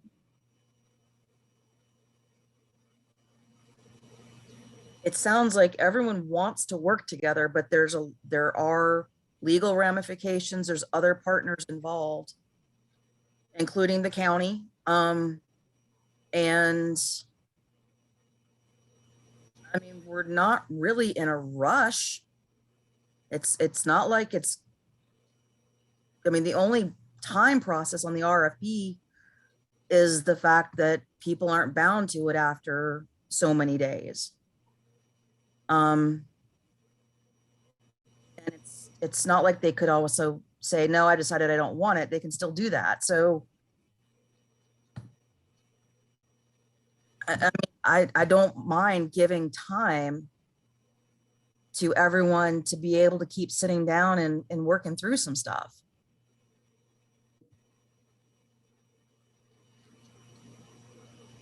My feeling about it is that actually, I'm happy with either of the two resolutions, either of the two deeds. But most of what has been raised tonight is an issue for which the city is really not even a part. It's a matter between the Lewis and Clark Exploratory Center and the descendants of Sacagawea. And I don't understand, I mean, aside from the sense that, hey, we may have some leverage over the process right now, because if we insist on this, then we can make something happen that wouldn't otherwise happen. I don't know that that's an appropriate role for us. I mean, it seems to me that if the Lewis and Clark Exploratory Center is going to engage in serious scholarship and serious respect to the memory of Sacagawea and the tribe from which she came, that needs to happen between them, and that the city really isn't involved. I'm always reluctant to have the city getting involved in trying to tell people what they're supposed to think and what writings they're supposed to make. That's a First Amendment problem, and I think we ought to stay out of that and let the center and the tribe do whatever they want to do and have whatever negotiations they want to have over whatever that future, however shared they want it to be. But I don't know that it's got to involve us. And I think we're better advised just to go ahead and make the gift and wish everybody well. So Lloyd, not because it's late, but what did you hear Alexandria say? Did you hear what she said? I think so. Okay. What she said was, there are a whole lot of legal complications here, and I'm not comfortable making a promise that we can agree with them all. So one, we don't know what the legal challenges there are. So she would have to check. If she had simply said that, then all of the energy that Sina just came with would be factual. That would have been the statement, but that wasn't what her statement was. And also the shared ownership, what the county, what the donors have to say, that there are more people here who get to weigh in. Ultimately, those donors, if they were donating to ensure that while we are saying we are donating the statue, they would be on board with that same thing. You should not be accepting money from donors who are not in line and can't catch on to a vision of the people who descendants is on the statue if they do not have a say in what happens long term. That's a part of what it means to kind of dismantle these systems. And so what the city power is in this is being able to say, if that is the case, then there is another plan that we need to figure out if we can support. And it doesn't necessarily have to be with this center here. Like Sina said, maybe that works out. Maybe they go and they talk and they come back and everything's fine. And we could give time for that. But that is not what I heard. And I think it's still possible, but you have to hear everything that that she said. And in terms of who has power and authority, and as I've stated before, some of the individuals who wanted this statue wanted it because they wanted to preserve the two people who have been prominent in the discussions regarding this. Those are some of the same people who are on that board and probably a large percentage of the donor base. I don't know who the donors are, but I know what some of the comments have been about from some of the people who are on the board. So that all has to be taken into consideration. And to say that we're just going to give the statue to the center and hope it works out, that's not okay. I just felt like coming into the last conversation we had about this when we were discussing all the statutes during last meeting, that there was a broad amount of support from groups that I haven't heard align on much, on many things in the time we've explored all this around the center being the one to acquire it, because a lot of conversation had taken place by which it was clear that there was a lot of collaboration and a shared vision. And I want to believe that that can still happen at this time. If it can't, because of what's come up in the last few days, which I do want to say, like, I do think that I can understand the perspective that this has kind of these commentary, like in this case of the Exploratory Center, hadn't even seen this language or heard it until this meeting this evening. And so I think that if it's going to take time, you do know that was indeed, like, there was an attempt for that not to happen. I didn't see the language. They reached out, Grace reached out. I don't know if she's still on there, so that it wasn't two for this. I'm just saying, aside whether it's a day or a week, like this, there are some pretty meaty things in there that I think are going to require more than one conversation. And obviously we knew that it was going to require her to go back to her board, that there was going to be some ramifications. That's something I thought we understood coming out of the last meeting. And so if it takes more time, then I'm with Councilor McGill or Vice Mayor McGill that if that's what it's going to take. At the same time, I don't know whether there. I mean, are we proposing that we're going to go back to the drawing board? I'm just not really clear. I think we either have to allow them more time to commence about this, or we're going to say that we're going to trust in the resolution that's in front of us and know that there's been agreement. There's a shared interest in having this be a collaborative process. Mayor, may I make a comment, please? Yes. Please. Heather, we have tried to contact her. And like I said, we only have a little bit of time, a time frame when people change and people are different on the board. I really appreciate the people on the board because I know this is a difficult decision, but at the same time, we've been fighting and struggling for a voice, a part. Alexandria's board sounds a little bit scary to me if they can't accept the fact that the descendants have a voice, and they should have at least an advisory capacity in seeing how this is presented and seeing how the exhibits are done. I meant, to me, I don't see the fear in that. I don't see the obstacle in that. I'm kind of blown back now. I'm kind of like, that isn't what I heard. I thought we were in collaboration. That simple thing that I thought was the city council was going to give the lease, the 5-year lease to the Exploratory Center. And during that time, we would work with them. They would work with us, and we would assess and see how that relationship worked out. I thought it was that simple. I didn't realize that the words that I'm saying has become a legal issue. And Rhodes.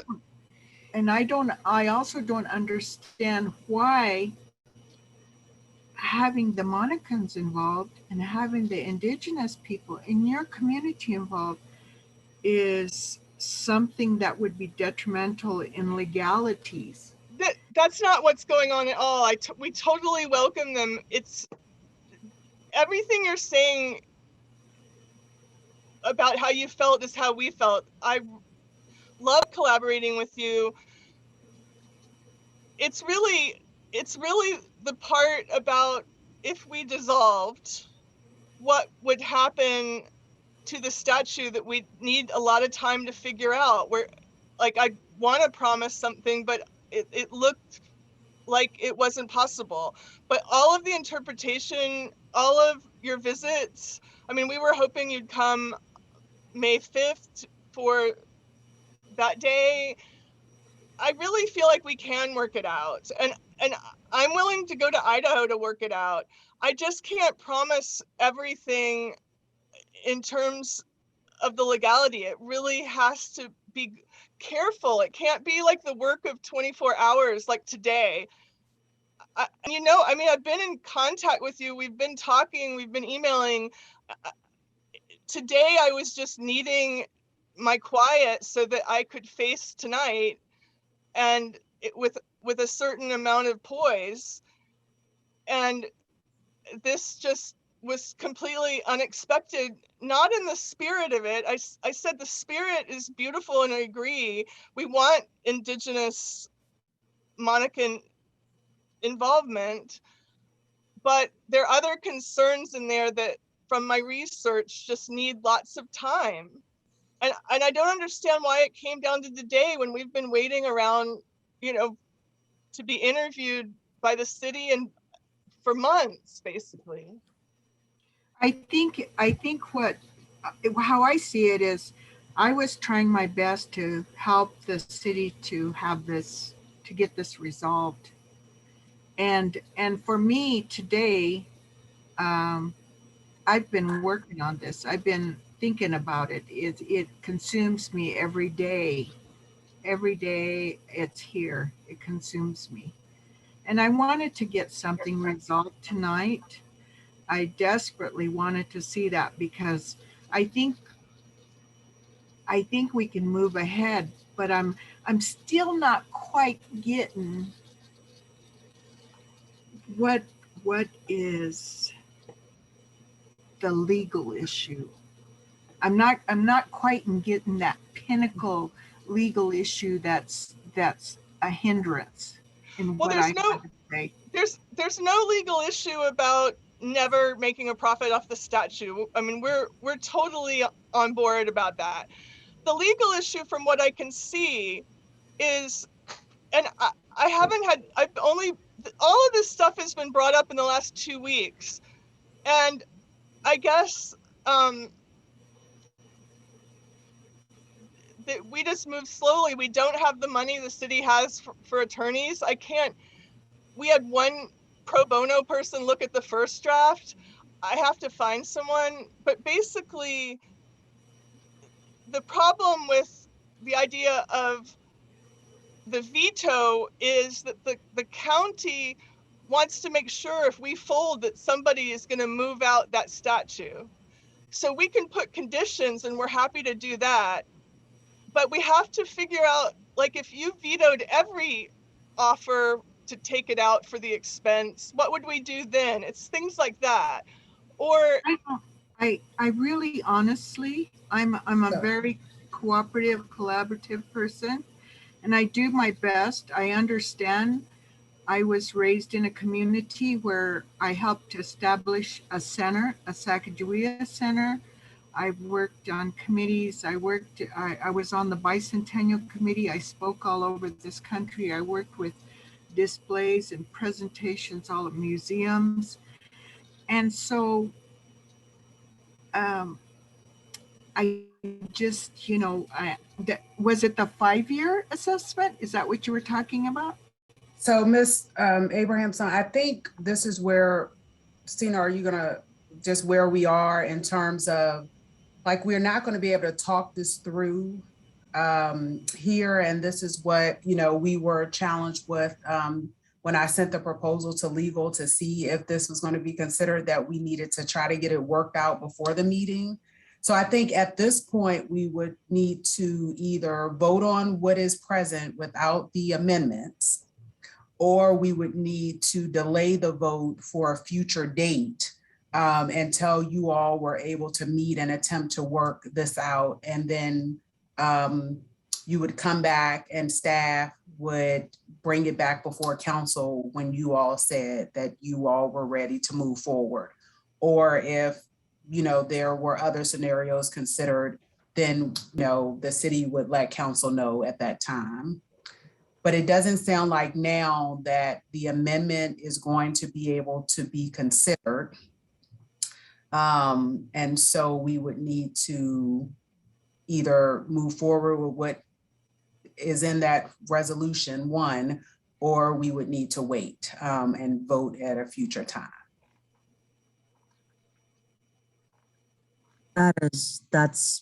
Yes, I was going to be saying the same thing, Mayor Walker. Thank you. Okay. And thank you all for your feedback. And if counselors have any other questions, they will ask tonight. I guess now we just need to decide what the majority of council feels in terms of moving forward. I honestly do feel that given some time, that the center and Ms. Abrams and other descendants can work through. I believe a lot of what they want is the same thing.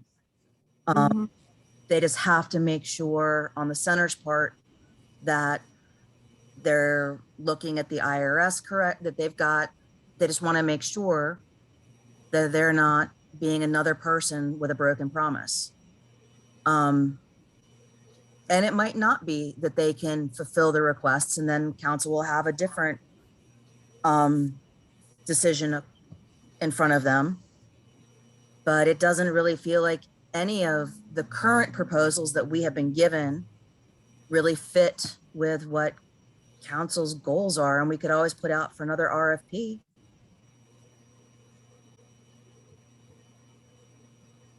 My first thought, looking at what was submitted in the email from Grace Softier, it starts off, whereas this agreement between Charlottesville City Council and Sacagawea's descendants, the deed that we are expecting to do is a deed to the center, to which the Sacagawea descendants are not a party. And apparently, the way this is drafted, the center isn't supposed to be a party to our agreement either. I would be fine, as I said before, I'd be fine going ahead with resolution number 1 and then leaving to the parties to work out the details of generational authority and all the rest of that stuff.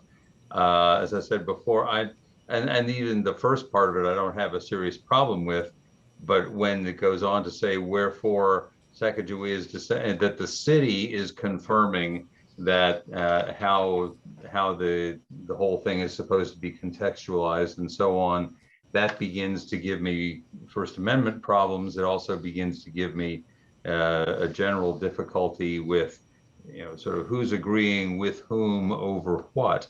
And I just think that when it gets to the history and everything else, that ought to be left with council out of the picture.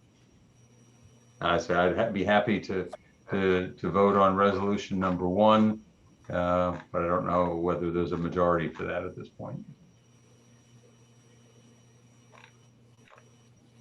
Councilor Hill, Councilor Payne. I would only support number 1 at this point if there's a desire from all parties for us just to move forward tonight, and that they can agree to move on with the resolution as written without the amendments, and go from there. But if there's not that desire, then I think we're kind of back at square one in a way. And Grace has her hand up too. So are fine. you, okay. Mr. you. Grace, you're on council. Can you hear me? Yes. Is there a possibility to extend time back where we are so that we have time for an amendment with legal agreements with the Lewis and Clark Center without the council voting anything except for extension? Yeah, that's what I think Counselor Hill and McGill were both just saying. If there is an agreement to move forward, that we would pause at this point and give you all time to work through some of the questions here. And without the possibility of shift happening during that time with the resolutions as those possibilities are there written by the council? Meaning until we've had time to negotiate with one another for the good mediation. Yeah, I think Alexandria and you all would get together, she would talk to her board, legal would be brought in, and you all could come back to us to tell us where you were in agreement. Yeah, my only request that nothing gets voted on by the council until we've had time to back, so that there's no minute decision made out from under us. Because for all the reasons we've been stating, I have hope and belief still that this can be worked out. There are multiple examples of guardianship legal agreements between communities, museums, and indigenous people in exactly this situation.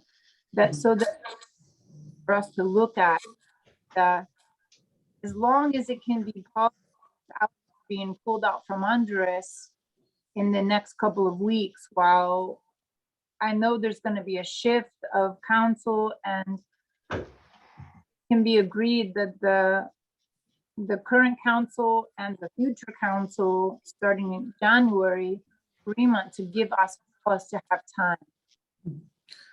So I think what you hear Vice Mayor McGill saying is that she thinks that everything that you all will be able to talk this through and possibly work it out. And she said, if not, then there's, possibly going back to the drawing board. So I don't think that she'll still be here. And those were her statements. So you all will be able to come back before the council once you all are in agreement. Ms. Robertson, did you have a?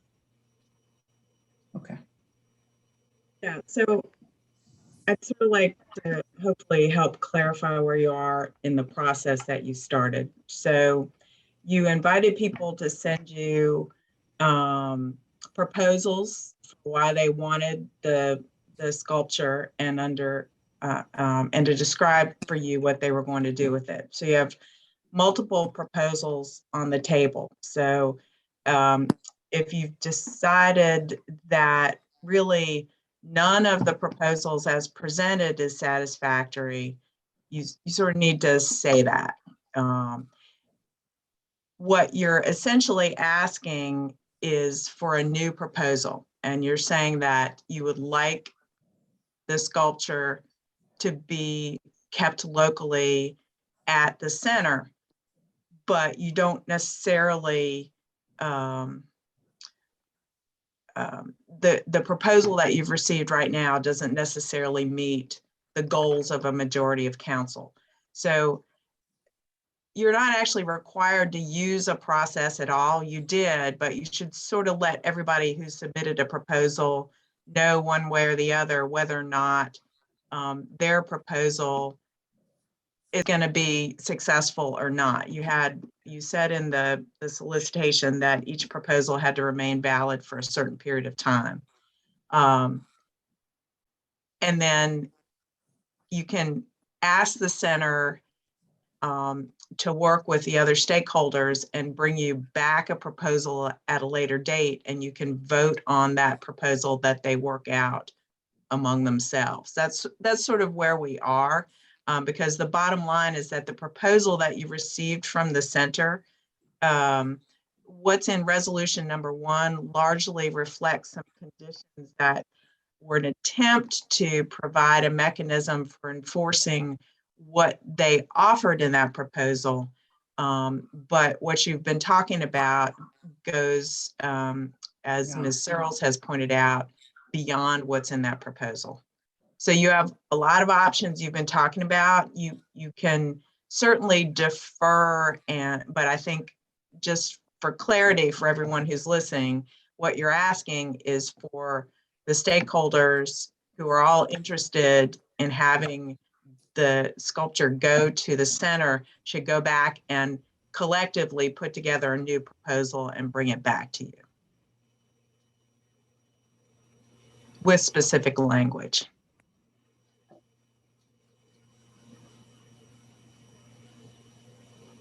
Okay.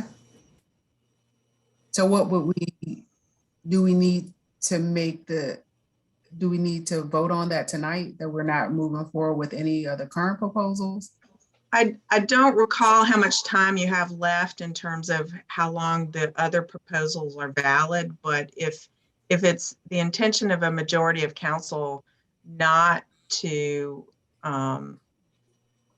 accept any of the proposals on the terms on which they were received, there's not a lot of point in dragging the process out during that time.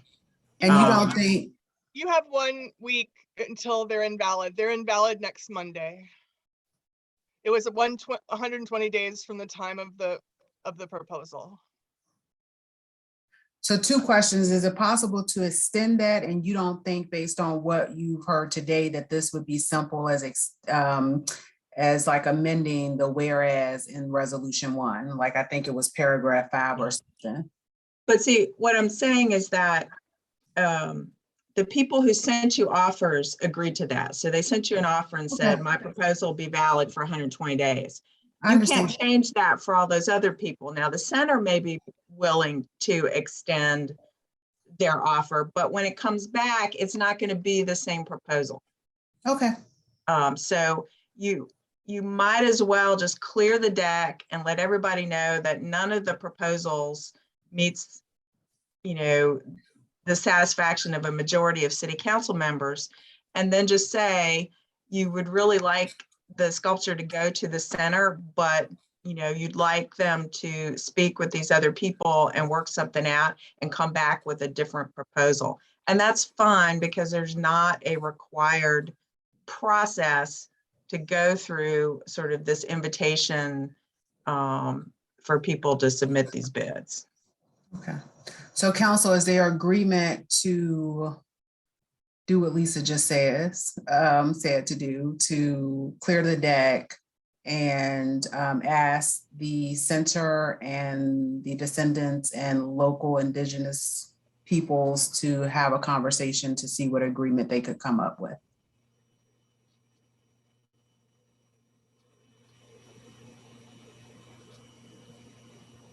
If they're willing to do that, I am.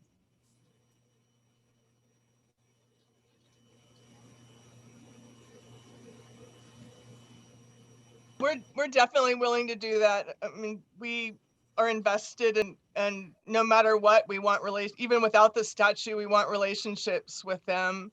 So the relationships are more important than the statue. I mean, we're willing to walk from the statue if we have to, but we still want the relationships. And I'm sorry that this was a surprise for both parties on some level. And I hope we can repair our relationships and then see where we are from there.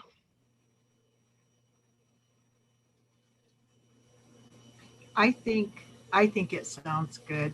I'm willing to move forward. I want that statue in a safe place. I don't want it out there bringing harm to Native and Indigenous people. And we've already been through a lot in Charlottesville.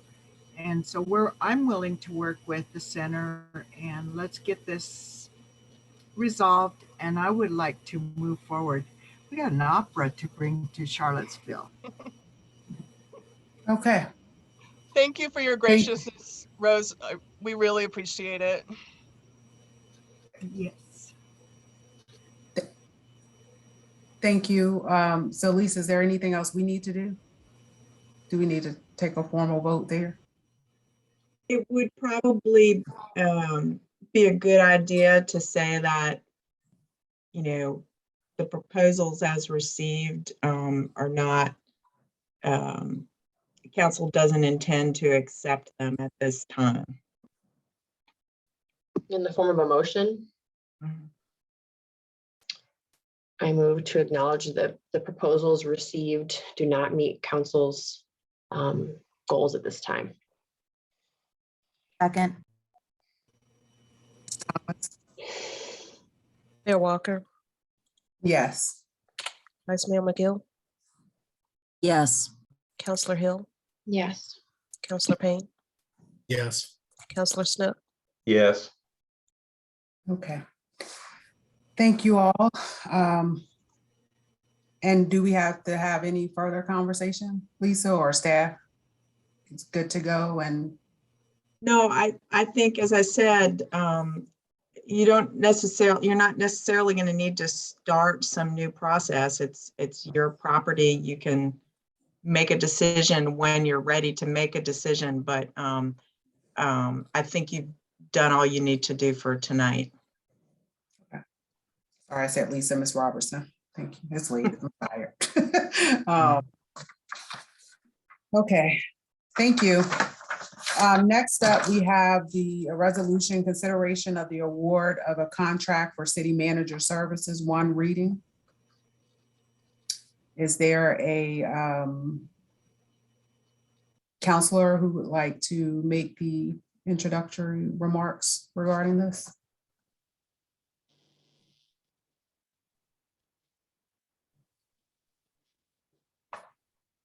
And this has the presenter, the city attorney.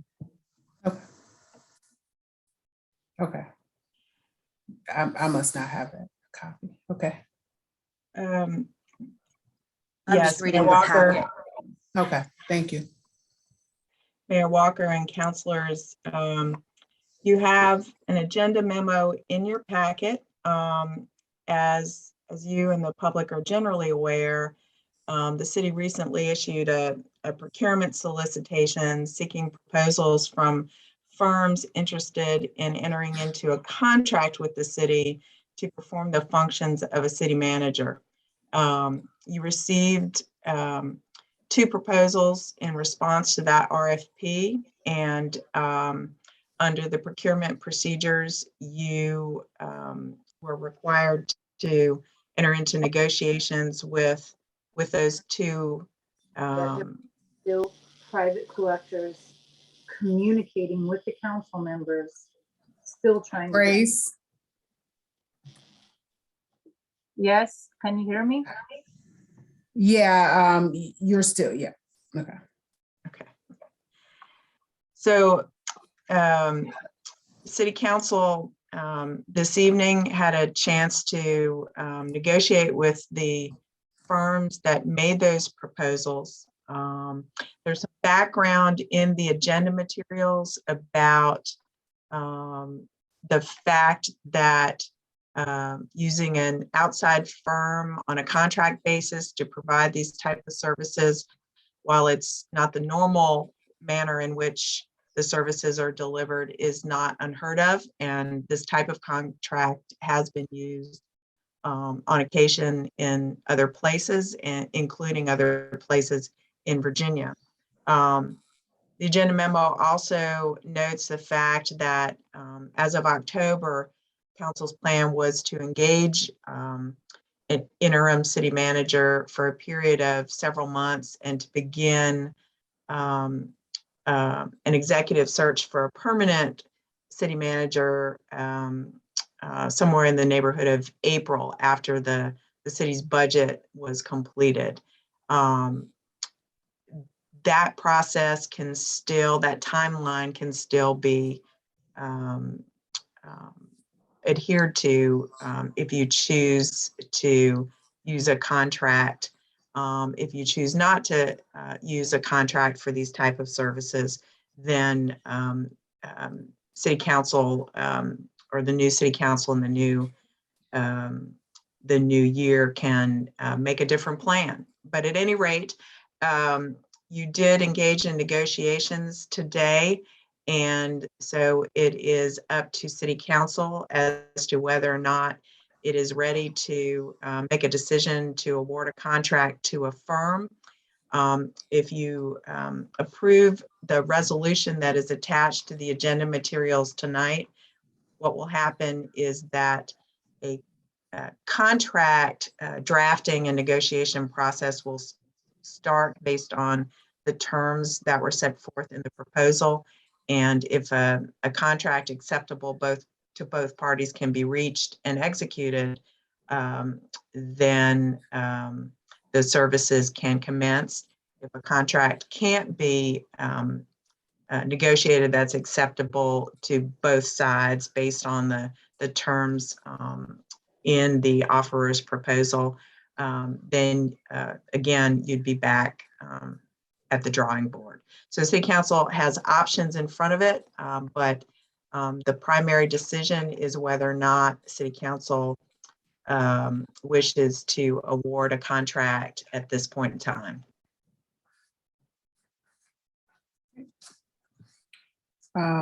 Councilors, are there any questions or comments? All right, is there a motion? I move we adopt the resolution to award the contract for city manager services.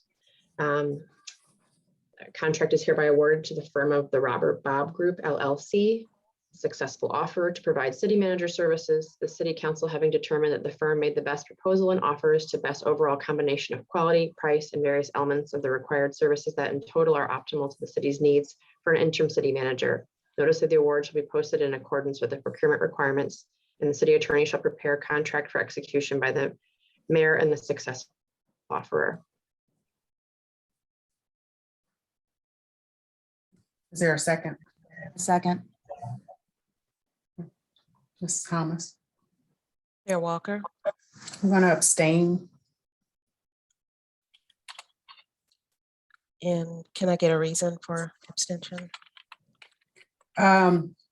Based on the discussions that we had today and what I shared with council, I think that this is a decision that once the contract terms were discussed, that it could be voted on at that time.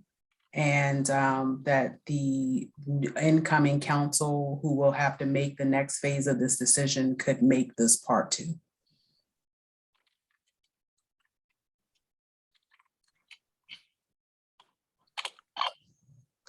Vice Mayor McGill, Yes. Councillor Hill, Yes. Councillor Payne, Yes. Councillor Snook, Yes. Right, that carries 4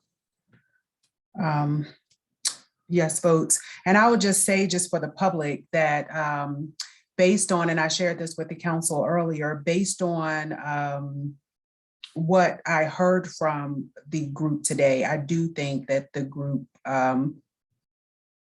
this is not a group that I would have voted a no to, and that's why I abstain.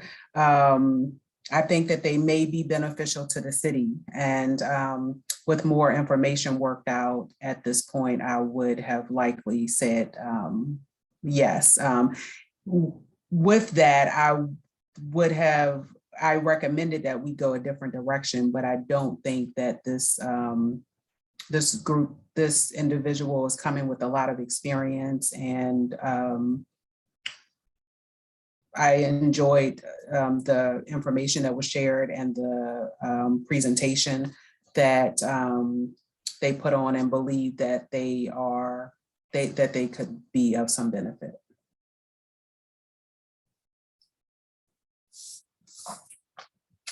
All right. Next up, we have the Charlottesville Affordable Housing Fund CAF program review redesign update.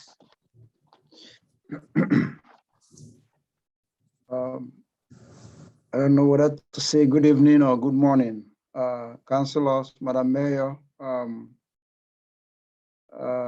Following the completion of affordable housing plan, council requested for contractual services with HR&A advisors to undertake the performance of evaluation of Affordable Housing Fund and recommend potential measures to redesign the program, make it more responsive with accountability. Tonight, staff and the consultant will be providing the City Council an update based on substantial completion of task 1 of the contract. The second task of the contract is a program redesign.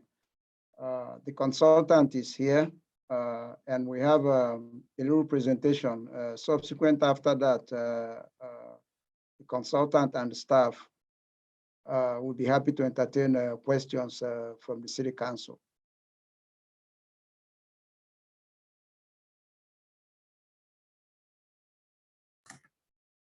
Thank you.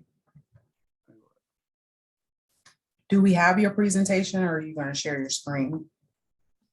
Okay, got it. You all should have the presentation. Can everyone hear me? Yes. Yeah. Good morning, Philip. Good morning. I appreciate the opportunity to be here, and I'm impressed you all have quite the agenda. I've learned a lot today. I have not heard a discussion of flood maps in quite this level of detail in some time, so I appreciate that. I'm going to go through some slides. Please, you all have seen me present previously, so please feel free to interrupt and ask questions. As Alex is describing, this is an interim report, so we are only part of the way through our analysis material. So there are going to be several areas where I am going to tell you that we are still looking into that. I have also decided to send the rest of the team home, or told them to go ahead, get off and go to bed, because they were, you all work harder than consultants, frankly. Next slide, please. So as I was describing, we were contracted really to do two components of work. One related to the inclusionary zoning program, which I'm not going to discuss today. For the first component of work, there were 2 tasks. One is a review of programs, which we are most of the way through. And the second is actually making a set of recommendations for an RFP or a NOFA process, selection and contracting, and monitoring and reporting. Next slide, please. So how we've been approaching this is pretty straightforward, but I'll spend a moment talking about it. We've been going through city documents. City staff have been extremely helpful in making copies and letting us look at documents, giving us copies of documents, answering our questions about documents. Then we've gone through a process of one-on-one interviews with each of the nonprofits and organizations that's actually received funding. And now we're really getting into verification of project inventory. So that's actual properties that got developed, going back and checking the information we have, going back and following up on questions where there are issues we're seeing or things that aren't clear to us, or frankly, people bring up points in the interviews that actually aren't necessarily reflected in the documents that we need to understand better. At this point, we have good information about number of units created, project delivery, project cost, project ownership. There are places where the records aren't complete on target affordability, so we're trying to get more information. We don't always have complete information on program income. That often wasn't required, so we're trying to dig into that. And then the demographic information for beneficiary households is also often not included, so we're going through that process and getting it. And then the points we're digging into are often related to project performance. So where there's been cost overruns or unplanned outcomes or sales of properties, things along those lines. The more interesting points are the sticky points. We're still going through and writing those pieces out. Next slide, please. So just talking about this at the highest level, general stats here. We went back to records are going back to 2010. We're talking about just shy of $47 million here. The vast majority, $38 million of it being local, city housing trust fund money. Next slide.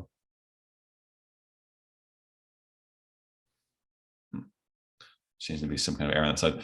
Really, as we looked at this, there are 3 different areas we looked at: development, program support, and operating. So development's anything where you are building a new home or substantially rehabilitating. So think of that as like a gut rehabilitation. A program is, think of that as the city's tax rebate program, or a repair program, or down payment assistance, but it's not actually, it's a program that's being run, but it's not actually getting a physical unit. And then operating support is support directly to a nonprofit organization to support their operations, support their mission. And then of course there's city administration. To the majority of the funding is affiliates. So then we started to look at, okay, so how is funding going out to different partners over the last, since going back to 2010, and what kind of funding is going to different partners? So you just look at the left, you can see PHA has just barely the slightest amount of funding over CRHA. That's really, tied to the Friendship Courts projects in particular, really moved their position on this pretty significantly.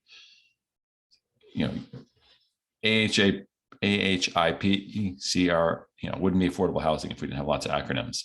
CRHA and PHA are, significantly larger than others. You can see some difference in there in that CRHA has got a range of support. They've had development projects, they've had programs, which makes sense since they've run some of the city's programs, and they have operating support. AHIP is primarily, it's the program, it's the repair programs they've run, and the operating support. Habitat for Humanity has been some programs and primarily development. Well, in the final report, it'll have a detailed chart that'll lay out exactly how much funding each grants for every single organization that makes up this graph. Next slide. So we started to look at, okay, how many units are being produced and at what cost? It's one of the points of analysis we're going to look at. We have a big red note here. While we think this is very important information and we want to share it, we're going to be looking at it more closely. We also want to be clear that average cost isn't necessarily a measure of where something's being used effectively or whether it's a well-run program, or it's certainly not the only measure to consider. But when you look at this, you basically see your single-family new construction and rehab programs, and you're ending up in your top left corner. So they're the most expensive per unit, and they're generally, you're getting fewer units. That's not surprising. That's in line with what we would expect to see. That's in line with what we see in other markets. Those units can't leverage as much outside funding sources. There's no low-income housing tax credits available for them. And you're talking about significant new construction on single family. So, there is a real cost there.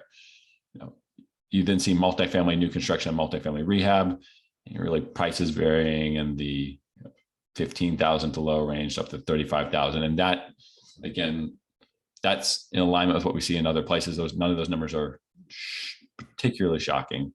It really comes down to, while it's often new construction or significant construction here, you are able to leverage more mortgage financing and tax credit financing to go after that. And then your lowest cost programs are really, retrofit, lighter touch, and repair programs. And that's, again, you'll see, AHIP is a significant outlier here, is that just the volume of units they've done. They are several orders of magnitude. They are about double, triple anybody else in terms of actual size. So I think that speaks to the scale in terms of actual units in their hands, not necessarily funding, but actual units. Next slide. So as we went through this, and again, a lot of this is very much interim findings. There were a couple of different points that jumped at us. The list of potential issues. So there were issues where the funding that was authorized by the city was not spent or followed up on. So the program, while it was awarded, what it was awarded for wasn't necessarily what actually ended up happening or wasn't actually used. There are a couple of examples of projects that are being delayed, or units not being built or not being built yet. There's projects that were actually located outside the city, but did not necessarily leverage regional funding. There's a clear pattern of needing for better reporting and monitoring, tracking information. I mentioned at the start of this that we don't have information about demographics, which is something that's obviously critical issue about who's being served. Lack of clear rules and required expectations about program revenue. And then another key area of issues was really the city-led process. So this is, how the process is set up does not currently guide doesn't lead to clear expectations on either what is being delivered or what the priorities are, or monitoring and reporting processes. So there's a lot of inconsistency in the process, and we can see evolution in getting a more standardized process as we go through the records and read processes over time. So there's definitely been improvement in process, but the processes are pretty inconsistent.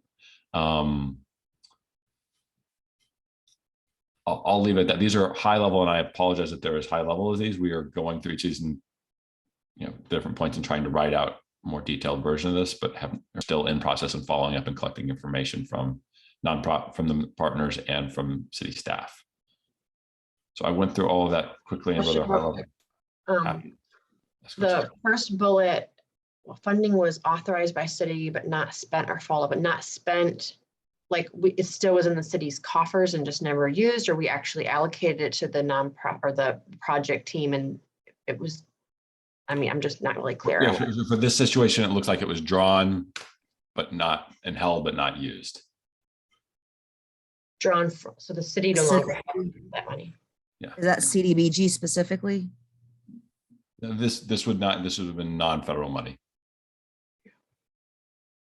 Are we also accounting for the federal money that's coming in, the CDBG? That's included in the overall. That's included in the overall level of funding. We're less focused on the CDBG, the federal money, because that's been reviewed and audited separately. But certainly we're including it in the conversations. Just to see the holistic picture, because are we also looking at vibrant community grant recipients? So anything that went through the Affordable Housing Trust, anything that showed up as a housing program, we're looking at. So I don't know that we're looking at everything that Vibrant Communities did, but if it showed up as a housing use, then we're looking at it. I just know some things came up as zero that we approved funds for last year. Can you be, I'm happy to look at it. Can you be more specific? Let's Pacham. I know at one point we approved some funds for Pacham. And I also know we've approved funds for FAR before. Well, the funding for FAR, I think it's through the CDBG. I know they have a current active agreement with the city right now for CDBG funding.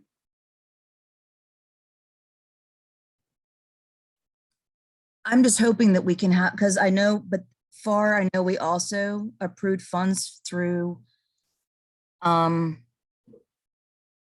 okay. I think Ms. Marshall has just answered my question. Okay. We're happy to look into it. I'll follow up with Alex to get guidance on that. Well, I'm just wondering about other departments in the city is where I'm going with this is Human Services also has some pots of money that is awarded to people. The CARES funding didn't necessarily come through that avenue. And so that's just, I'm hoping that this process has a pretty more holistic look at the streams and what's being accomplished with them. I do not believe our analysis is that exhaustive. No. And the intention behind this is to look at the CAF funding, the nonprofits that are funded, and the city's role in it, and whether the nonprofits are fulfilling the goals that they stated of why they received the money. That is the charge as I understand it, as described to us. I think that and making sure we set up a process going forward that does that and achieves the additional goals set forth in the housing plan. And I agree with that, but I also see where Vice Mayor McGill is coming from, especially related to Vibrant Communities funds, because we've had some of those same housing providers apply for funding through that avenue with some of the very, very similar deliverables as we have with our CAF. And so I think that that's important to understand, because one of the criticisms is like some of these folks are like trying to dip in multiple avenues. And we need to make sure that we're tracking, we need to streamline that so that these service providers really have one avenue, and then we're looking at these things holistically. So what I hear is, a desire to include vibrant communities funding that's related. Is that, or to the same organization? Related to similar types of initiatives, yes. Yeah, housing, producing units. Or supplemental programs or whatever, yeah. Housing. But it'll related. basically be the same nonprofits that you're talking about here. So you can look from the nonprofits who receive money from Vibrant Community Fund for housing. And if I could, what we'll also do, I'm almost certain the Vibrant Communities items were captured in the preliminary work that Brenda did when she was compiling the statistics. It may not have been marked, Philip, so that your team could see it separate, because you may actually be considering it all together. But we can check that. That's something we can check quickly tomorrow just to verify. And if not, then we can get you that line of Vibrant Communities awarded dollars as well. I'm actually looking to see if I can find the chart. I can't put my hands on it right at this minute. So this is just a partial report at this time, is what you're saying? It's It's not even a partial, it's just an update on what we're doing. I wouldn't call any of this report level. We are in process, and this is where we're at currently in process. So like when we get to a final version of this, we would never say funds that were authorized by, like, these are all kind of teasers. We would give you a description of this is the issue, and it would also be with recommendations. We think you should run your process like this. Like we're going to put together a series of recommendations. So right now, I mean, there's a couple things we're going to have to get into with this, which is, okay, you guys have, I mean, more than a couple, but you have a CIP, you have funding that's going to get set aside for the Affordable Housing Trust Fund. Are we running a single competitive process where we don't actually allocate the funding across different programs, or are we going to run a process where we've decided we're putting this amount of money into gap financing for tax credits, this amount of money for down payment assistance, this amount of et cetera for the different programs? And we're going to come back with some recommendations on that, but that's setting that allocation across programs is something that has to be set, because otherwise you have somebody doing home repairs competing with somebody building a tax credit development, and you can't score those. That's an apples and orange situation. You can't score those in the same. So we'll have to give you all some recommendations on those pieces. And then frankly, recommendations on scoring criteria and process for reviewing. The scoring criteria are going to have to incorporate the equity principles and regionality principles that we put in the plan. A lot of what you all have criteria right now are good. We just have to put up, and we need to write a process of who's doing the review and what order that happens, so that it's clear how review happens and who makes how recommendations and how coordination happens. And then generally, if that's going to be able to line up with any state timelines for funding, particularly tax credits, because we don't want to shoot ourselves in the foot in getting additional funding, but we also need it to line up with your own processes. And is there a way to assess why the units, the cost per unit for new construction is different for developments? Like, is there a way to assess what is increasing certain developments at a certain rate and why? Sure. Can we go back to the chart? There was a dot chart of the costs in different places. Thank you. Appreciate it. So I'll give a two-part answer, and one will be simple and maybe not so helpful, and the other hopefully will be more helpful. I mean, comparing individual transactions to each other, you can do that. I think that there's a couple different, like looking at the development side of it. So like this top left corner, single family, new construction rehab, you could underwrite and you can set up rules for how much it costs and how much money goes in per unit. And you can set criteria for all that. And you can set up a process for reviewing and scoring it that way, quite competitively. For multifamily, so think about the Virginia Supportive Housing, PHA, CRHA. Those projects are usually underwritten to some degree that that calls the question of like, this is a more expensive project because it's a premium piece of land. This is a more expensive project because we're doing very deep levels of affordability. Like having $50,000 a unit and creating a 30% AMI unit is frankly is a good public, relative to cost in other places is a good buy. But you have to look at the transaction, you have to understand, okay, it's $50,000 a unit and I only have 4% low income housing tax credit. So that's actually pretty good. Whereas 50,000 a unit, and if I was on a 9% tax credit, might be not what you're looking for.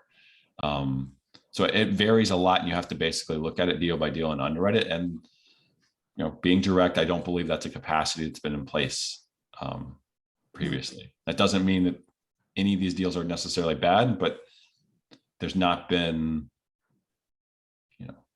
that back and forth. And I think there was a statement made earlier about you can be a very good mission organization and have very good intent.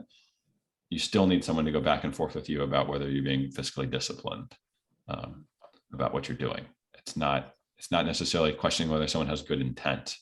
It's just some deals, it takes discipline to do some of these development deals. And I'm not saying that any of these transactions necessarily don't have that, but an underwriting and back and forth process is important whenever you're deploying public funding for any purpose. And housing is not exempt from that process. That's a very long and convoluted answer. Was that somewhat helpful? Yeah, it was somewhat helpful. Thank you. Sorry. But, yeah. Are there other questions? I apologize if these are very much interim results. I don't have a lot of concrete things to say to you. Yeah. Yeah, I don't have a whole lot to say without more specific information and data, but I would just say I'm very curious to learn more about the issues relating to recapturing the length of affordability of our investments, whether we're successfully enforcing compliance with some of our investments, if they come with things that would have to be at least inspected to see if they're happening. I don't know if there's any of those cases, but again, particularly interested in length of affordability and what we are or not doing with maximizing length of affordability as well as recapturing affordability should an affordability period be ending for some reason. And so we'll give results on that. And I think, again, for your multifamily kind of the grouping or your multifamily rental space, part of that, there's other funding sources are putting affordability restrictions on there and doing a lot of the monitoring. So the question becomes, do you put longer restrictions on, which often you have? And then when does your monitoring need to go into place? If somebody else is monitoring, is that sufficient? Do you want to have an agreement with them? We can say that. On your single family, this is a conversation we got in during the affordable housing planning process, but are we maintaining affordability, and in what way are we maintaining more affordability after the first household buys it? So is this a permanent affordable homeownership opportunity or not? And so we've talked about that some during the planning process, and we'll lay those out again and give options or recommendations in that space. Obviously, different partners have different business models or different philosophies on affordability, and we'll try to describe that accurately. And then the final thing is just, I'm curious, it may not be relevant to recent years expenditures, I'm not sure, but just the situation of investing in properties that are using low-income housing tax credit money, and how often and how extensive are we seeing those investments lapse in their affordability period without anything structured at the beginning to maintain affordability for a longer period. I mean, I know we have a number of properties with expiring low-income housing tax credit affordability periods, and just what, if anything, we can do to minimize that from happening. Sure. I think there'll be a two-part answer. And I think one part of the answer will be, these are the clauses we think in ways you should frame it when you're putting money in going forward. That'll help protect you for new deals. And then for the ones that are coming up on expiration, we can certainly make comments on where we think the greatest risk is and how you might approach it. that'll have to be unpacked a little bit deal by deal, but we can certainly flag it. I mean, the quick rules of thumb are pretty straightforward. Of, is it owned by a for-profit organization? Is it somewhere where the rents are currently significantly higher than tax credit rents? And that actually narrows it down most places to a small subset. And that subset of for-profit ownership and significant rent deltas are really where you have to focus your energy. If I could, I'll just add just a couple quick comments that, as mentioned when we first started on this, this was going to be one of those moments where we would have to realize that we haven't done the best job in the past, and we've definitely got a lot of work to do. Part of what we know that still has to be figured out is, of the dollars that we've given out, how much of it has gone towards operating support and less about actual unit production, because that is the case in some of the different lines of funding that's out there. So we got to figure out a way to even map that on a different chart than the cost per unit, because the asks that are being made are not necessarily being made tied to a certain number of units. So we need to align those moments, because that's probably not the best way to do that if we want to be able to say that every dollar we have going out is either preserving a unit or producing a unit. I don't think we've done that specifically well in the past. And as Philip has discussed systems, that's part of where we're going to have to align some of our efforts going forward. I know in the past, there have been organizations that have said that some of the costs associated that they couldn't get other funding for, that they would utilize city money for that. So if they're doing the work that is outlined by council that they want done, council wants done, then I think if that type of situation comes up, that we should support it. But it shouldn't be a space where we're only like funding the organization, or the majority of funds is going only towards the organization and not the work that's been laid out. So I hope that we are, that you all are able to look at that and determine when it's appropriate and when it ultimately helps the organization deliver on the goal set. I'm going to repeat back what I think I just heard there, which I think I heard is, it's not that you never want to support an organization, because they might need flexible funding to achieve what you're asking them to do, but that's got to be tied closely to them producing units or having the impact you're asking for. So it's almost got to be like an admin fee or some kind of cost that goes with production, because they need flexible capital, and like you need recommendations on what is appropriate there and how to evaluate it. Is that? Yeah. Okay. I'm thinking of a lot of examples, but I've used these examples in the past, and so I think people pretty much know where I stand. Like keeping an organization afloat should not be our goal if they're not delivering. And I think what ultimately, once this report is finished, the community will see is that we haven't been mindful at all regarding the funds that we are allocating, and we need to be more, mindful. And organizations have pretty much decided like what they are doing, and if it's not producing housing that we need for the city, that we need to make sure that who we are investing in is producing the housing and helping us to meet those affordable housing goals that we've set. Are we also looking at the affordable inventory from developments? Yes. Approved? Yes. So we are looking at the affordable development. And so part of what was used to make this chart is looking, starting to count the units and keep track of which units, like, okay, for those units, which ones created, which ones are still affordable, which ones we're not sure if they're still affordable, which ones are we know for sure they're not affordable because it's either expired or there's a resale on it, or there was no affordability requirement built into the process. So part of what we are trying to get to is close to a comprehensive inventory of your affordable units and their expiration dates. Does that answer your question? Yeah, from like private development that came through the SUP process. I don't know if that would be included in it. Yeah, we keep track of those.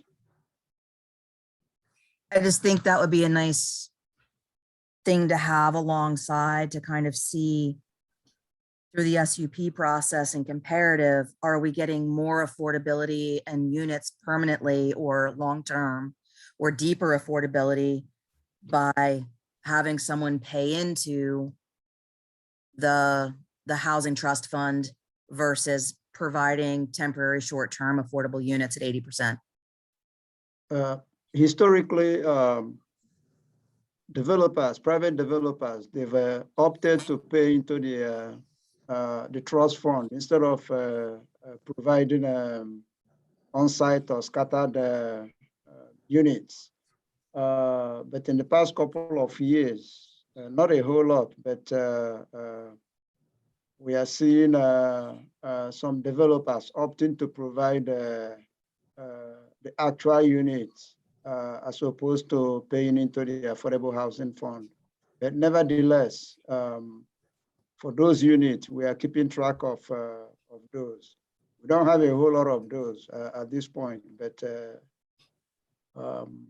staff is keeping track of those units that are coming from the private developers.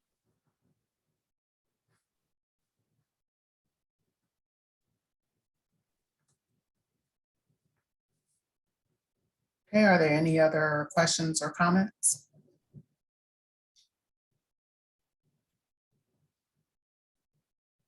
All right, well, thank you for hanging out with us for going into the second day, and thanks for the update. And this is one report that I'm really interested in seeing the final version of, so.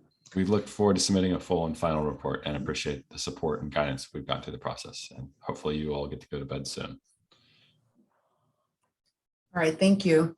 All right, next up, we have Community Development Block Grant CDBG Home Program Task Force. All right, so Joe, am I able to share my? Sure, Sam, 1 second. All right, you should be able to share now.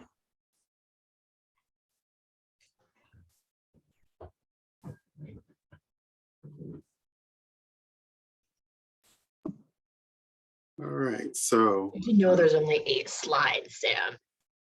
Yes, there's only 8 slides, and I'm going to try to go fast because it is tomorrow. So this is the continuation of the work session from earlier this month, just focusing on the task forces that we use and just looking at how those are being utilized today. But I just wanted to point out just in my observations of the short time that I've been here and just looking at this space that I've spent some time in, just giving you the reactions to it, that routinely a task force model don't necessarily help to meet the regulatory conditions, because typically what you're doing is just simply allowing community members to pick projects, and they don't necessarily always know all the details that go into executing. And that's a failure on the part of the entities that are pulling these task forces together if they're not teaching them that. But one of the things that we want to try to make sure of is that we can always meet the regulatory conditions when we're dealing with federal funds. Timeliness is a huge concern. It is what we get into trouble for all the time. And it is not something that's just only a problem facing the city of Charlottesville. It's all over the country. There are always write-ups across the country of cities and groups not necessarily getting their money spent. So timeliness is a big deal and something we have to focus a lot of attention on. Where we tend to see issues is where staff recommendations are not necessarily viewed as expert. And that's really a problem, because then you start to get projects selected that didn't really get the full filter that they deserve in order for us to not move on them or to actually pick something else instead. What we do find in these models is that the same organizations tend to get funds over and over because it's their public perception that outweighs whether or not it's a quality proposal. I know from comments that I've actually seen and heard, our own planning commission questions what their role is in looking at home and CDBG items. And then it does appear to be redundant to have them as a community-based group along with the task force group to look at considerations for how to spend some of the dollars. So what I did was I pulled together a sample of how we make things happen. And this isn't exactly how it works, but I just wanted to use this just as an illustrative way of demonstrating that that first column where it says applicants, those are just potential applications that come in. The second column is how the task force may grade it, a score of 90 to a 70. Planning Commission says yes to everything that the task force pretty much says. Very little changes happen, if at all. But if you go back and look at what the staff was recommending on those actual proposals, you'll see that then in multiple cases, they might have said there was a reason to not fund them, and they gave them significant reasons as to why they shouldn't have been selected. But those things were not necessarily taken into consideration. And then you look at an actual example of how we get ourselves into trouble. So the Franklin Street sidewalks is something that you all have heard about before. It was selected by the Belmont Committee in 2017. We've had to reallocate money before. We are right now in the process of reallocating funds back to this project, and we still have a timeliness concern. Engineering complications exist today in order for us to be able to move forward. The reality is it shouldn't have been selected. To proceed, we actually have to condemn property, which is a time-consuming process, a more complicated process. And what we've also found is that some residents don't even want the sidewalks today. So we're actually in the process of forcing a project to move forward, and we cannot meet our timeliness requirement that is set for May of 2022 because we selected a project that we shouldn't have selected in the first place. This would be a process failure. So this is what I spend a lot of my time doing, just trying to figure out where are the failures and how do we come up with ways to fix them. And again, as I mentioned, timeliness is consistent around the country as a problem. But the third bullet there is projects should remain focused on low income priorities. That's something that I've heard Ms. Joy say. I wish she were on here so she could hear me tooting that horn for her, but it is definitely something that we need to look at because typically the task force don't necessarily look at using home and CDBG money for low income priorities, even though we're in a low income or a moderate income census tract. The projects themselves don't necessarily uplift the larger community that make up that particular census tract. And usually what you see with task forces around the country when they were really being used in a significant way is they were used when there was no CIP available. The city wasn't necessarily doing CIP oriented work, taking in projects on a regular basis that could come in recommended by the community at large. They would utilize a task force concept. But since we do have a CIP process, albeit not exactly what we want it to be and where some projects go to die, it's not what we're striving for, but because it exists, we actually don't necessarily need the task force system that we have in place to work the way that it does. And as I mentioned, the Planning Commission doesn't necessarily understand why they're involved at all. But I think the main thing I'm pointing out in this review of where we are is that the staff recommendation is routinely overlooked. And to me, that's problematic, especially because we find the result of that is that we've had to recapture funds multiple times. We're definitely reprogramming dollars, and we don't really get additional timeliness, a timeliness window when we are doing these things. So this really feels more like a self-inflicted process.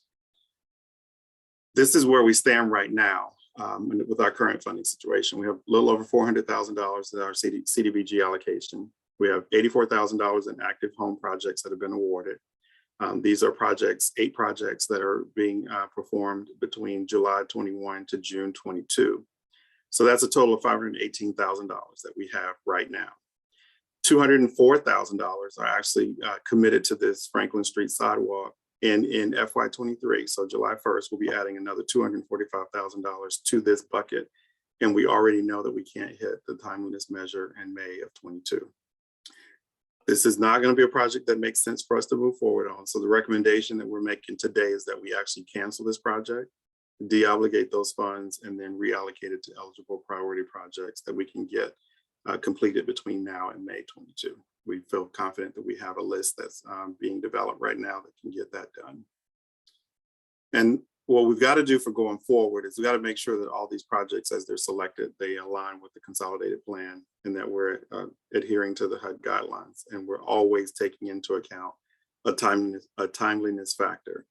we should be able to project how long we think a project is going to take and be able to help select those projects based on knowing that it can meet that timeliness criteria. Otherwise, it just cannot be selected. Even though it could be significant sentiment that we want this project to happen, those kinds of projects have to be identified years in advance and teed up if that's what we want to do. But we cannot select a project this year that we expect to be done next year that we know cannot be done for at least 2 years. It just doesn't make sense. And we always have to make sure that we don't miss the opportunity to integrate other city departments, because that's what we found out on the Franklin Sidewalk project, that once we bring in Public Works and we have to then factor in that project getting done on their schedule of all the other projects that have to get done, we didn't necessarily know that on the front end. And we definitely know that the task force group would never have any idea how much time that's going to take. So we got to be able to make sure we manage that. And then, as I mentioned in the first phase of this conversation on the 6th, when we were talking, that we definitely need to have administrative dollars set aside. And there has been questions at times of whether or not we should save the 15% that we're allowed by HUD to reserve. It is my position that we always need to pull in that 15% because we need to support our own internal operations. As you've just heard from Philip, and that's 20%. I made a mistake. It should be 20% and not 15%. But as we heard from Philip, is that we need to do better at what we're doing. And the only way to do that is we're going to have to increase the number of staff hands available to help us get this work done. So quickly, recommendations that we have is that we need to update our approach to community planning. We have to elevate the staff recommendation as expert. And we need to layer more expertise in meeting our regulatory conditions. So we're going to be looking to do more technical assistance and capacity building for the various residents that make up the task forces. But the suggestion that I'm making to you is that we should take these task forces and make them staff advisory groups. And that way they are hearing options, or we're making presentations of projects, and they're then able to prioritize those projects with us, and not necessarily have them continue in the frame of mind that they're thinking that they're making the decision on what is what, because without some of the internal factors and the information that we have, those will never really make it to executable projects, and we'll be back in the same place with timeliness issues where we're having to come back and ask you to cancel a project. And we do need to redirect more projects to the appropriate places like the CIP, to the departments directly, or to external sources if they're just things that can't be met with these particular funds that we have as home and CDBG. So I know I was quick, but I wanted to at least get this done because we've been talking about it for a little bit, and allow you to ask any questions. Do you want to put the recommendation sheet back up? Is there something? Don't do that. I'll put the recommendations back up. There we go. And what do you need from us? So we know that, well, the task forces are in the city code, so we would have to do an update to codes. My thought is that we'll have to bring that back for later action. Because what I wanted at this moment was maybe a head nod or a yes that this makes sense, or if there were questions or heartburn from anything that I've shared, then at least we can take that under advisement. Okay.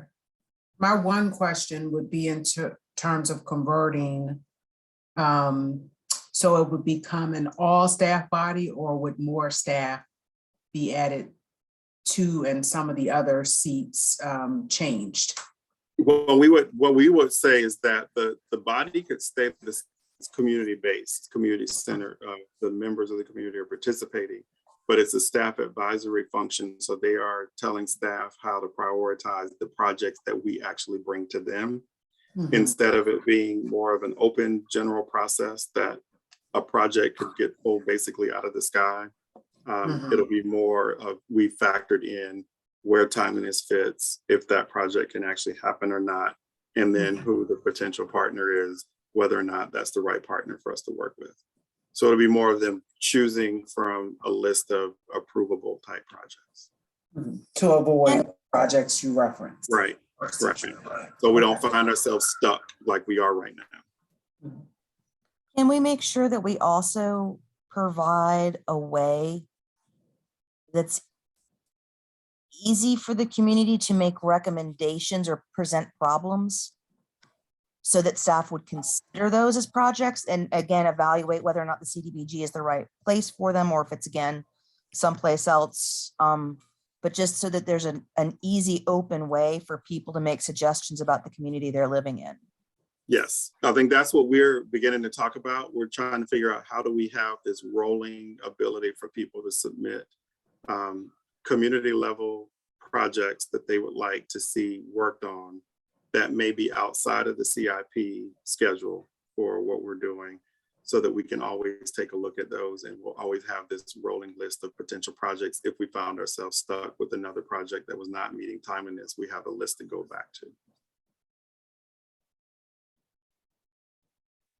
And then as they're coming in, we can be evaluating them for if this is something that we can get done quickly or not, or we may even have to take it back to the group and present it to them as to why this is not the kind of project that we can do in a timely manner, and maybe it needs to go to CIP or it has to be broken up into 2 or 3 projects instead. And the way that this, what would be the process of the report to council in the future? I think we could do an annual report. And we could do more than that, but I think an annual report would still be the right thing for us to do as a body that is advising the city on how to utilize the funds that are coming in as entitlement funds. I think it's appropriate to do that. And we just sum it up that way. Just demonstrate for you what kinds of projects came in, which ones were we able to accept or not, and which ones did we get done. I mean, the reason it comes back so much right now is because of timeliness issues and we have to keep readjusting. Yeah. Yeah, we're spending a lot of time just kind of moving around and around and around with the same stuff and not necessarily doing the kind of evaluative work to figure out what else should we be doing? What else can we do? How could we use that money to reach another area that we haven't been able to get to? I raised a flag when these things kept coming back with just minor adjustments, and and Erin was became more open when we were asking questions around. I know a couple of us reached out to her directly, and I'm just really appreciate you taking the leadership capacity that you have and like digging into this and like putting something in front of us and being so firm about it. I think she's going to certainly appreciate that moving forward. So my head is nodding yes. So. The only comment is the same one I made for the hack discussion is just the whatever that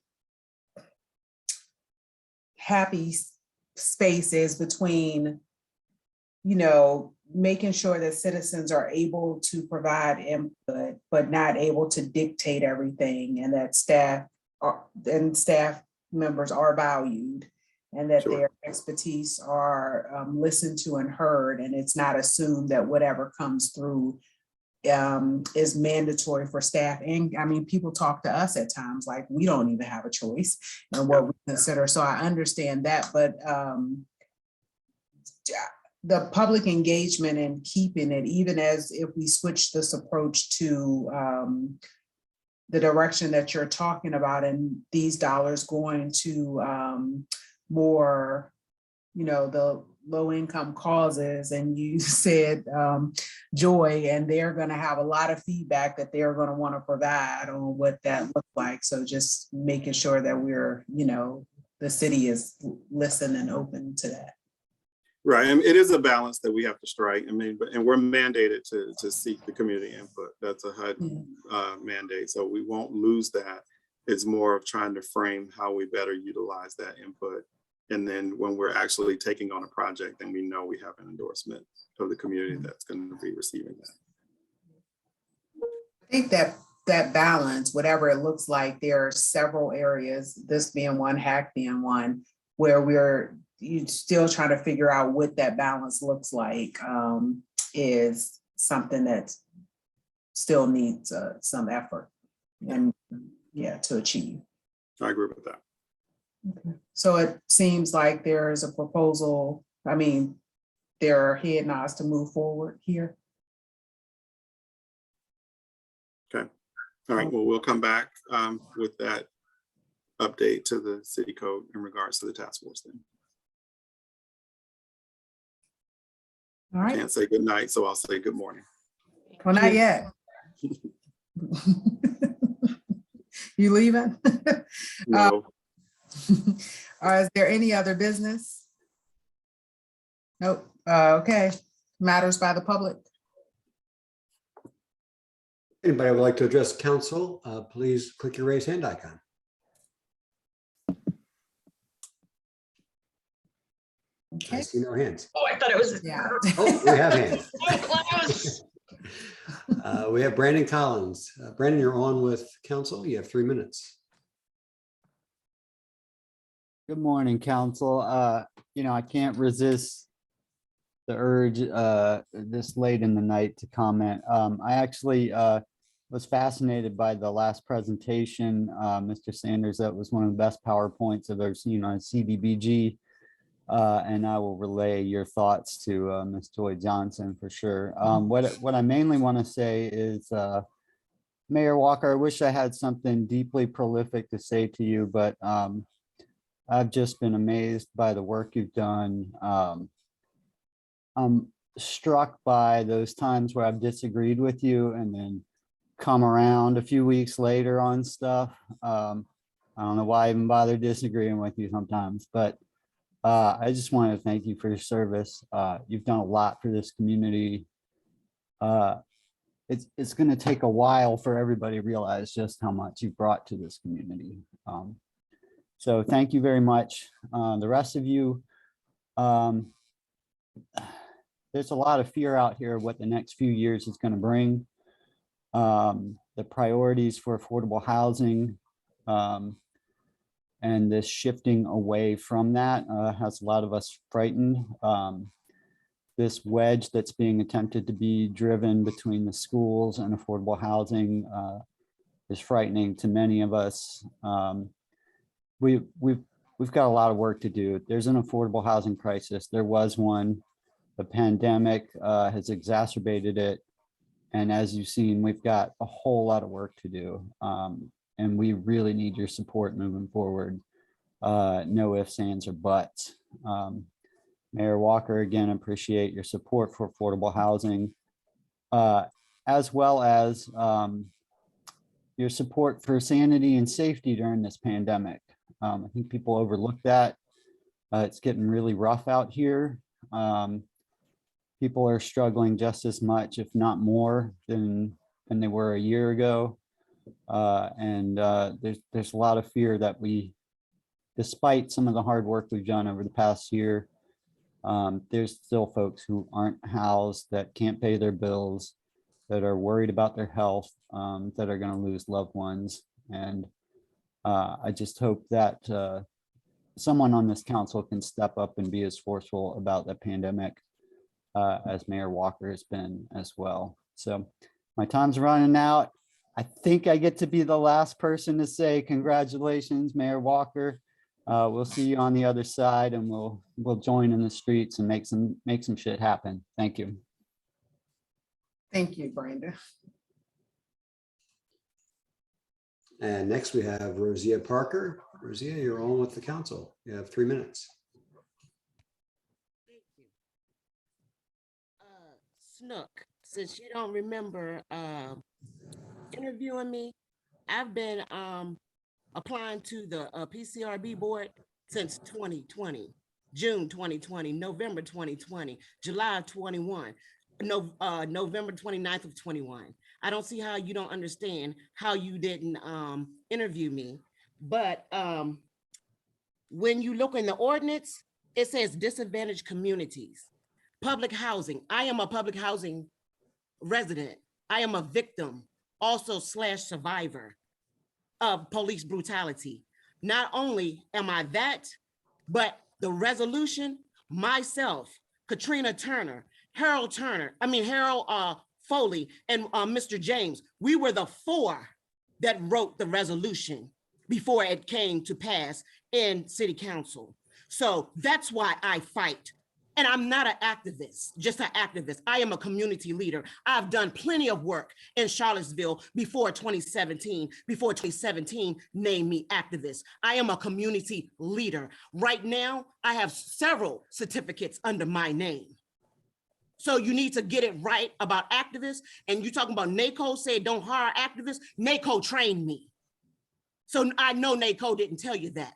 So I would like to see that. So I want to say Either y'all can offer me my appointment or you can offer me my money. Merry Christmas.